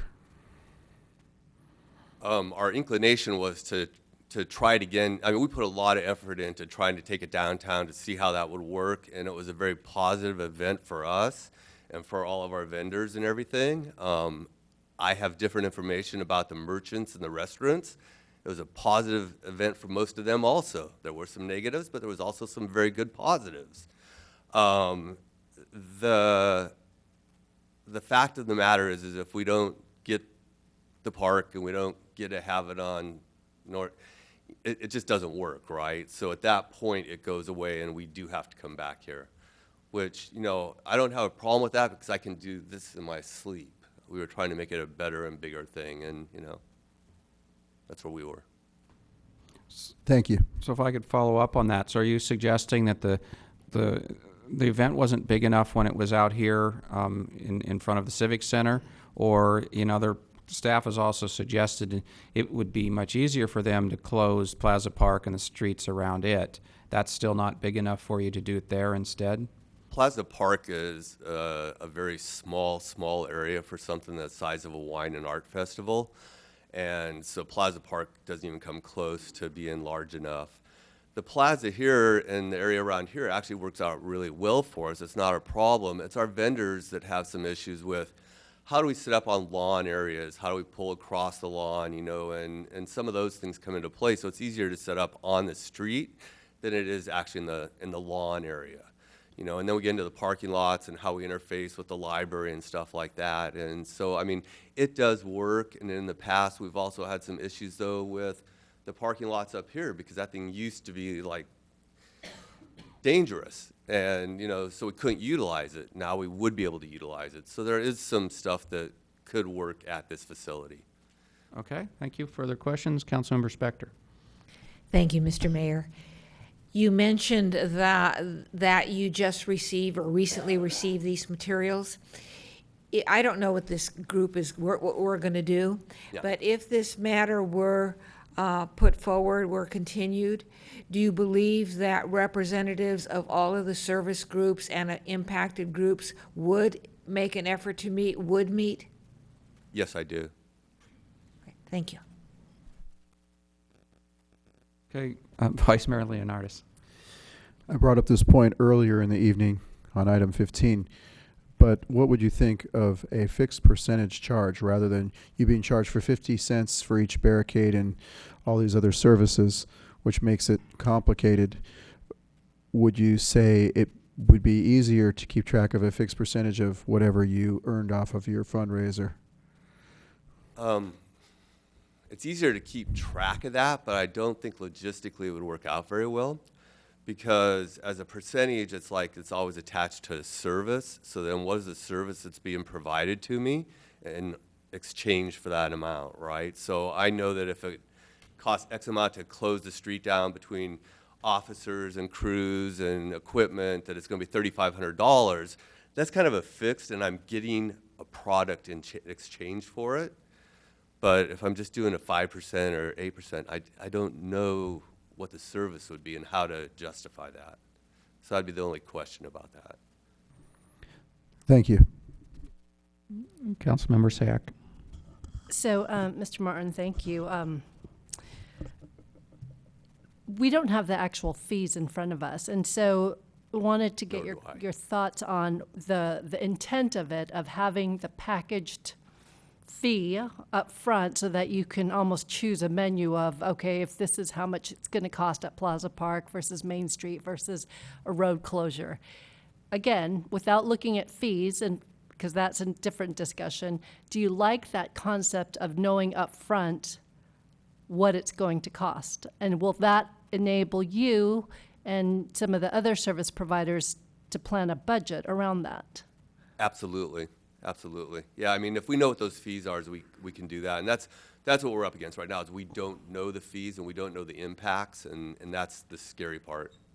So, again, I'm trying to break them down into 15, 16, 17, without, again, knowing the fees, just the intent behind this and the idea of pre-packaging with some cost recovery. Are you okay with that? Yeah, no, I think that concept's fine. Okay. You know, at least that way I know what's going to cost me going into it. Okay. And then I can decide whether or not to do it or not, because that is the other side of this. At some point, it doesn't become feasible to do this anymore. Okay. And I think that's what we're starting to run into. Okay, thanks. All right, seeing no more questions, thank you. Thank you. Next up, Rusty Reinhardt. Good evening, everyone, Mr. Mayor and council members. My name is Rusty Reinhardt. I'm a member of the Kiwanis Club as well, and I am co-chair with Terry. I just wanted to make a couple of comments on item 16. It seems like item 16 are some guidelines that perhaps staff would use in implementing permits for special events. That in reading this, and Mr. Martin had mentioned that we just got this a couple of days ago, but that's what this document seems to me to be, is some guidelines for implementing permits. With respect to those guidelines, I just had some questions as to what the fundamental fairness is of there are several different events that are mentioned here on page 2 in item 1, specifically the holiday parade, the tree lighting ceremony, and a couple other items of which funds have been allotted for those. And we were talking about a few minutes ago packages for other events. So my question for the council is there any fundamental fairness here in allowing some of those budgeted items, whereas some of the other service clubs have to pay for a good part of their events? One other item that I picked up here over the weekend was under the category of vendors, and there's a comment there that in several other jurisdictions, some of the vendors that are allowed at special events may have to be vented in order to not have any conflicts with brick and mortar folks in downtown, for example, in Santa Cruz, where we were. And certainly I had heard, and we had heard, Terry and I had heard, that perhaps there were some merchants downtown that were less than enamored about some of the vendors that we had at the Fiesta. For us having to vent the vendors that we're going to have at our event would be very difficult in trying to determine whether there are any conflicts of interest on some of the vendors and the brick and mortar folks. The other final comment I wanted to make was that I think the council knows that the Fiesta does have a 2-year contract, and that contract does allow us to stage our event downtown. We're not ready to whether we want to go downtown again. Certainly, we were here for 20 years at the Town Plaza, and it worked very well for us. Thank you very much. Any questions for the speaker? Councilmember Sayek. I forgot to ask Mr. Martin about parking. So this is a relatively new item that I haven't thought much about, charging a fee so that basically parking becomes unlimited in the parking lots. Is that something that you heard from your attendees that is important? Was that an item of concern? Well, I'm just curious. I haven't really given it much thought, and so I'd like your feedback on whether that's something you like, you dislike. Any comments to it? Councilmember, I do not recall that item coming up in the community discussions that we had in early December. Okay, thank you. Councilmember Spector. Thank you. For your organization, what is your deadline if you're going to go forward on Santa Cruz versus if you're going to go forward here at Civic Center? Well, I think what we, in fact, in the break here, I had a conversation with Mr. Schultz, and I think it may be important for the Kiwanis Club to meet with Mr. Schultz and Ms. Prevetti on the status of our current contract to move downtown, and whether we And we need, quite frankly, we need to meet as our Kiwanis Club, as our board, to determine whether that a downtown, whether moving downtown or being down again next year is viable for us. So to answer your question, I think probably within the next 30 days, we need to make a decision as to whether we're going to go downtown or perhaps stay here at the town center, because after that, it gets a little bit more difficult for us to get everyone lined up that we need to get lined up to make this thing work by the second weekend in August. All right, that's helpful. Thank you. I guess I'll try a question. So your event occurs in August, which is what staff has been indicating it's problematic to close the downtown or Santa Cruz during the summer beach traffic, and I gather that your event was still successful, even though generally we have trouble getting people into town to come to the regular downtown stores. Are you planning to keep your event there in August? Again, what I'm struggling with is I want to be fair about allowing everybody to use Santa Cruz if they really want to, but on the other hand, we might decide maybe we don't allow closures of Santa Cruz during the summer because we don't want to keep. This summer worked because Wood Road was already closed for the summer. What if we decide not to do that? Then it starts to become a problem for your event or us helping you put on your event. Well, I think it does. I mean, with our event, without having, if we go downtown without having Santa Cruz, I don't think we could hold our event by having it on Montebello, the Town Plaza, and on Main Street from Santa Cruz to University. That simply is not large enough for us to hold an event there. And that would keep Santa Cruz open, but that area would not, as beautiful as the Town Plaza is, and as wonderful as it was last summer when we had the bands there and everyone was milling around, for us to house 140 different vendors in that period, in that space, would not be feasible. Absolutely would not be feasible. Okay, but you've also indicated you may be willing to move back to the Civic Center. We would. Although the Civic Center does limit us as far as the number of vendors. We had probably 40 more vendors this past year as opposed to the year before here at the Town Plaza. But to be quite honest, the Town Plaza is a much more manageable event for us. Even though it was a first for us to be downtown, it was a challenge. It was a challenge, not only to get it ready, but also to stage it all weekend long. It was a real challenge. All right, thank you. Welcome. No further questions, thank you. Okay, next speaker I have Melinda Ryback.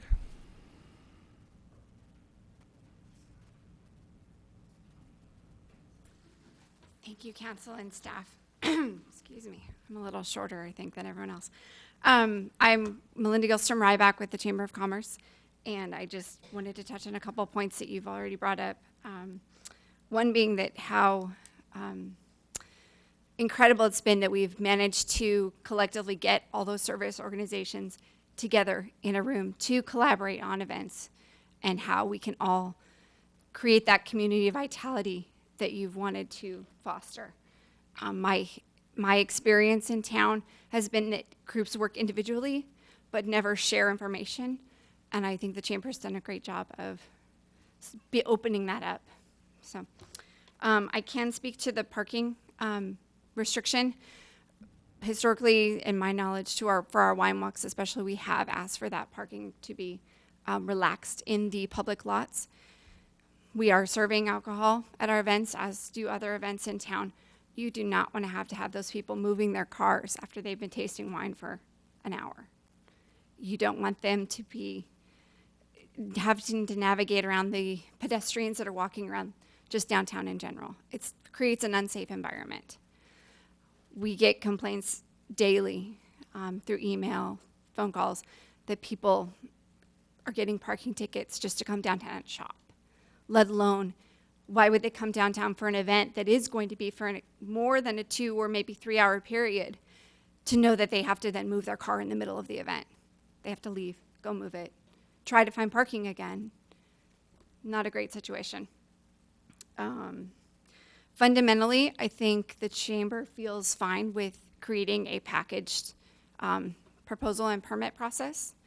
I think we just haven't had enough time to collaborate with the other organizations who put on events, review it, vet it, and see where it restricts how we have put on our events in the past. How would that change how we go forward? How would the fees for that a la carte option affect how we budget for our events? As Mr. Reinhardt stated, we have to budget now if we're going to do events later this year. Not knowing what those fees look like inhibits how we're able to predict going forward what we can accomplish. So I think that's about all I have. Okay, thank you. Questions? Seeing none, thank you. Thank you. Okay, I have no more cards on this issue. I will close the public testimony and come back to council. So I think this is what staff's looking for, is maybe a discussion, and not a particular motion. Do you want us to kind of talk through these items one at a time? It would be very helpful for us to have direction on the items that were highlighted in the staff report. So if you want to, use this slide to kind of guide and organize your thoughts this evening, we would welcome your input. Okay, go ahead, Councilmember Sag. General questions? So, general questions. The first of the issue came about the fire chief requirements of the space in between, and how in other municipalities it's a little bit more relaxed. And so I just want some clarification on that. I think the beauty of us contracting with Santa Clara County Fire is it's the same regardless of which municipality. And so I want to get a better understanding whose requirements that was, and if you're aware of other cities able to maneuver around that. So as far as I'm aware, that these restrictions have been set forward by Santa Clara County Fire. It's to allow a wide enough area and a tall enough area that a fire truck could go through the entire event to access somebody who needs help.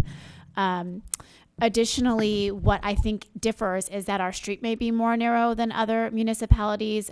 Some people have a center divider up the center of the 2 lanes, and so then they can ask those tents to be on that center divider or to butt up against that to allow the front of the stores to remain open. I think that it is completely has to do with the width of our street, including the bump outs that we have.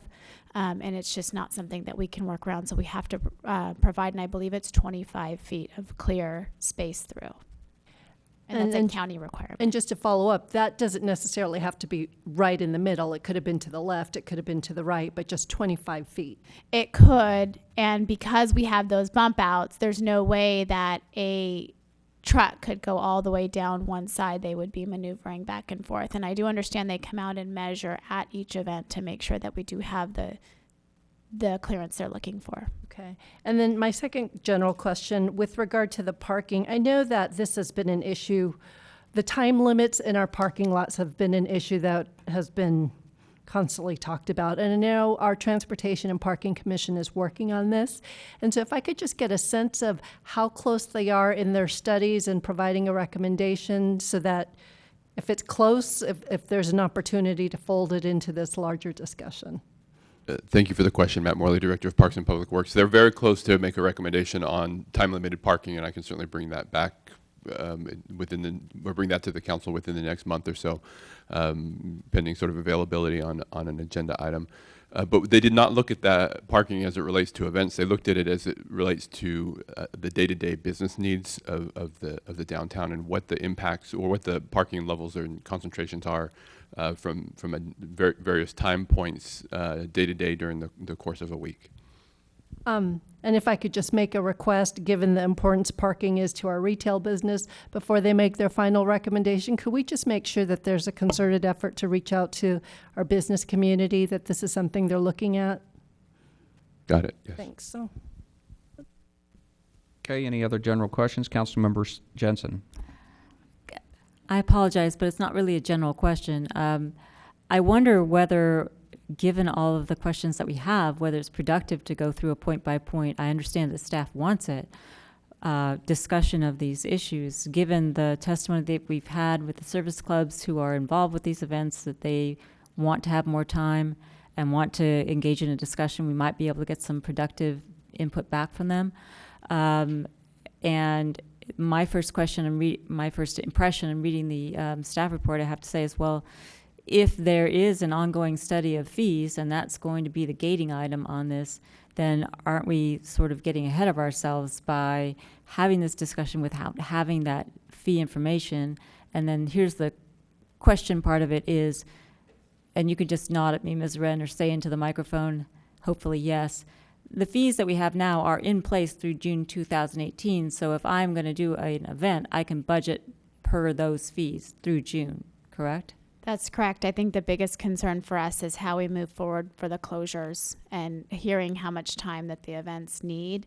Not having any guidance on where the council stands for closing North Santa Cruz or closing specific places. I think we can work through the fees if those can't be determined at this time. But as far as the council's view on closing North Santa Cruz or how to provide direction to special events, we feel pretty stuck right now, and we want to be able to provide that level of service to them and knowing what your preference is. Okay, thank you. I appreciate the answer. I'll just say to the council in general that I think getting the information from the service clubs, even on that, as to where they might think that there's an optimum place to hold their events. I know my personal opinion on it, but I think that there might be some value to be gained from actually hearing from the service clubs on that before we make that decision. Councilmember Spector. Thank you, Mr. Mayor. I was actually surprised that staff suggested we go through these items. I realize they're important, but for me, I want to hear what the service clubs and other organizations have to say before I weigh in on these issues. And so I would suggest, and this is not a motion yet, that we continue this item for a relatively short amount of time to get that input and then weigh in on the issues that staff wants us to address. Councilmember Sack.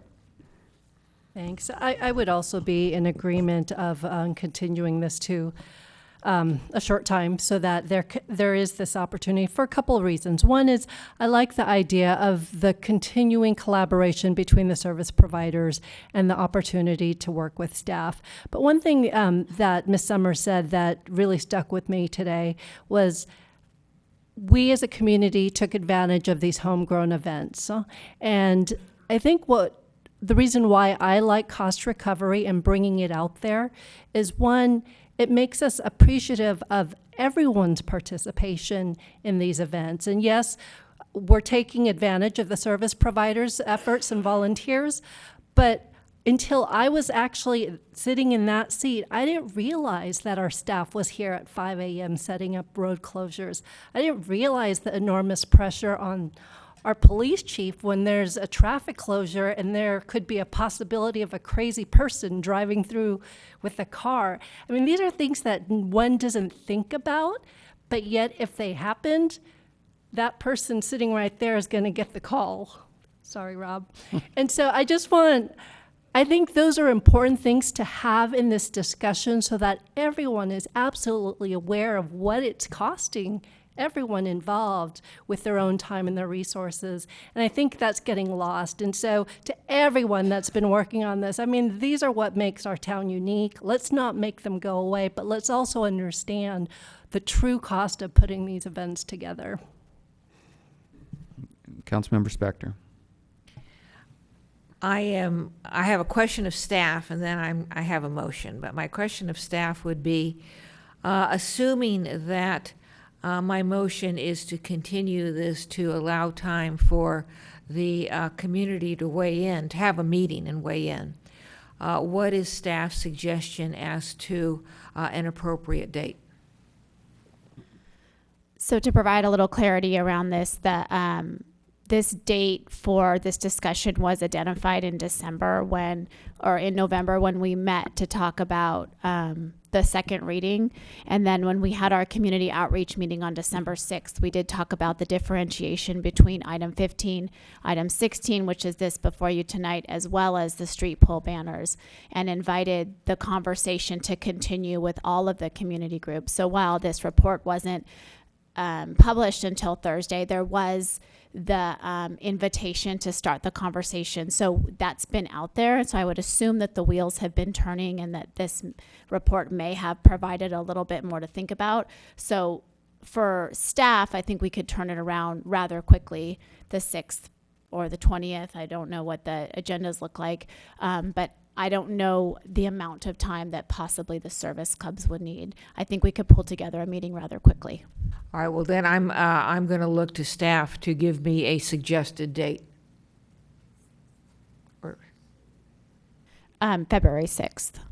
If you want to include a parking consideration on the time-limited parking, I'm going to need a little bit more time than that. The Transportation and Parking Commission will meet on the 8th of February, and we'll need to do some coordination. It sounds like with the business community to be able to incorporate that into the recommendation. So to the extent that you want these conversations to happen in parallel, we would need a different amount of a little longer than that to get it back to you.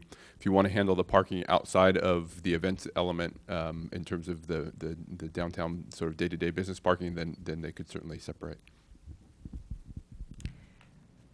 so if it includes parking, are you looking at the 20th? Yes, we would be looking at the 20th, and then what we would probably also do, even though you have not given us specific direction, we would look at some options around the grant provisions, because the 20th is our mid-year discussion, and so we would want to have some clarity around whether or not you'd want to move forward. And I think I'd want to at least keep that option alive and open for your consideration. All right, then, Mr. Mayor, may I move forward with the motion? Please. All right, I'm going to move that we continue agenda item 16th to February 20th, our February 20th meeting, and that staff communicate with the service organizations and other users of our facilities, that it is February 20th, and that to encourage a meeting of all the interested parties before it comes back to us.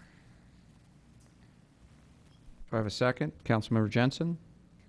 I would second that, and I would also encourage Ms. Privetti to come back with those budgeting items that were suggested. I agree. All right, any further discussion?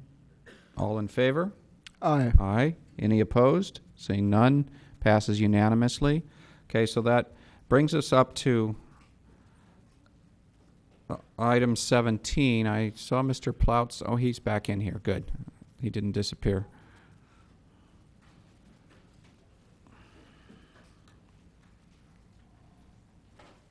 So we'll start with staff, I guess, on item 17.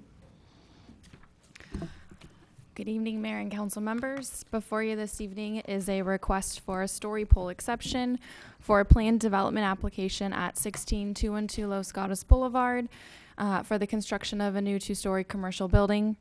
As part of the presentation this evening, I'd also like to make a distinction that staff is just discussing the story pole exception, not the project or the merits of the project at this time. The applicant is requesting an exception to the policy to install the story poles for a duration of 10 days because of 2 general reasons.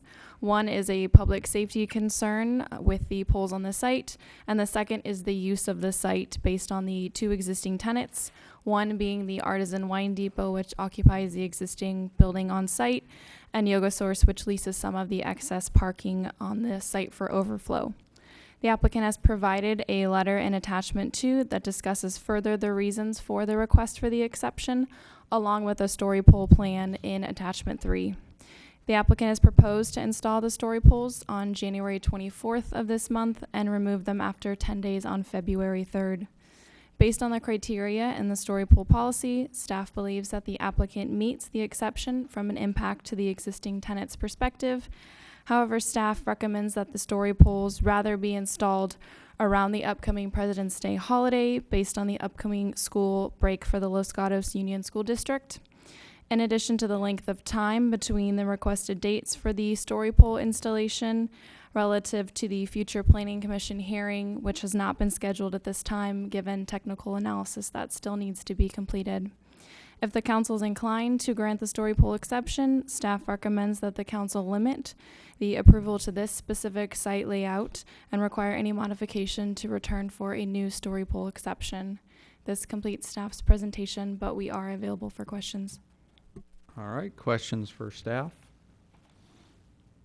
Councilmember Spector. Thank you, Mr. Mayor. What I see the President's Day. What are the exact dates that you are suggesting the poles be installed and removed? The school closure covers the week of the 19th, so between the 19th and the 23rd. The applicant may have some suggestions about installing the poles just before that break or during that break and bleeding over to the next week potentially. So you're saying at least February 19th through 23rd? Or perhaps the Friday before, which I think might be the 14th. All right, thank you. Councilmember Jensen. I recognize that the staff report says the Planning Commission meeting hasn't been scheduled, but is there any concept of when it might be? There isn't at this time. There is still technical analysis that needs to be provided by the applicant and then peer reviewed by the town's consultants. And so it's an unknown how long that will take. That information is needed so that the environmental document can be completed. And then that still needs to go through the required noticing time for CEQA. Okay, follow up? Yes, go ahead. So then my question is, if we were inclined to grant an exception vis-a-vis timing, like we did before on the previous project, why wouldn't we wait to know when the Planning Commission is going to be so that we can schedule the poles to go up at a time near the Planning Commission meeting rather than put them up in 2 months and have the Planning Commission meeting happen a year from now? So staff is moving forward with the exception at this time based on the request from the applicant. If the council feels that they would rather wait for the story poles to be installed closer to a future Planning Commission hearing, they could decide to do so. Okay, thank you. Okay, Councilmember Sack. So I want to make sure I understand. The exception to the story pole is not the amount of story poles, it's just the length of time.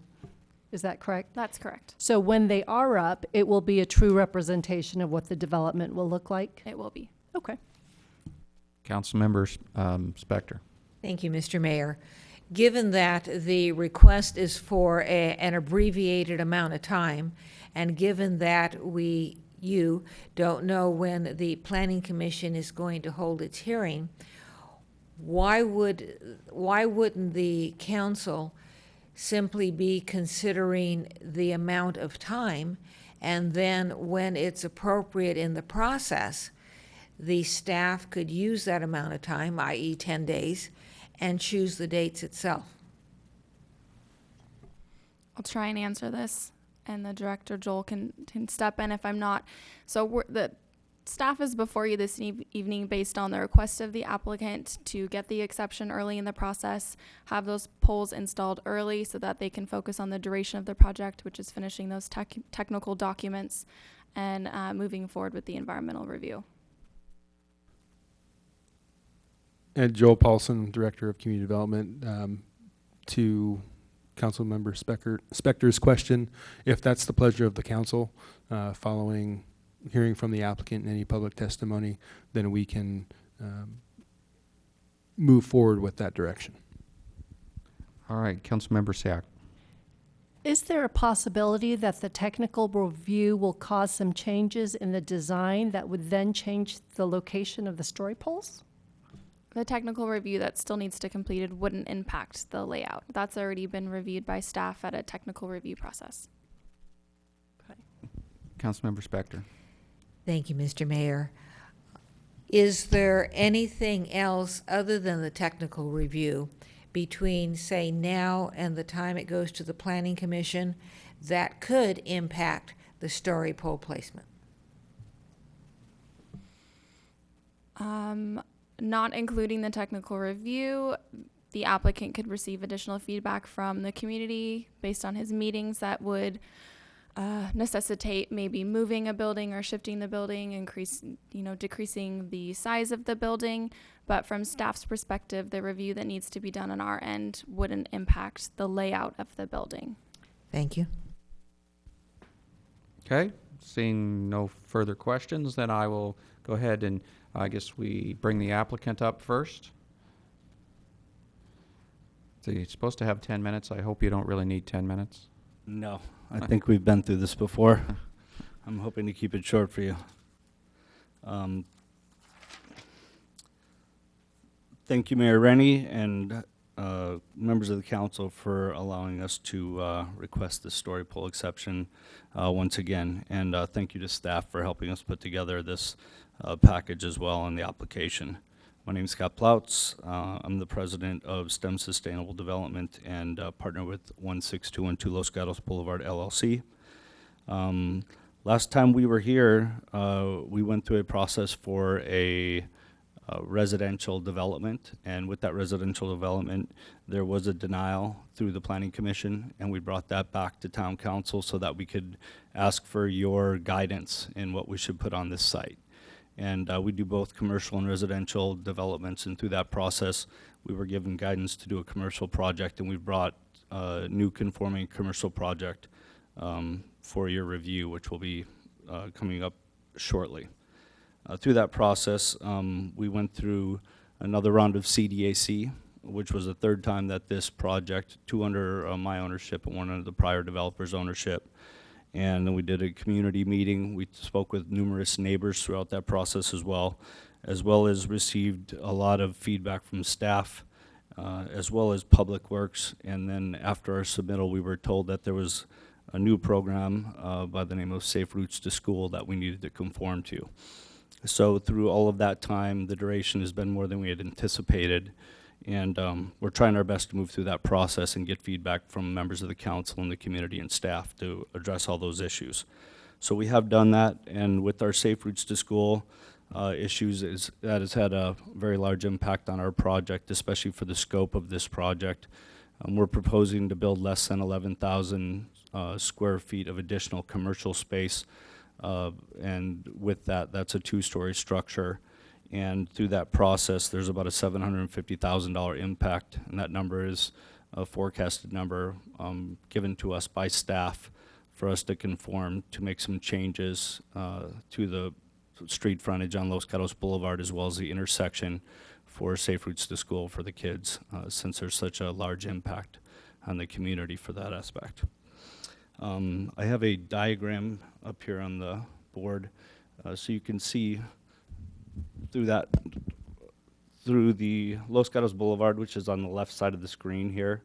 The Pork Chop Island will be taken out, which now that is a turn heading northbound on Los Gatos Boulevard.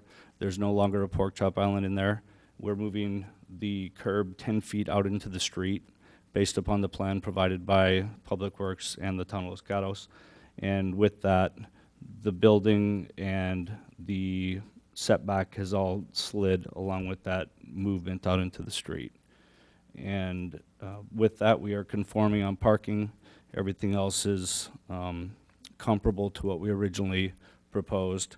And so what we're basically doing at this point is asking to start that process.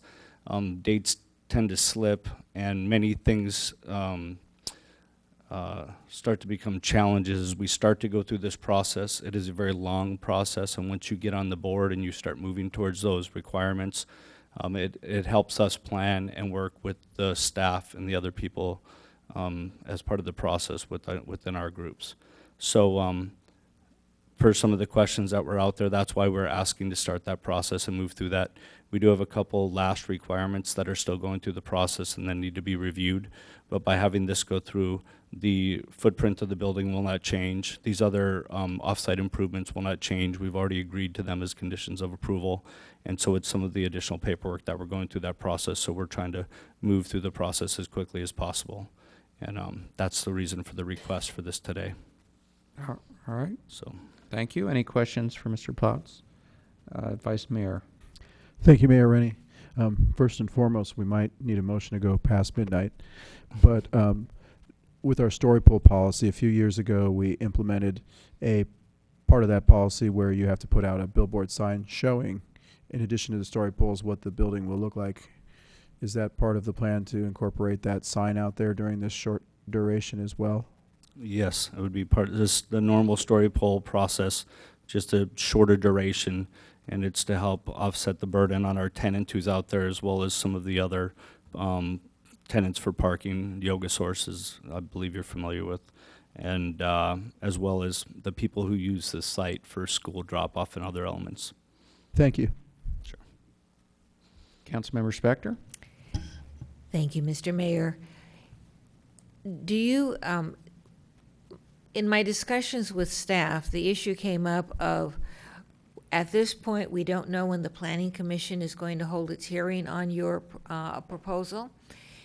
Do you have an objection to staff choosing dates shortly prior to the Planning Commission meeting for your netting, as opposed to doing it now and then not knowing when the Planning Commission is meeting? I would be more in favor to pick one of the date sets further out, and that's what our planner Jocelyn was just referring to, where we originally were trying to start the story poll process next week, and we had talked about a compromising date that would be around President's Day weekend for the school break that would then correlate on more the front end of that as the back end of that. Even a 10-day review process is technically a 2-week process because it takes several days to get the story polls set up. You do have to have a surveyor out there and verify your locations of the story polls, and then after the review period, we have to remove them, get them off site, and we take it to another a higher step of safety as well, where we install construction fencing around it so no children go in there and start playing in the story poles, because as everybody knows, it's a very popular drop-off site for the children. So through that, it's really a 2-week period. So we're looking to move it out into that later date in February. I have some exact dates. It would be a review process starting Wednesday, February 14th through the 23rd. And then we could have the story polls off site by that Sunday, and the lot should be open the following Monday when people return from school. So we'd prefer to stick with those dates so that we're on there. We don't plan to make any additional changes. As you know, Councilwoman Spector, we've had substantial meetings, we've had substantial communications with community members. We have really taken this to one of the smaller feasible projects for where we're at on this. And we've gone with the smallest solution of 6 options, ranging from 50,000 square feet down to something of this size and stature. And so we're pretty comfortable with where we're at, and we would like to be moved through that process if at all possible. Understood, but what if the staff and the council is looking to provide notice to the community and information for the Planning Commission when the Planning Commission gets this application?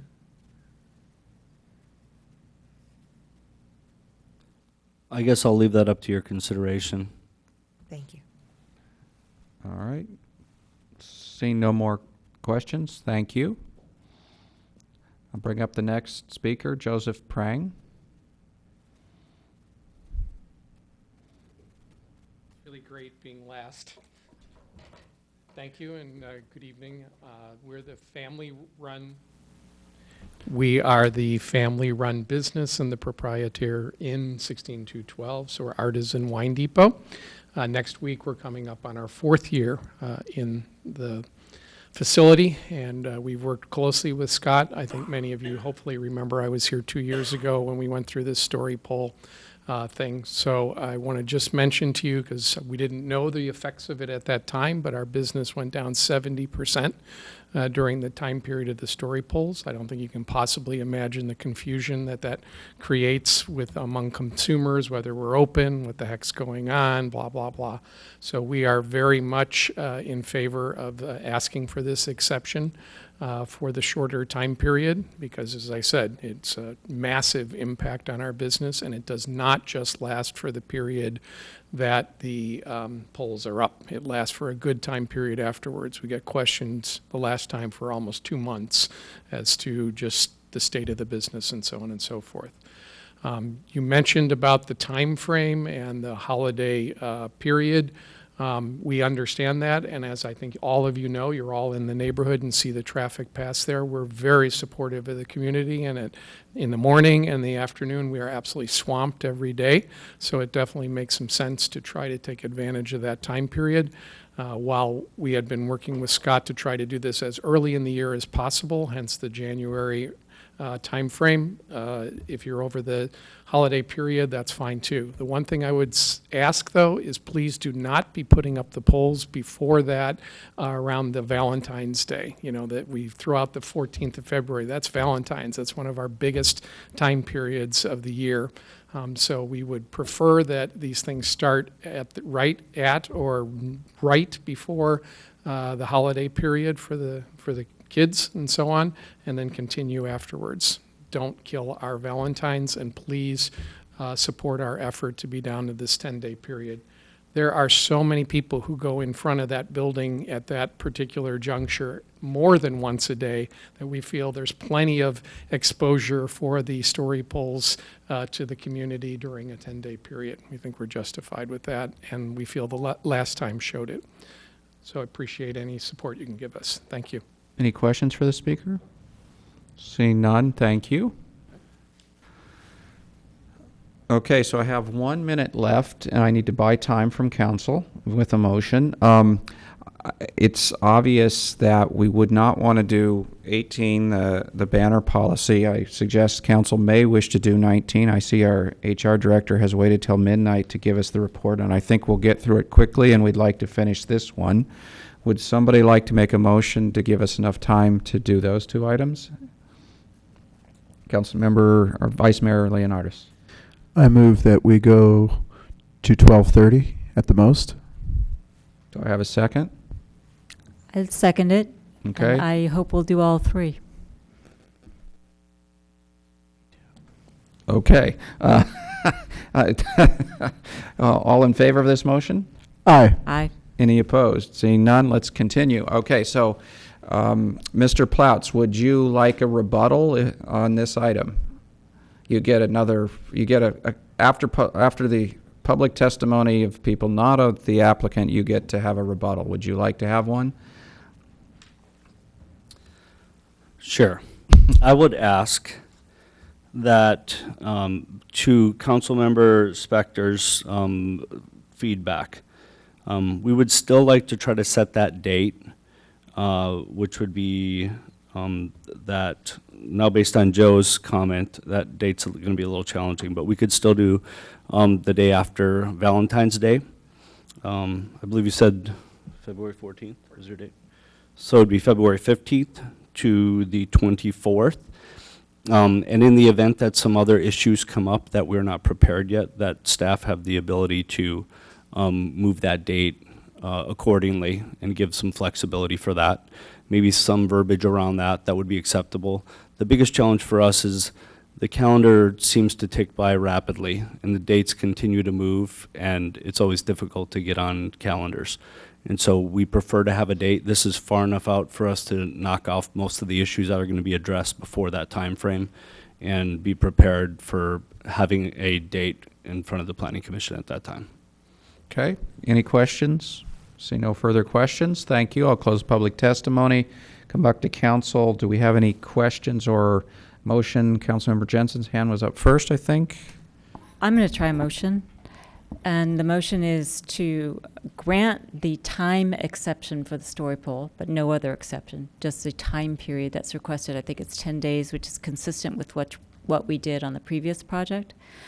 Because story polls provide both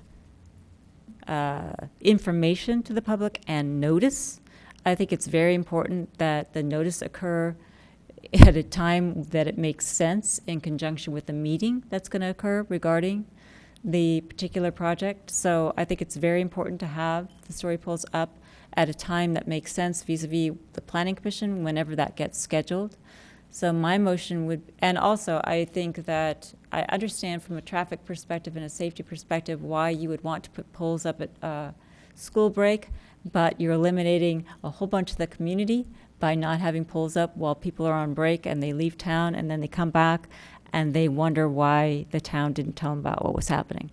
So my motion would be that we grant the exception for the 10 days. However, that staff determine as soon as possible when the Planning Commission meeting is going to be set, that they inform the applicant of that date and provide enough time so that the polls can go up for the 10-day period in the week prior to the Planning Commission and through the Planning Commission hearing, whatever that would be. So if it's on a Wednesday, it would be the Wednesday before and the Wednesday after, or whatever staff determines that time period makes sense so that they are up through the Planning Commission meeting. Okay, do I have a second to this motion? Vice Mayor Leonardis. I have a question for staff. So would it be possible to make that work with the time frame that was proposed in the report this evening? To have the Planning Commission, the next Planning Commission meeting, get this on the agenda or not? Or a Planning Commission meeting where it would meet the time frame that was proposed? So we still have to finish, again, as Ms. Shootman mentioned, technical analysis so that we can finish the environmental document. I'm not sure that we're going to be ready at a point where this can be heard. Basically, I can't see that far, frankly, to the second meeting in February, which probably is around that break or just following that break. That probably is going to be ambitious. We can work to, as we always do, to try to get this through as quickly as possible once we receive the information from the applicant so we can complete that technical review. So, Mr. Mayor, just to be clear, that my motion was not anticipating having the polls up at the dates requested. My motion was anticipating that the polls go up at a time when the Planning Commission meeting has been set, that the technical review is completed. It's now been scheduled. We know when it is, June 16th, March 24th, whatever it is, and that staff then, once that date is determined, at the earliest possible time, inform the applicant that the polls need to go up before or after. But because we have no way, the council doesn't know when that meeting's going to be, and you can't tell us. We know it's not going to be February or March 3rd or whatever it is. So the timing that's proposed by the applicant doesn't make sense vis-a-vis my motion. My motion is trying to say you can have a 10-day exception, but your timing is going to depend upon when staff determines that that Planning Commission meeting is going to take place and that the polls go up at a time that there's adequate time for notice and they're up through the Planning Commission meeting. That's the intention of the motion. Okay, Councilmember Spector, I'm still looking for a second. Yeah, I'm seconding the motion and encouraging staff to work expeditiously with the applicant. All right, any further comment? Seeing none, all in favor? Aye. Aye. Anybody opposed? Okay, passes unanimously. All right, so a question for staff. Probably, Mr. Schultz, I can change an agenda item order of an agenda item if the council wishes to do that, correct? You can do it. Okay. So I'd like to pull item 19 up next, just because I think it'll be quick and we can get it done. Only, fear that the item 18 might drag on. So let's do item 19 first, please.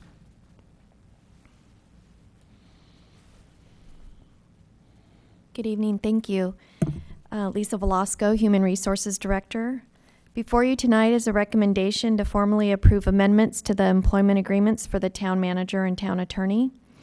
In compliance with Senate Bill 1436, a summary of the modifications to the amendments include: for the town manager's agreement, a base salary increase to $220,000 annually. For the town attorney's agreement, a base salary increase to $215,000 annually, and a one-time lump sum performance bonus of $3,000. I'm happy to answer any questions. Okay, questions from council? Seeing none, I'll open the public testimony. Would anybody wish to address us on this item? Seeing none of the full room rushing forward, come back, Councilmember Spector.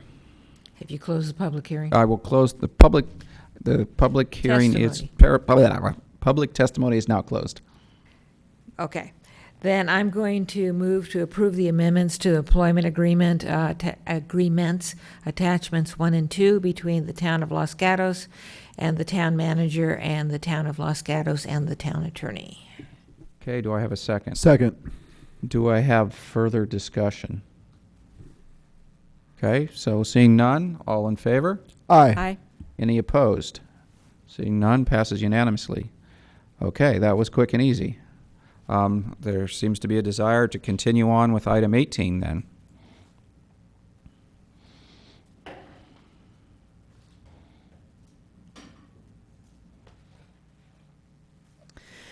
Good evening, Monica Wren, Economic Vitality Manager. Item 19 before you tonight is a draft policy for street pole banners and seasonal decorations.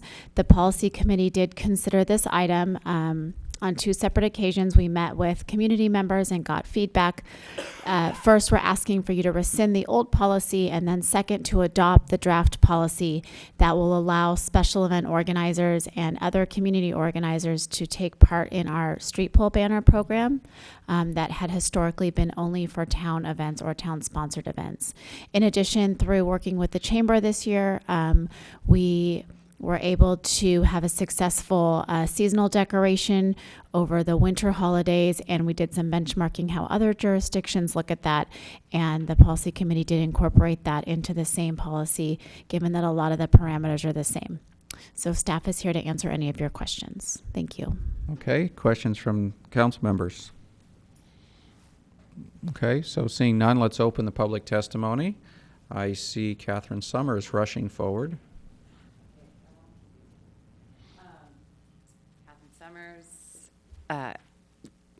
Where do I work? Los Gatos Chamber of Commerce. So the only thing I really wanted to bring up with this, and I don't really have prepared remarks, is I just wanted to reiterate the need for council to kind of delve into that cost recovery. So for example, the wreaths this holiday season. It was great, as I mentioned earlier, that we did collaborate finally at the end, and that Parks and Public Works helped us put up those big wreaths and take them all down. That cost to the Chamber of Commerce was still $5,600 to do that. And I had budgeted that early in the year so that, my board hasn't blinked and I have to present those final numbers to them next Monday.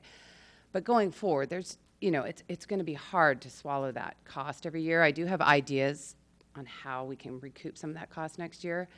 But I'm asking staff to kind of consider that TOT, again, as a resource that we can invest some of that money into community vitality, economic vitality, and this would be the perfect place to do it. I don't know how you want to set that up, if that would be considered a community grant or, kind of going along with item number 16, is that included in that? But I do think, just based on the comments that we got after that, I really think it's important that we incorporate holiday decorations going forward or something to that extent. The other thing with the street banners, I'm a little discouraged that I know there's some hardware problems. I'd love to have a date on when those would be, when we can expect that we can start presenting banners and, how that's actually going to work. Again, the cost recovery on those, I'm really skeptical on, right now the fee to put up a banner is, I think, $166 or $180 per pole to hang.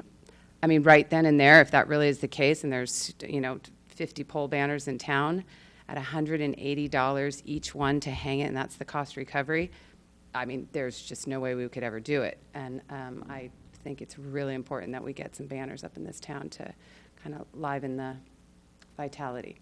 So that would just be my comments. Question from Councilmember Jensen. Hi. Again, aside from the cost issues and the transient occupancy tax issues and how it's distributed, the piece of paper that's the policy assuming that you want to have banners, do you have any objection to the piece of paper that's policy, because the policy doesn't incorporate any of the cost issues?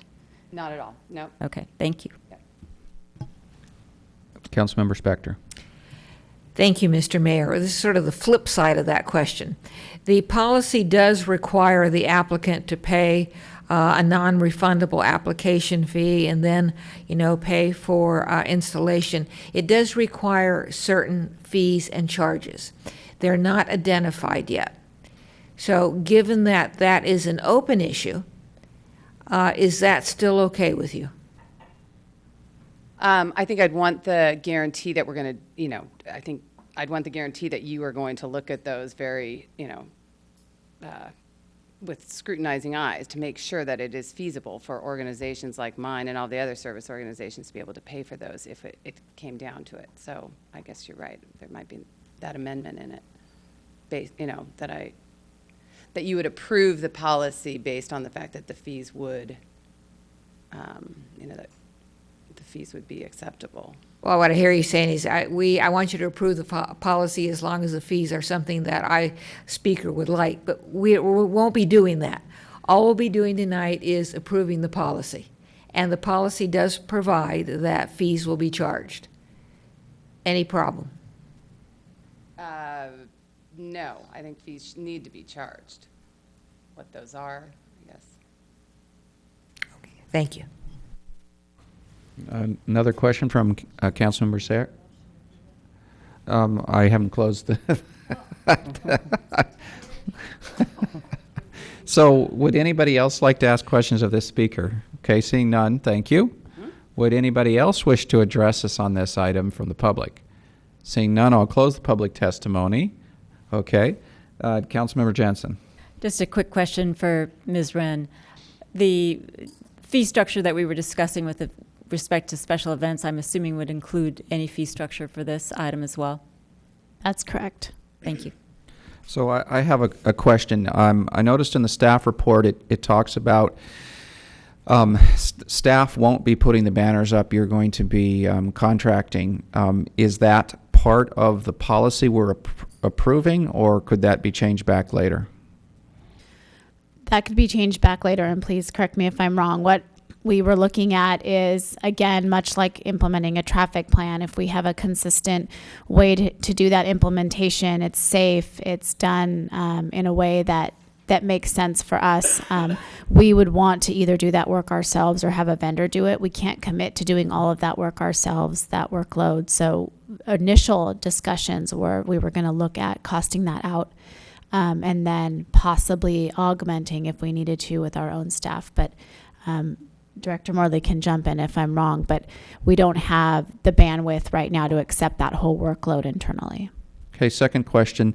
In here you talk about wanting to have banners up year-round or seasonal banners that I assume the town would have, and I think there was discussion of when some banners go down, you want to put others back up at the same time to save costs. So I assume that would, if nobody else is paying to put their banners up, you would be putting the town banners up. So we need a whole supply of town banners of some sort. So my question would be, are you planning to engage the Art Commission in coming up with banners for us? If that's your direction, we certainly can do that. And you're correct, we would need an inventory of banners. We have our Parks and Public Works staff is working very hard right now. They've actually been walking the streets to identify every pole that has the hardware on it, to identify that the ability to get all of the hardware consistent so that all banners can be the same size, and then looking at pricing out what it would cost to get our own banners. There's the difference between getting a banner that lasts for 6 weeks or getting a banner that goes up and lasts for 10 years. And the quality of those banners are priced quite differently. So looking at how this unfolds, we would then look to create an inventory of banners of our own that meet whatever needs the schedule has. Okay, maybe one more question for staff. I'm trying to remember who the Arts Commission liaison is. It our assistant town manager? Is it that person here? It's Ryan Baker, okay. our librarian. The question really, since he's not here, the question really was going to be, would Arts Commission be interested in taking on this request? Well, given their past Thank you. Given their interest in public art, I think they would see the street pole banners as part of that larger program. And I seem to recall they had at one time a banner project that never got going. Yes. Okay, thank you. Okay, any other questions from council members? Would anybody like to make a motion? Vice Mayor Leonardis. I will move forward with the staff recommendation and adopt the policy committee's recommendations. Do we have a second? Second. Okay, any further discussion? Anybody interested in the Arts Commission part? Do we need to really say anything about that? Councilmember Spector. Point of discussion. The Arts Commission had this project at some point in time in the past, and for whatever reason, it was not successful, but I don't remember the details. I think But that it might doesn't have mean been- they shouldn't try again. I think it might have been cost. It was the reason it wasn't successful last time. Councilmember Sack? Just to put it out there, just because the fees are causing so much anxiety, just want to make sure that there will be ample opportunity for the community service providers to meet with you and staff on the fee structure before it comes to council. Yes, they will. Thanks. And with that in mind, just as the mayor had pointed out, the intent of having something come up when something comes down is that cost sharing. So let's say it's $100 to hang and unhang a banner. It's paid once, not twice, because that would cover both the half of up and half of the down. Yeah. In addition, we would be looking at zoning these, as it mentioned, so people are not responsible for putting up the entire downtown, which could be quite costly. Okay, any further comments, discussion? Seeing none, I'll call a question. All in favor of the motion? Aye. Anybody opposed? Seeing none, passes unanimously.